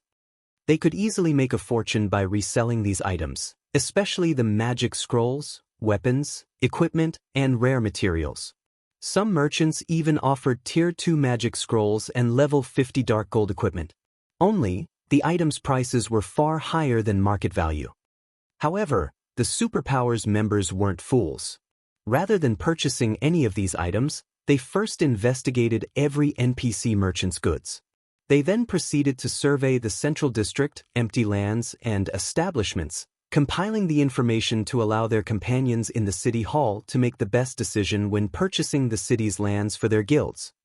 When Shifeng stepped into the city hall, the merchant players that represented the superpowers had already busied themselves with researching the lands and shops, carefully selecting which to purchase. Naturally, the 3 superpowers had sent these merchant players since they were more adept with business negotiations than the guild's upper echelons. Moreover, the merchant subclass allowed them to bargain for discounts and learn more from NPCs. But despite their expertise, these merchant players had headaches as they selected lands for their guilds. The Sea of Trees lands were just so expensive. Even the ordinary lands in the city's outer area cost between 7,000 gold and 15,000 gold, whereas lands in the city's inner area cost between 12,000 gold and 30,000 gold. The cheapest plot of land in the central district cost 50,000 gold, while the more expensive options cost over 100,000. Even superpowers at this stage of the game couldn't afford to purchase the Sea of Trees lands casually, but that wasn't the most important issue. To purchase the Central District's lands, one needed sufficient status and reputation. For the moment, they could only purchase the lands in the city's outer and inner areas, but since there were so many to choose from, they couldn't make a proper decision without further understanding of the city's layout. Lord Demon Hunter, how may I be of service today? A male elf in a suit and tie asked gracefully as he approached Shifeng. I wish to see some of the city's hotels and restaurants for rent, Shifeng said. All right, please follow me. The male elf bowed before leading Shifeng to a VIP reception room. As the elf led Shifeng to a reception room, the 3 superpowers representatives watched him leave the main lobby with astonished expressions. What's going on? How did he get an invite to a VIP room? We've already bought 2 plots of land and earned quite a few contribution points, yet we haven't earned such treatment? Clearly he's an idiot. He's actually trying to rent hotels and restaurants instead of purchasing lands. What benefit could he earn by doing so? They won't be profitable in the least. Many of the merchant players watched enviously as Shifeng was led to a VIP reception room, but the man's statement had also confused them. When players gained access to a VIP reception room, they also gained access to better benefits. Aside from refreshments and privacy, players would also be offered lands, which weren't usually available to the public, for purchase. Moreover, every one of those lands would be worth their price or more. In contrast, the lands offered in the lobby varied. Not every plot would be worth its selling price, and whether players made a profit or not would rely on them. Meanwhile, in the VIP reception room, the elf administrator quickly prepared a list for Feng. Lord Demon Hunter, here are the hotels and restaurants that are available for rent. However, these hotels and restaurants are located in the city's outer and inner areas. You will need 10,000 contribution points to rent those in the central district, the elf administrator explained. I understand. Feng nodded. He then lifted the stack of paper to inspect. Naturally, setting up a trading firm in a trade city like the Sea of Trees would generate a lot of profit. Aside from selling products, the shops could also serve as a warehouse for all kinds of precious materials and items that flowed into the city. However, unlike ordinary NPC cities, the Sea of Trees was slightly unique since it occupied a secret land. The Sea of Trees was similar to the holy city of Titan in that players could not remain in the city long-term. Once the sun set, players that hadn't rented a hotel room or purchased a private house would be automatically teleported out of the Sea of Trees. Furthermore, getting into the city wasn't an easy task. Even once the Sea of Trees had been fully unlocked, players would still need to expend a lot of effort to visit the city, especially ordinary and elite players. Unfortunately, purchasing a private house in the city was out of the question for most players. Not even large guilds' upper echelons could necessarily afford a private house here. Purchasing a private house in this city was even more expensive than setting up a shop. Most importantly, players needed a very high status and a ton of reputation points to buy one. Even expert players would need to quest in the Sea of Trees for a very long time to fulfill these requirements. Aside from private houses, players could stay in hotels or advanced restaurants. Of course, since shops had living spaces for players, they could own a shop as well. Only, shops accommodated far fewer players than private houses, but how could many players afford shops just for the living space? As a result, the only options remaining were hotels and advanced restaurants. Needless to say, staying in these establishments was also quite expensive. Depending on the environment, accommodation fees could range from 50 silver to 5 gold per day. Even elite players would feel a sting from these prices. Meanwhile, if players rented the whole hotel or advanced restaurant, they would earn 20% of the profits. While the Sea of Trees was in its early stages, this was the best way to earn money. Moreover, renting these establishments cost far less than purchasing them directly. After reading through the list, Feng quickly set his sights on a few hotels and restaurants that had been particularly popular during his previous life. However, when Feng reached the final page and saw the small restaurant listed, he was stunned. What? Even this restaurant is available for rent?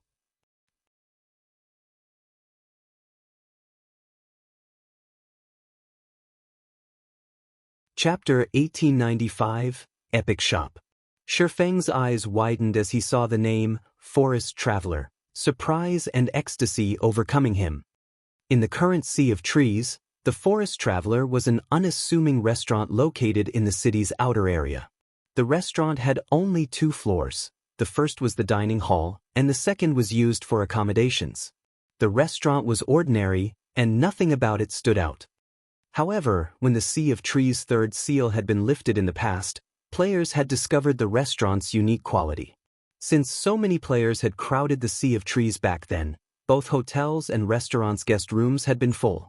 Naturally, many players instantly targeted the cheap accommodations that small restaurants like the Forest Traveler offered.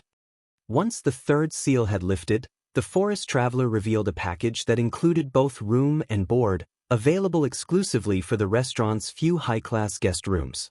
As the high-class guest rooms could only be rented by purchasing this combo pack, players had no choice but to dine there as well. The Forest Traveler had become instantly famous after players had tried the provided meal, which granted a special buff called Forest Blessingle. The Forest Blessing buff granted players anywhere from 5 to 20 points in luck for 18 hours. The buff could only be gained once every 2 days. Although luck was somewhat illusory in God's domain, it had a subtle effect on players. For example, luck would affect loot from opening treasure chests and killing monsters. It would also affect one's production success rate. Hence, on the market, Ornaments that added even 3 to 5 points of luck cost a fortune. Such ornaments would never become obsolete. In the past, the various large guilds had desperately stockpiled items that added luck. A single extra point in luck could be enough to gain a top-tier item. Since luck items were so precious to both independent players and guilds, such items had rarely appeared on the market. One could easily imagine how attractive a meal that increased luck would be to independent and guild players. Even Shifeng had often visited the Forest Traveler for a meal in the past, especially before he raided a large-scale team dungeon. The only downside was the buff's long cooldown. Even after the Forest Traveler had expanded its shopfront, players had to deal with a 7 to 8 hour queue to get a seat. The Forest Traveler had ranked as one of the top 100 epic shops in God's domain in its heyday. The secret pavilion managed the ranking system, and a shop's rank depended on demand for and rarity of its services. Since the Forest Traveler had revealed itself to him, why wouldn't Shifeng be surprised and excited? However, when Shifeng saw the restaurant's rental price, his eyebrows twitched. Is this a robbery? Shifeng couldn't help but wonder. Normally, the Sea of Trees hotels and restaurants demanded per week or per month rent, but the Forest Traveler had to be paid by the year. Moreover, renting the restaurant for a single year cost 60,000 gold. Even the larger advanced restaurants only cost 4,000 gold per month, yet the Forest Traveler's rent cost 5,000 gold per month. Moreover, the system demanded a full year upfront. It was half of the funds Shifeng had on hand right now. With 60,000 gold, he could rent over a dozen hotels and restaurants. Should I set it aside for now and rent it during my next visit? Shifeng fell into deep thought as he looked at the Forest Traveler's information.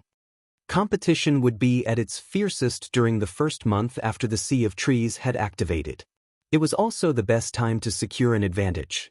As long as players rented one of the Sea of Trees establishments, they could continue to renew their lease. Unless players gave up their right to renew the lease, other players wouldn't have an opportunity to claim the establishment. However, if he rented the Forest Traveler now, he wouldn't have much left to rent other restaurants and hotels, but he had no guarantee that the 3 superpowers wouldn't discover these hotels and restaurants' importance before his next visit. If the superpowers had already realized these establishments' value, he'd have a far more difficult time renting a large number of them later. Fortunately, he didn't have to worry about losing the Forest Traveler since only he knew the restaurant's secret right now. Furthermore, 60,000 gold was a huge sum to a superpower as well. None of them would be willing to spend so much gold for a modest restaurant like the Forest Traveler.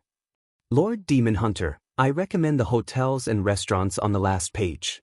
Many customers favor those establishments in particular. I cannot guarantee that these establishments will be available during your next visit, the elf administrator said, flashing Shifeng a cunning smile when he noticed the swordsman stare tentatively at the list's final page. Shifeng rolled his eyes at the elf administrator.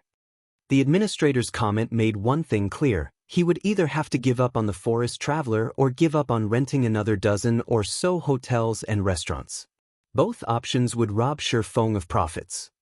I'm interested in renting this Forest Traveler, but why must it only be rented by the year? Can it not be rented on a monthly basis? Shifeng asked as he gestured to the Forest Traveler's information on the list. He wanted to see if the system would grant him any other options. The Forest Traveler? The elf administrator repositioned his glasses as he took a look at the list.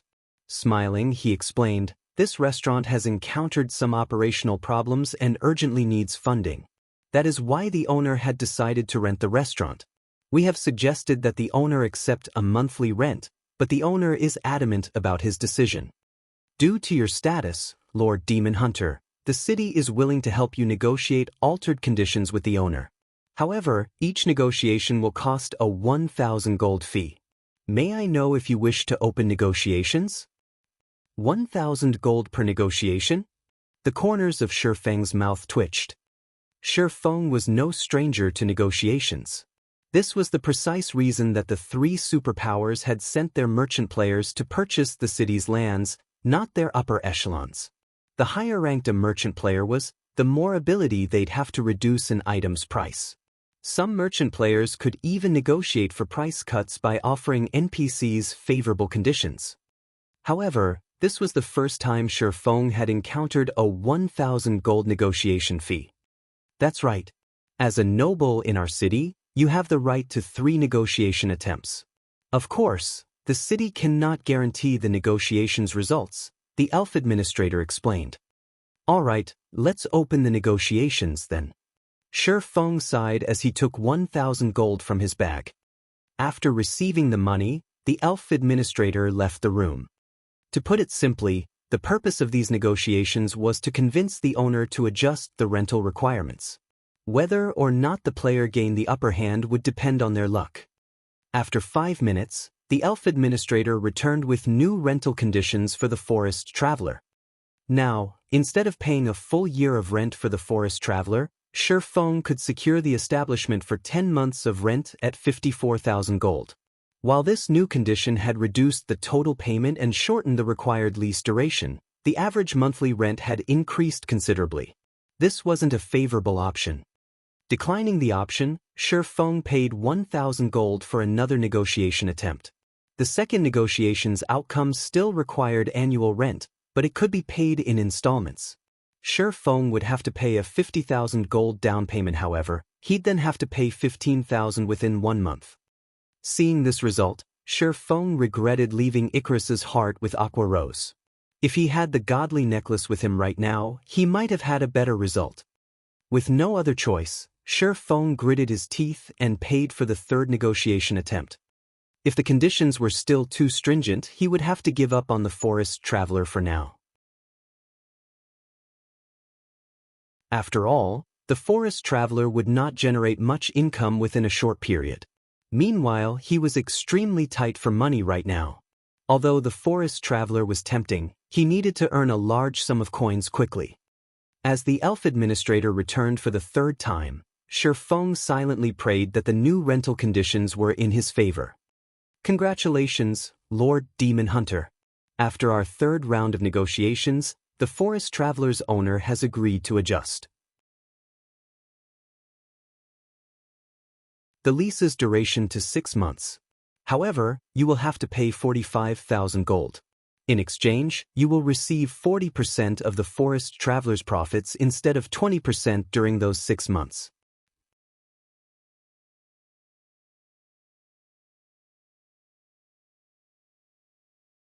Chapter 1896, 2-Star Restaurant. Half a year and 40% of the profits for 45,000 gold? Silverwing fell deep in thought after hearing the elf administrator's final results. Once the forest traveler introduced the meal that granted the forest blessing buff, the various major powers would visit before any major operation. However, as the restaurant's business was limited by its size, and its overall income wasn't much more than a large hotel's, players would only gain the forest blessing buff when they ate the food that provided the buff in the restaurant. The food would not grant the buff if consumed elsewhere. Hence, Silverwing had considered giving the forest traveler up, selecting a dozen or so ordinary restaurants and hotels instead. However, the forest traveler's latest conditions were far better than they had been, especially the 40% profit sharing. This would grant him twice as much income as normal from the restaurant. With the forest traveler's advantage, it could generate enough income to rival a dozen or so establishments. All right, I agree to the owner's conditions, Silverwing said after giving the matter some thought. Although renting a single restaurant for 45,000 gold was a little extravagant, not only would he get double the profits in return, but he would also have an advantage when gaining the forest blessing buff. This would ensure that Zero Wings members wouldn't have to wait in line for hours to get a seat before raiding an important team dungeon. He could simply reserve a table for Zero Wings' exclusive use. No power had taken control of the forest traveler in his previous life. It had been under NPC's full control. As a result, the restaurant's development had been left to the system's discretion. Compared to player-managed hotels and restaurants back then, the forest traveler's development speed had been pitiful. If he managed the forest traveler, the restaurant's development speed would increase by a significant margin. After all, with the forest blessing buff, the restaurant would not lack popularity or income.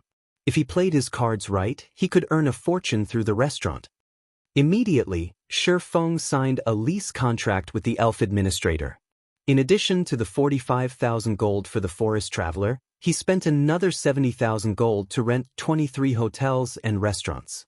Although the hotels and restaurants he had rented varied in size, they were all situated in strategic locations throughout the city. They were all near important buildings and special establishments. Once the city's second seal had been removed, which should happen in the next few days, a large number of players would surge into the Sea of Trees. At that time, his hotels and restaurants would officially begin to make money. The 24 hotels and restaurants he rented should generate even more profit than Silverwing Town's teleportation service. Silverwing Town's teleportation service would lure players to the town and increase its competitive edge. As a result, the town could only earn a small amount of money from each player with the teleportation service. However, such considerations weren't necessary when operating the Sea of Trees hotels and restaurants. Even if he only received 20% of the profits from each customer, he should earn at least 10 times more per customer than from Silverwing Town's teleportation service.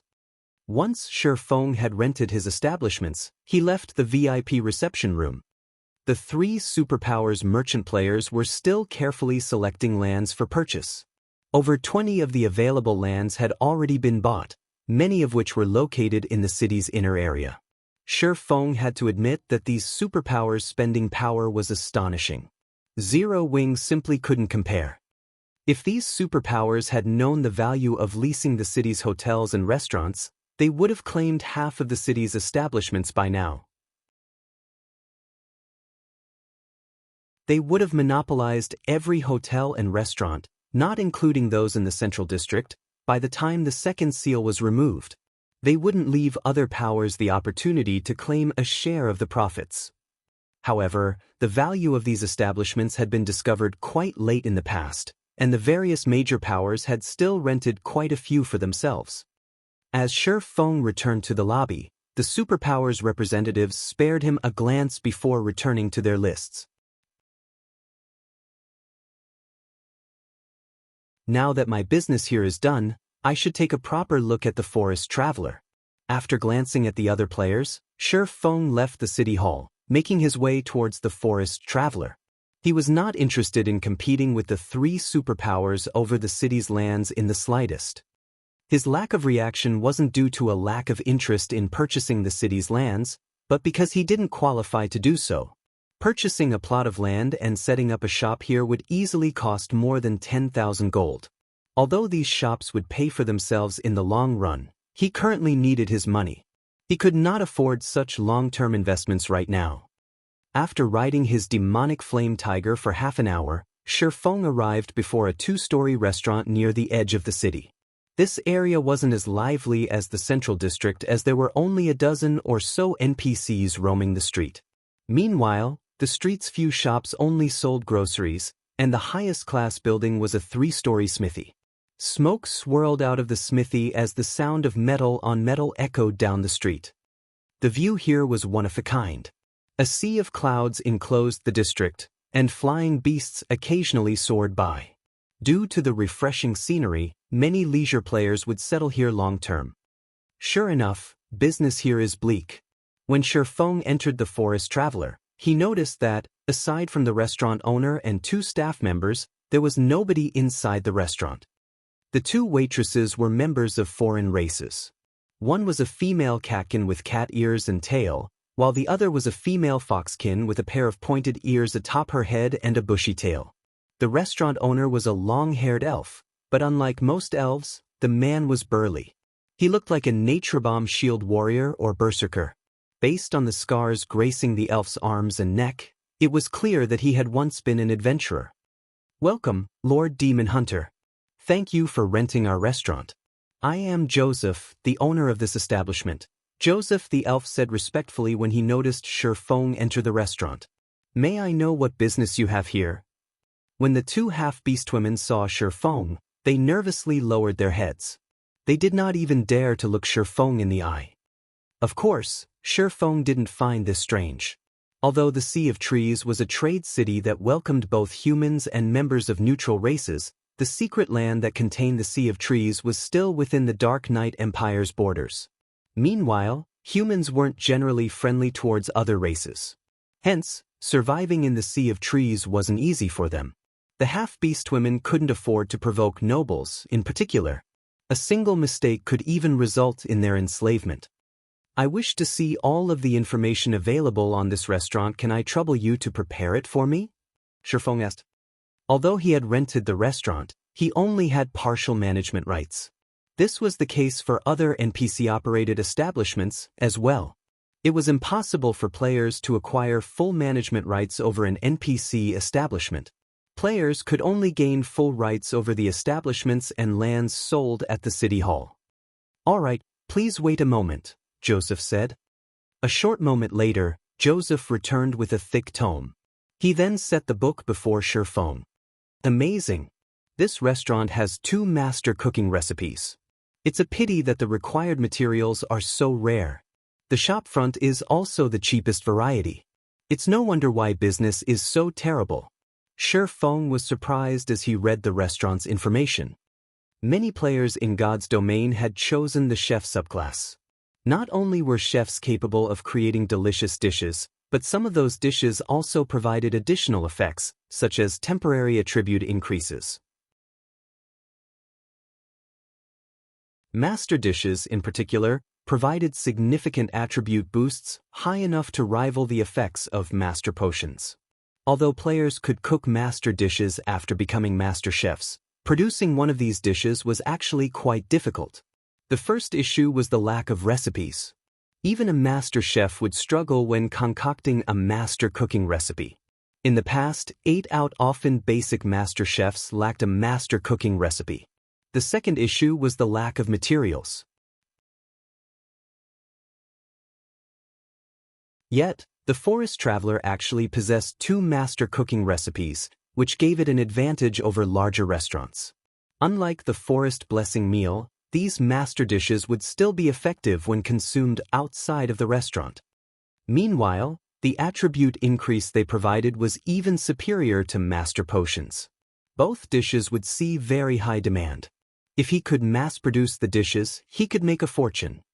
When Shifeng inspected the restaurant's shopfront, he noticed that the Forest Traveler already met most of the conditions for its upgrade to a 2-star restaurant. All it lacked was sales.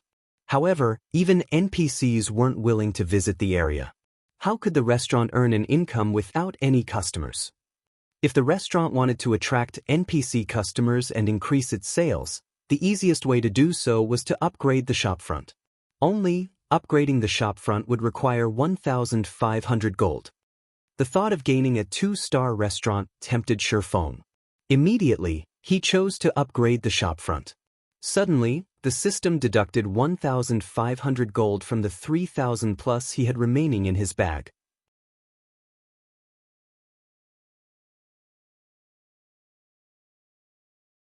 Chapter 1897, Master Dishes. As soon as Shifeng chose to upgrade the shopfront, the Forest Traveler started to change. In less than 5 seconds, the Forest Traveler transformed from a shabby, 2-story restaurant into an exquisite, 3-story establishment. The restaurant was now far more appealing than the surrounding shops. However, the interior had changed far more than the restaurant's exterior. The space inside the restaurant had more than doubled.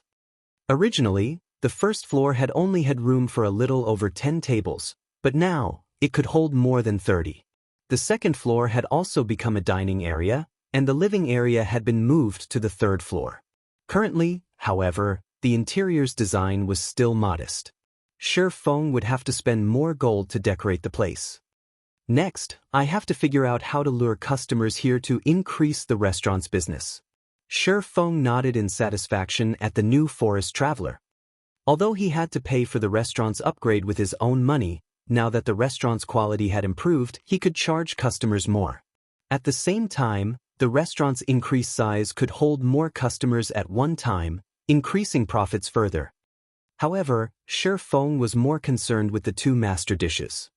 One of the 2 master dishes was drunken tiger meat, while the other was called frozen bone soup. When consumed, the drunken tiger meat increased players' strength by 10% for 6 hours. As for the frozen bone soup, it increased players' intelligence by 10% for 6 hours. Neither dish had a cooldown. Hence, even if the buffs were removed by a skill or death, players could consume another dish to regain the benefits.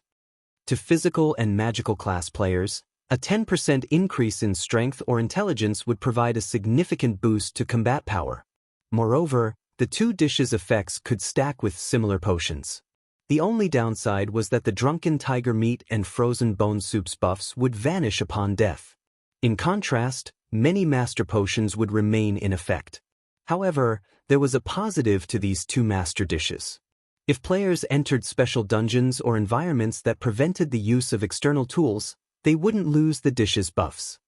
Hence, the drunken tiger meat and frozen bone soup would be of significant help during his planned Void Serpent raid. Since the Forest Traveler was only a 1-star restaurant, its only chef had been the owner, Joseph. Even if he provided the dishes' required materials, their production speed would be limited.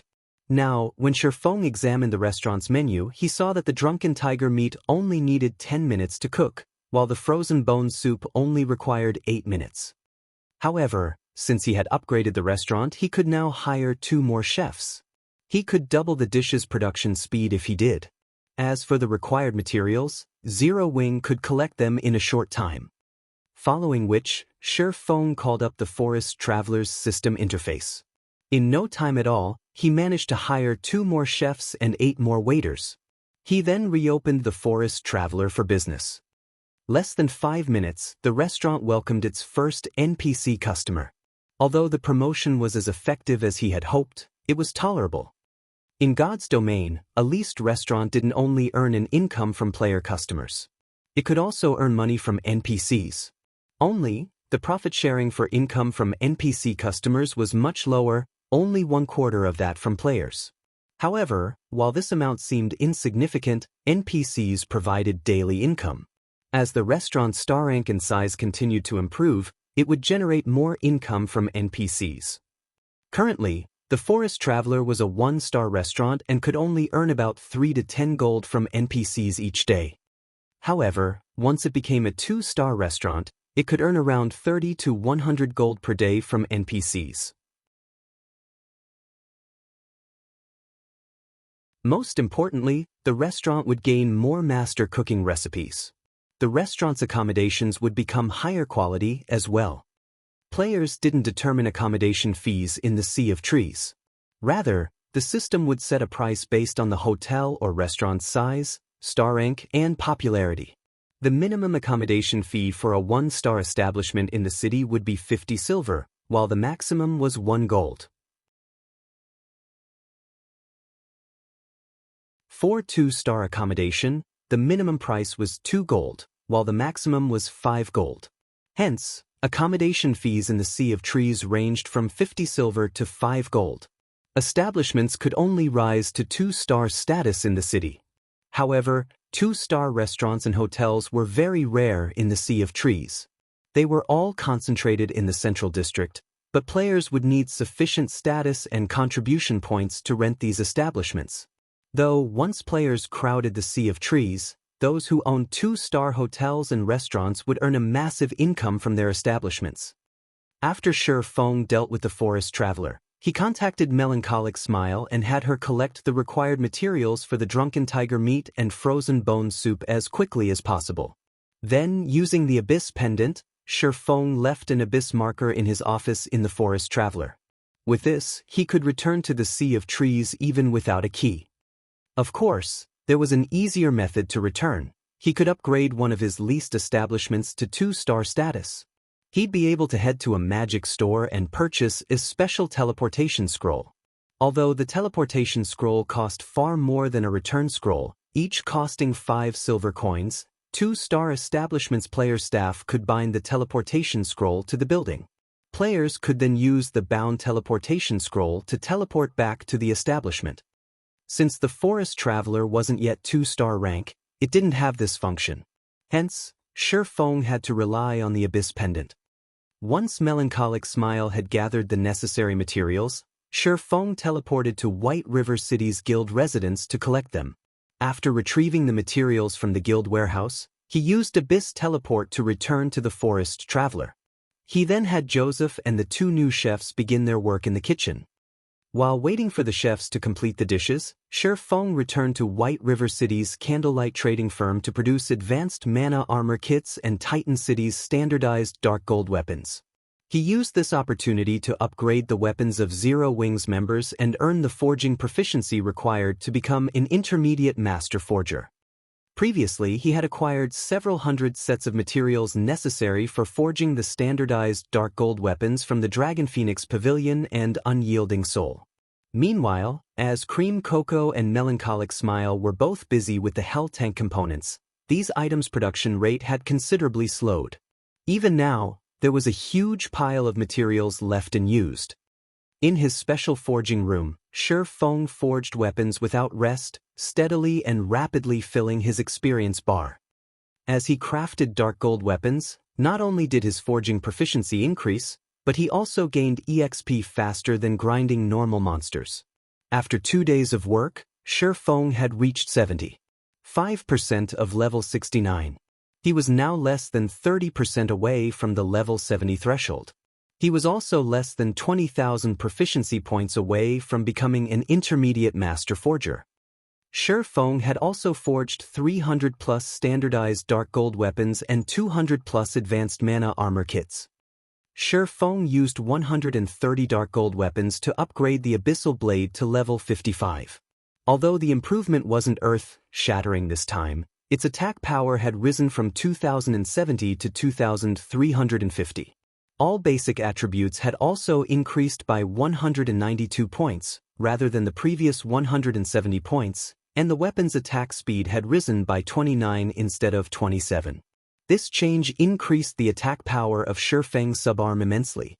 However, the Abyssal Blade still couldn't compare to killing Ray, whose level increased or decreased with its users.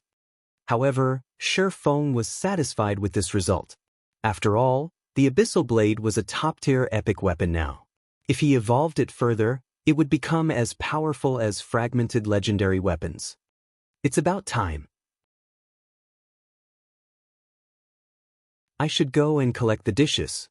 After a glance at the time, Feng used Abyss Transfer to return to the Sea of Trees. As Feng returned to the Forest Traveler, he noticed that the restaurant had considerably more NPC customers. At least, it wasn't as deserted as it had been. There were even 6 customers dining in the first-floor hall. A short moment later, Feng collected 300 sets of drunken tiger meat and 500 bowls of frozen bone soup from Joseph. He then teleported back to the guild residence in Zero Wing City. When Cola, Alluring Summer, and their companions noticed Feng's arrival in the guild hall's lounge, they ran up to greet him. "Hee, guild leader, look, I'm level 60 now," Cola said as he gleefully revealed his level, proving to Feng that he had worked very hard while grinding monsters. Every 5 levels was a minor turning point in God's domain. Meanwhile, level 60 happened to be one of those turning points that gave players a small boost to their attributes. "Guild leader, why did you recall us so suddenly?" Alluring Summer asked after rolling her eyes at Cola. "Mitchum, you too, try on these 2 set equipment," Feng said, nodding. He then took out the Sins of Thunderfire set and the Scorching Wind set, which he had acquired from the Flame Demon King, handing them to Alluring Summer and Cola.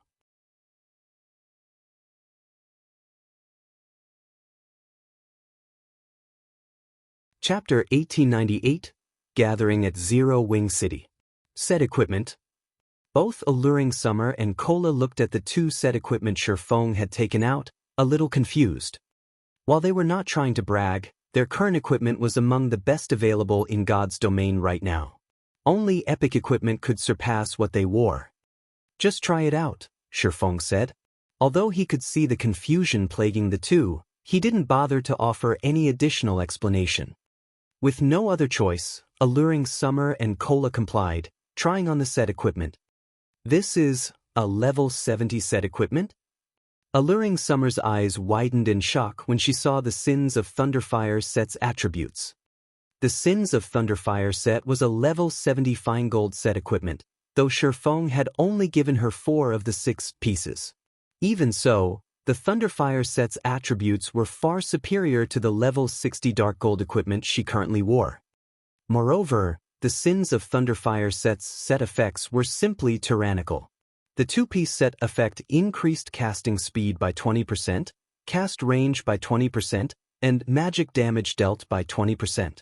As for the 4-piece set effect, it increased all basic attributes by 15% and granted the use of the Tier 3 spell, Thunderburst, a dual-element spell that dealt both flame and lightning damage. Meanwhile, Cola was incomparably excited after receiving the Scorching Wind set. Unlike Alluring Summer, he had received a complete, 6-piece level 70 fine gold set equipment. As Shifeng had already equipped the 2 sets with attribute gemstones and level reduction gemstones, Alluring Summer and Cola could equip the sets right away. Amazing! Just equipping this set has pushed my defense past 35,000 and HP past 100,000. Cola was stunned when he inspected his updated attribute panel. Not even a Tier 2 Berserker can budge me now. Not even receiving a level 60 Mythic Monster's attack will be a problem. If Turtledove and Yiwumian saw this, they'd die with envy.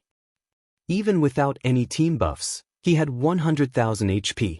He was basically a humanoid boss. Reaching 120,000 HP shouldn't even be impossible with team buffs. Currently, Turtledove and Yiwumian only had 85,000 HP after receiving team buffs, which only the best Tier 2 MTs had at this stage of the game. Not only had his HP soared past his 2 companions, but he was also a strength-focused MT. He had only invested a small fraction of his free attribute points in endurance. Alright, it's time to go. We can't keep the other guilds waiting for too long, Shifeng said, nodding in satisfaction when he saw Cola and Alluring Summer's attributes. With this, he was more confident of taking down the Void Serpent. Following which, Shifeng led Cola and the others to one of the 4 Towers of Elements, the meeting point he had agreed upon with Unyielding Soul and Crimson Emperor. The members of both super first-rate guilds had already arrived, but to avoid attracting attention, they all wore black cloaks. Despite their efforts, however, the group of 400 players was simply too large to ignore. Furthermore, these players were all Tier 2 experts from major guilds, so the aura they radiated instilled fear in others. Although these experts had done their best to suppress their auras, the combined energy of 400 experts was stifling. Who are those people? I don't mean to brag, but I can be considered an expert player as well, so why do those people feel so dangerous? I caught a glimpse of their equipment a moment ago, and they're all wearing multiple pieces of level 50 fine gold equipment. I've spent many days grinding to reach level 54, but even now, I only have 1 piece of level 50 secret silver equipment, yet they have multiple pieces of level 50 fine gold equipment. Could they be members from a top adventurer team?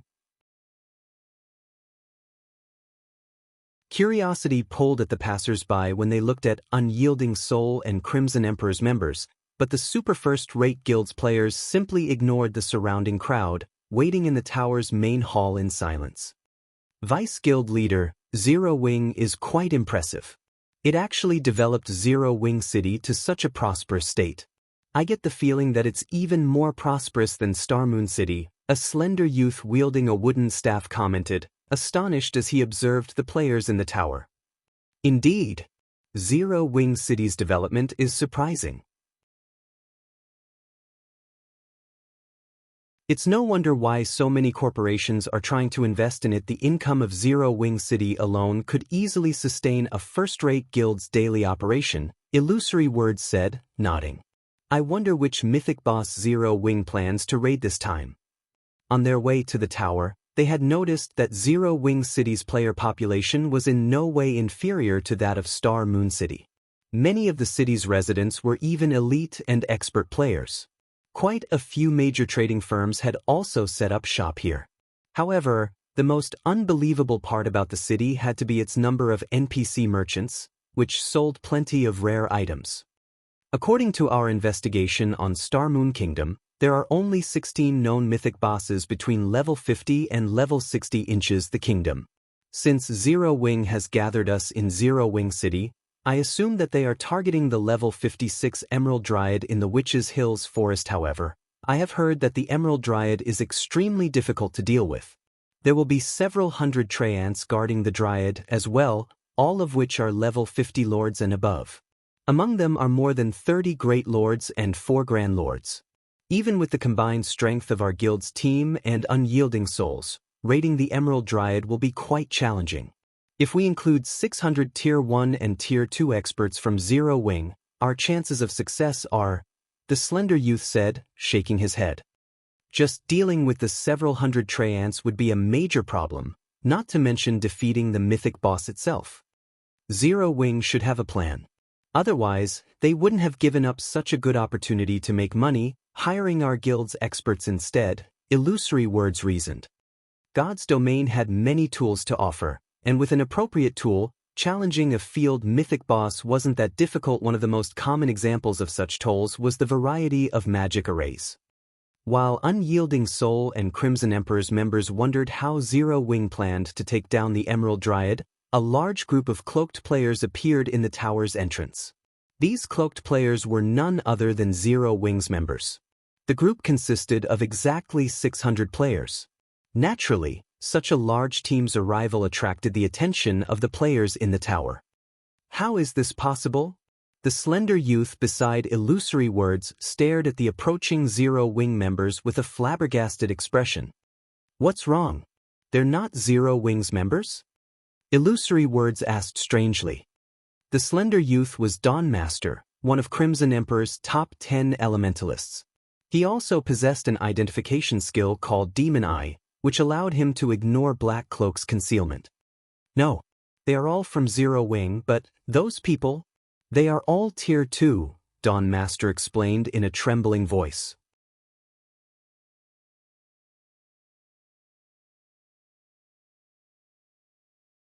Chapter 1899, World Boss. They're all Tier 2? Illusory Words spun towards the approaching Zero Wing members after hearing Dawnmaster's statement. In a low tone she asked, "There are 600 people here. Are you sure you're not mistaken?" Although she could tell that the approaching players were powerful experts, she found it a little frightening that all 600 were Tier 2. All of the various superpowers had an increasingly large number of players that had already completed their Tier 2 promotion quests, but even the weaker superpowers were still some time from amassing a 500-man, Tier 2 team, let alone a 600-man team. The Tier 2 promotion quests weren't easy challenges to overcome. The quest had heavy requirements of both technique and equipment standards. Of course, some players, such as independent players with good equipment and techniques, would challenge the lowest difficulty promotion quests. The advantage a Tier 2 class had over a Tier 1 was simply too massive. Not only would players gain a huge boost to their basic attributes once they reached Tier 2, but their physique would also improve significantly.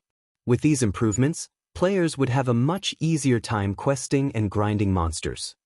However, players that selected a low-difficulty promotion quest would face severe consequences. Their Tier 3 promotion quest would be far more difficult than normal. The majority of independent players chose to acquire their Tier 2 class as soon as possible to secure better resources now, but large guild experts were a different story. As these experts had their guild support, they didn't lack resources. Naturally, to ensure that they had an easier time with their Tier 3 promotion quests, these experts would challenge the harder Tier 2 promotion quests. They invested a lot of time in improving their levels, equipment, and techniques to complete the higher difficulty promotion quests, establishing a sturdy foundation so they could walk a smoother path in the future. Meanwhile, Zero Wing was a guild with abundant resources due to its gold mines like Zero Wing City and Silverwing Town. There was no doubt that Zero Wing had prepared its experts to challenge high-difficulty promotion quests. However, just how many members did Zero Wing possess? How many experts had the guild nurtured? Comparing Zero Wing to a superpower was akin to comparing a firefly to the moon. The two were on entirely different levels. Yet, the guild had just revealed 600 Tier 2 players, already surpassing many superpowers. Vice Guild Leader, I wish I were wrong, but players can't fake the Tier 2 class insignias. Every one of those players has a Tier 2 class insignia equipped, Dawn Master said, smiling bitterly. He had inspected Zero Wings members multiple times, but the Tier 2 class insignia beneath their black cloaks was conspicuous to his eyes. There was no way he would mistake those insignias. Moreover, he hadn't told Illusory Words everything among the 600 Zero Wing members, for were level 60 and more than 50 were level 59. He also couldn't identify Shifeng's level. The highest level player in the Dark Knight Empire was only level 58. According to Crimson Emperor's investigation, this fact included the players that habitually hid their levels. Once players reached such a high level, they'd require a massive amount of EXP to level up, and although players could grind more efficiently and gain EXP more quickly once they had reached Tier 2, they'd still need a lot of time to grind to the next level.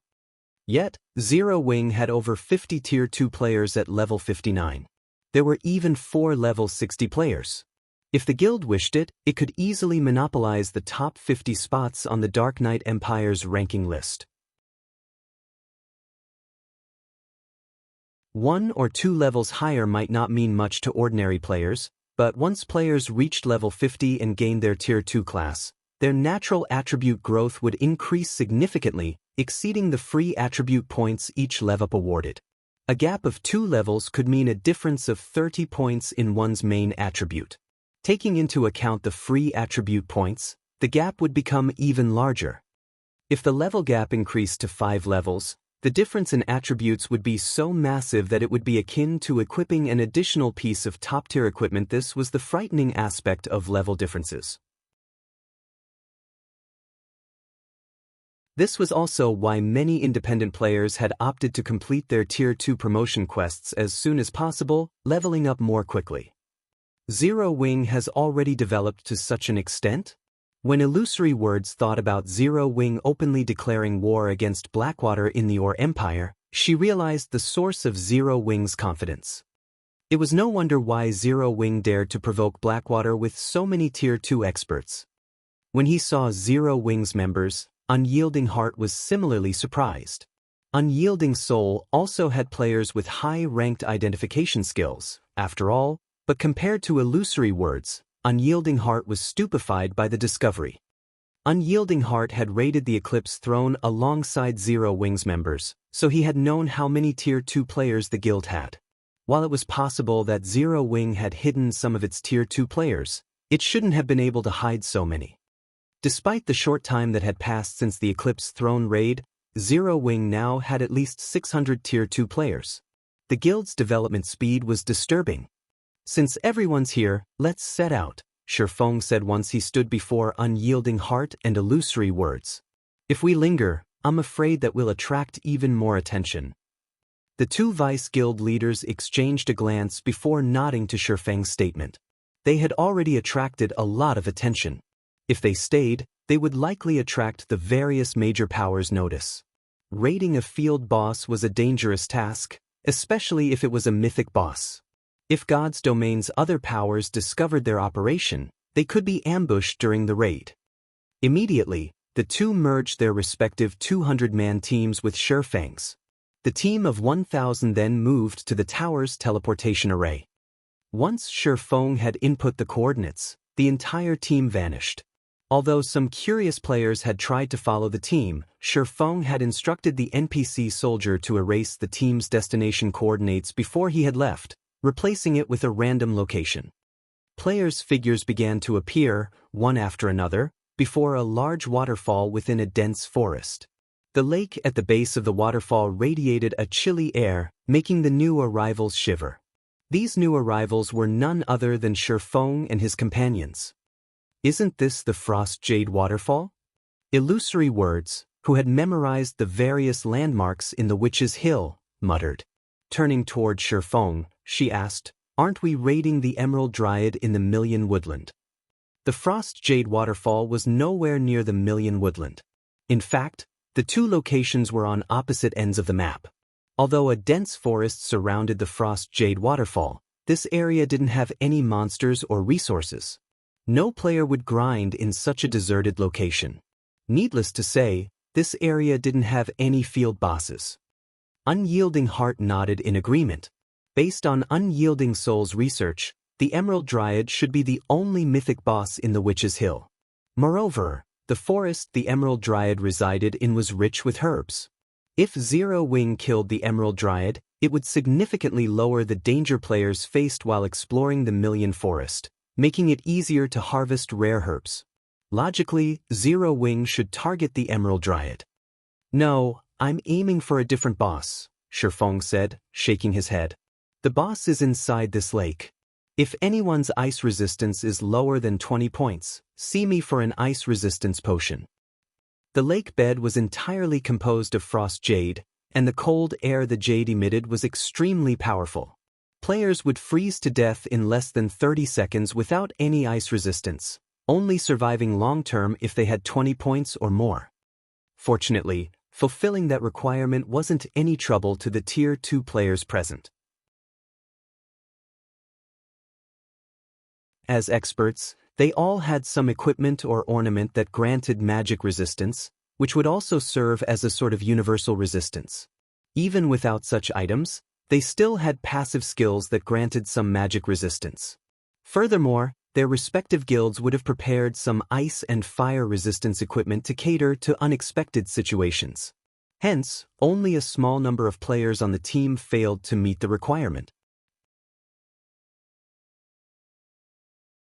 After Shifeng distributed ice resistance potions to the 100-plus players who didn't meet the requirement, he instructed the team to jump into the water without offering an explanation. A small cave hid under the frost jade waterfall, large enough for 5 people to swim through at the same time. This cave was the entrance to the Void Serpent's underground temple. After swimming through the cave for around 3 minutes, the first group discovered an exit. As players emerged from the tunnel, they arrived in a dark cavern. Ancient murals covered the cavern walls, depicting the history of the Witch's Hill. When these players broke through the water's surface, they were amazed by the scene. They had never expected to find such a place hidden beneath the frost jade waterfall. Unfortunately, the players who lacked understanding of divine runes failed to comprehend the murals on the walls. The players who were familiar with divine runes, however, quickly realized that the murals depicted the Otherworld Gate and the method of activating it. Once the team had finished admiring the murals, they proceeded into another long, dark tunnel. When they left the tunnel, the team arrived in another cavern. This time, the team found a temple within, and unlike the previous cavern, this one was as large as a town and brightly illuminated. Lifting their heads, the team discovered a gigantic, glowing crystal embedded in the cavern's ceiling. This crystal lit the cavern until it was as bright as day. While everyone admired the glowing crystal, they discovered something that caused their stomachs to churn and a frown to pull at their lips. Coiled around the crystal was a snake that was over 100 meters long. The serpent's body was made entirely of translucent crystal. At the moment, the serpent's eyes were shut, and if not for the occasional twitch, the players would have treated it as a part of the shining crystal. The serpent's head was easily the size of a 3-story building, and its eyes alone were easily larger than a human. As they gazed up at the monster, an instinctive fear gripped their hearts. After a closer look at the serpent's statistics, many of the players felt their knees go weak. Void Serpent, Wakenet. Realm Lord, Void Creature, Mythic. Level 60. HP 560, 000, 000/560, 000, A world boss. Illusory Words and Unyielding Heart gasped in shock. When they saw the Void Serpent's HP bars, they felt an unprecedented pressure bear down as terror overwhelmed them. There was no definitive indication of whether a field boss was a world boss or not in God's domain. However, one thing differentiated the two: how many HP bars the boss possessed. Normal Grand Lord ranked field bosses had around 3 to 5 HP bars, while Mythic ranked field bosses had 5 to 7 HP bars. Meanwhile, based on the various large guilds' understanding of world bosses, such a monster should have 8 or more HP bars. While more HP bars didn't necessarily increase a boss's total HP, Depleting each bar would alter the boss's combat method, increasing the raid's difficulty. The Void Serpent before them had a total of 9 HP bars. That you're tuning in to the Passion Pages YouTube channel. We're so grateful for your support, and don't forget to subscribe to join us on this incredible journey through captivating stories. Your generosity through donations truly makes a world of difference, as it's the primary source of revenue that allows me to expand and enhance this channel for you. Thank you from the bottom of my heart for being a part of this adventure.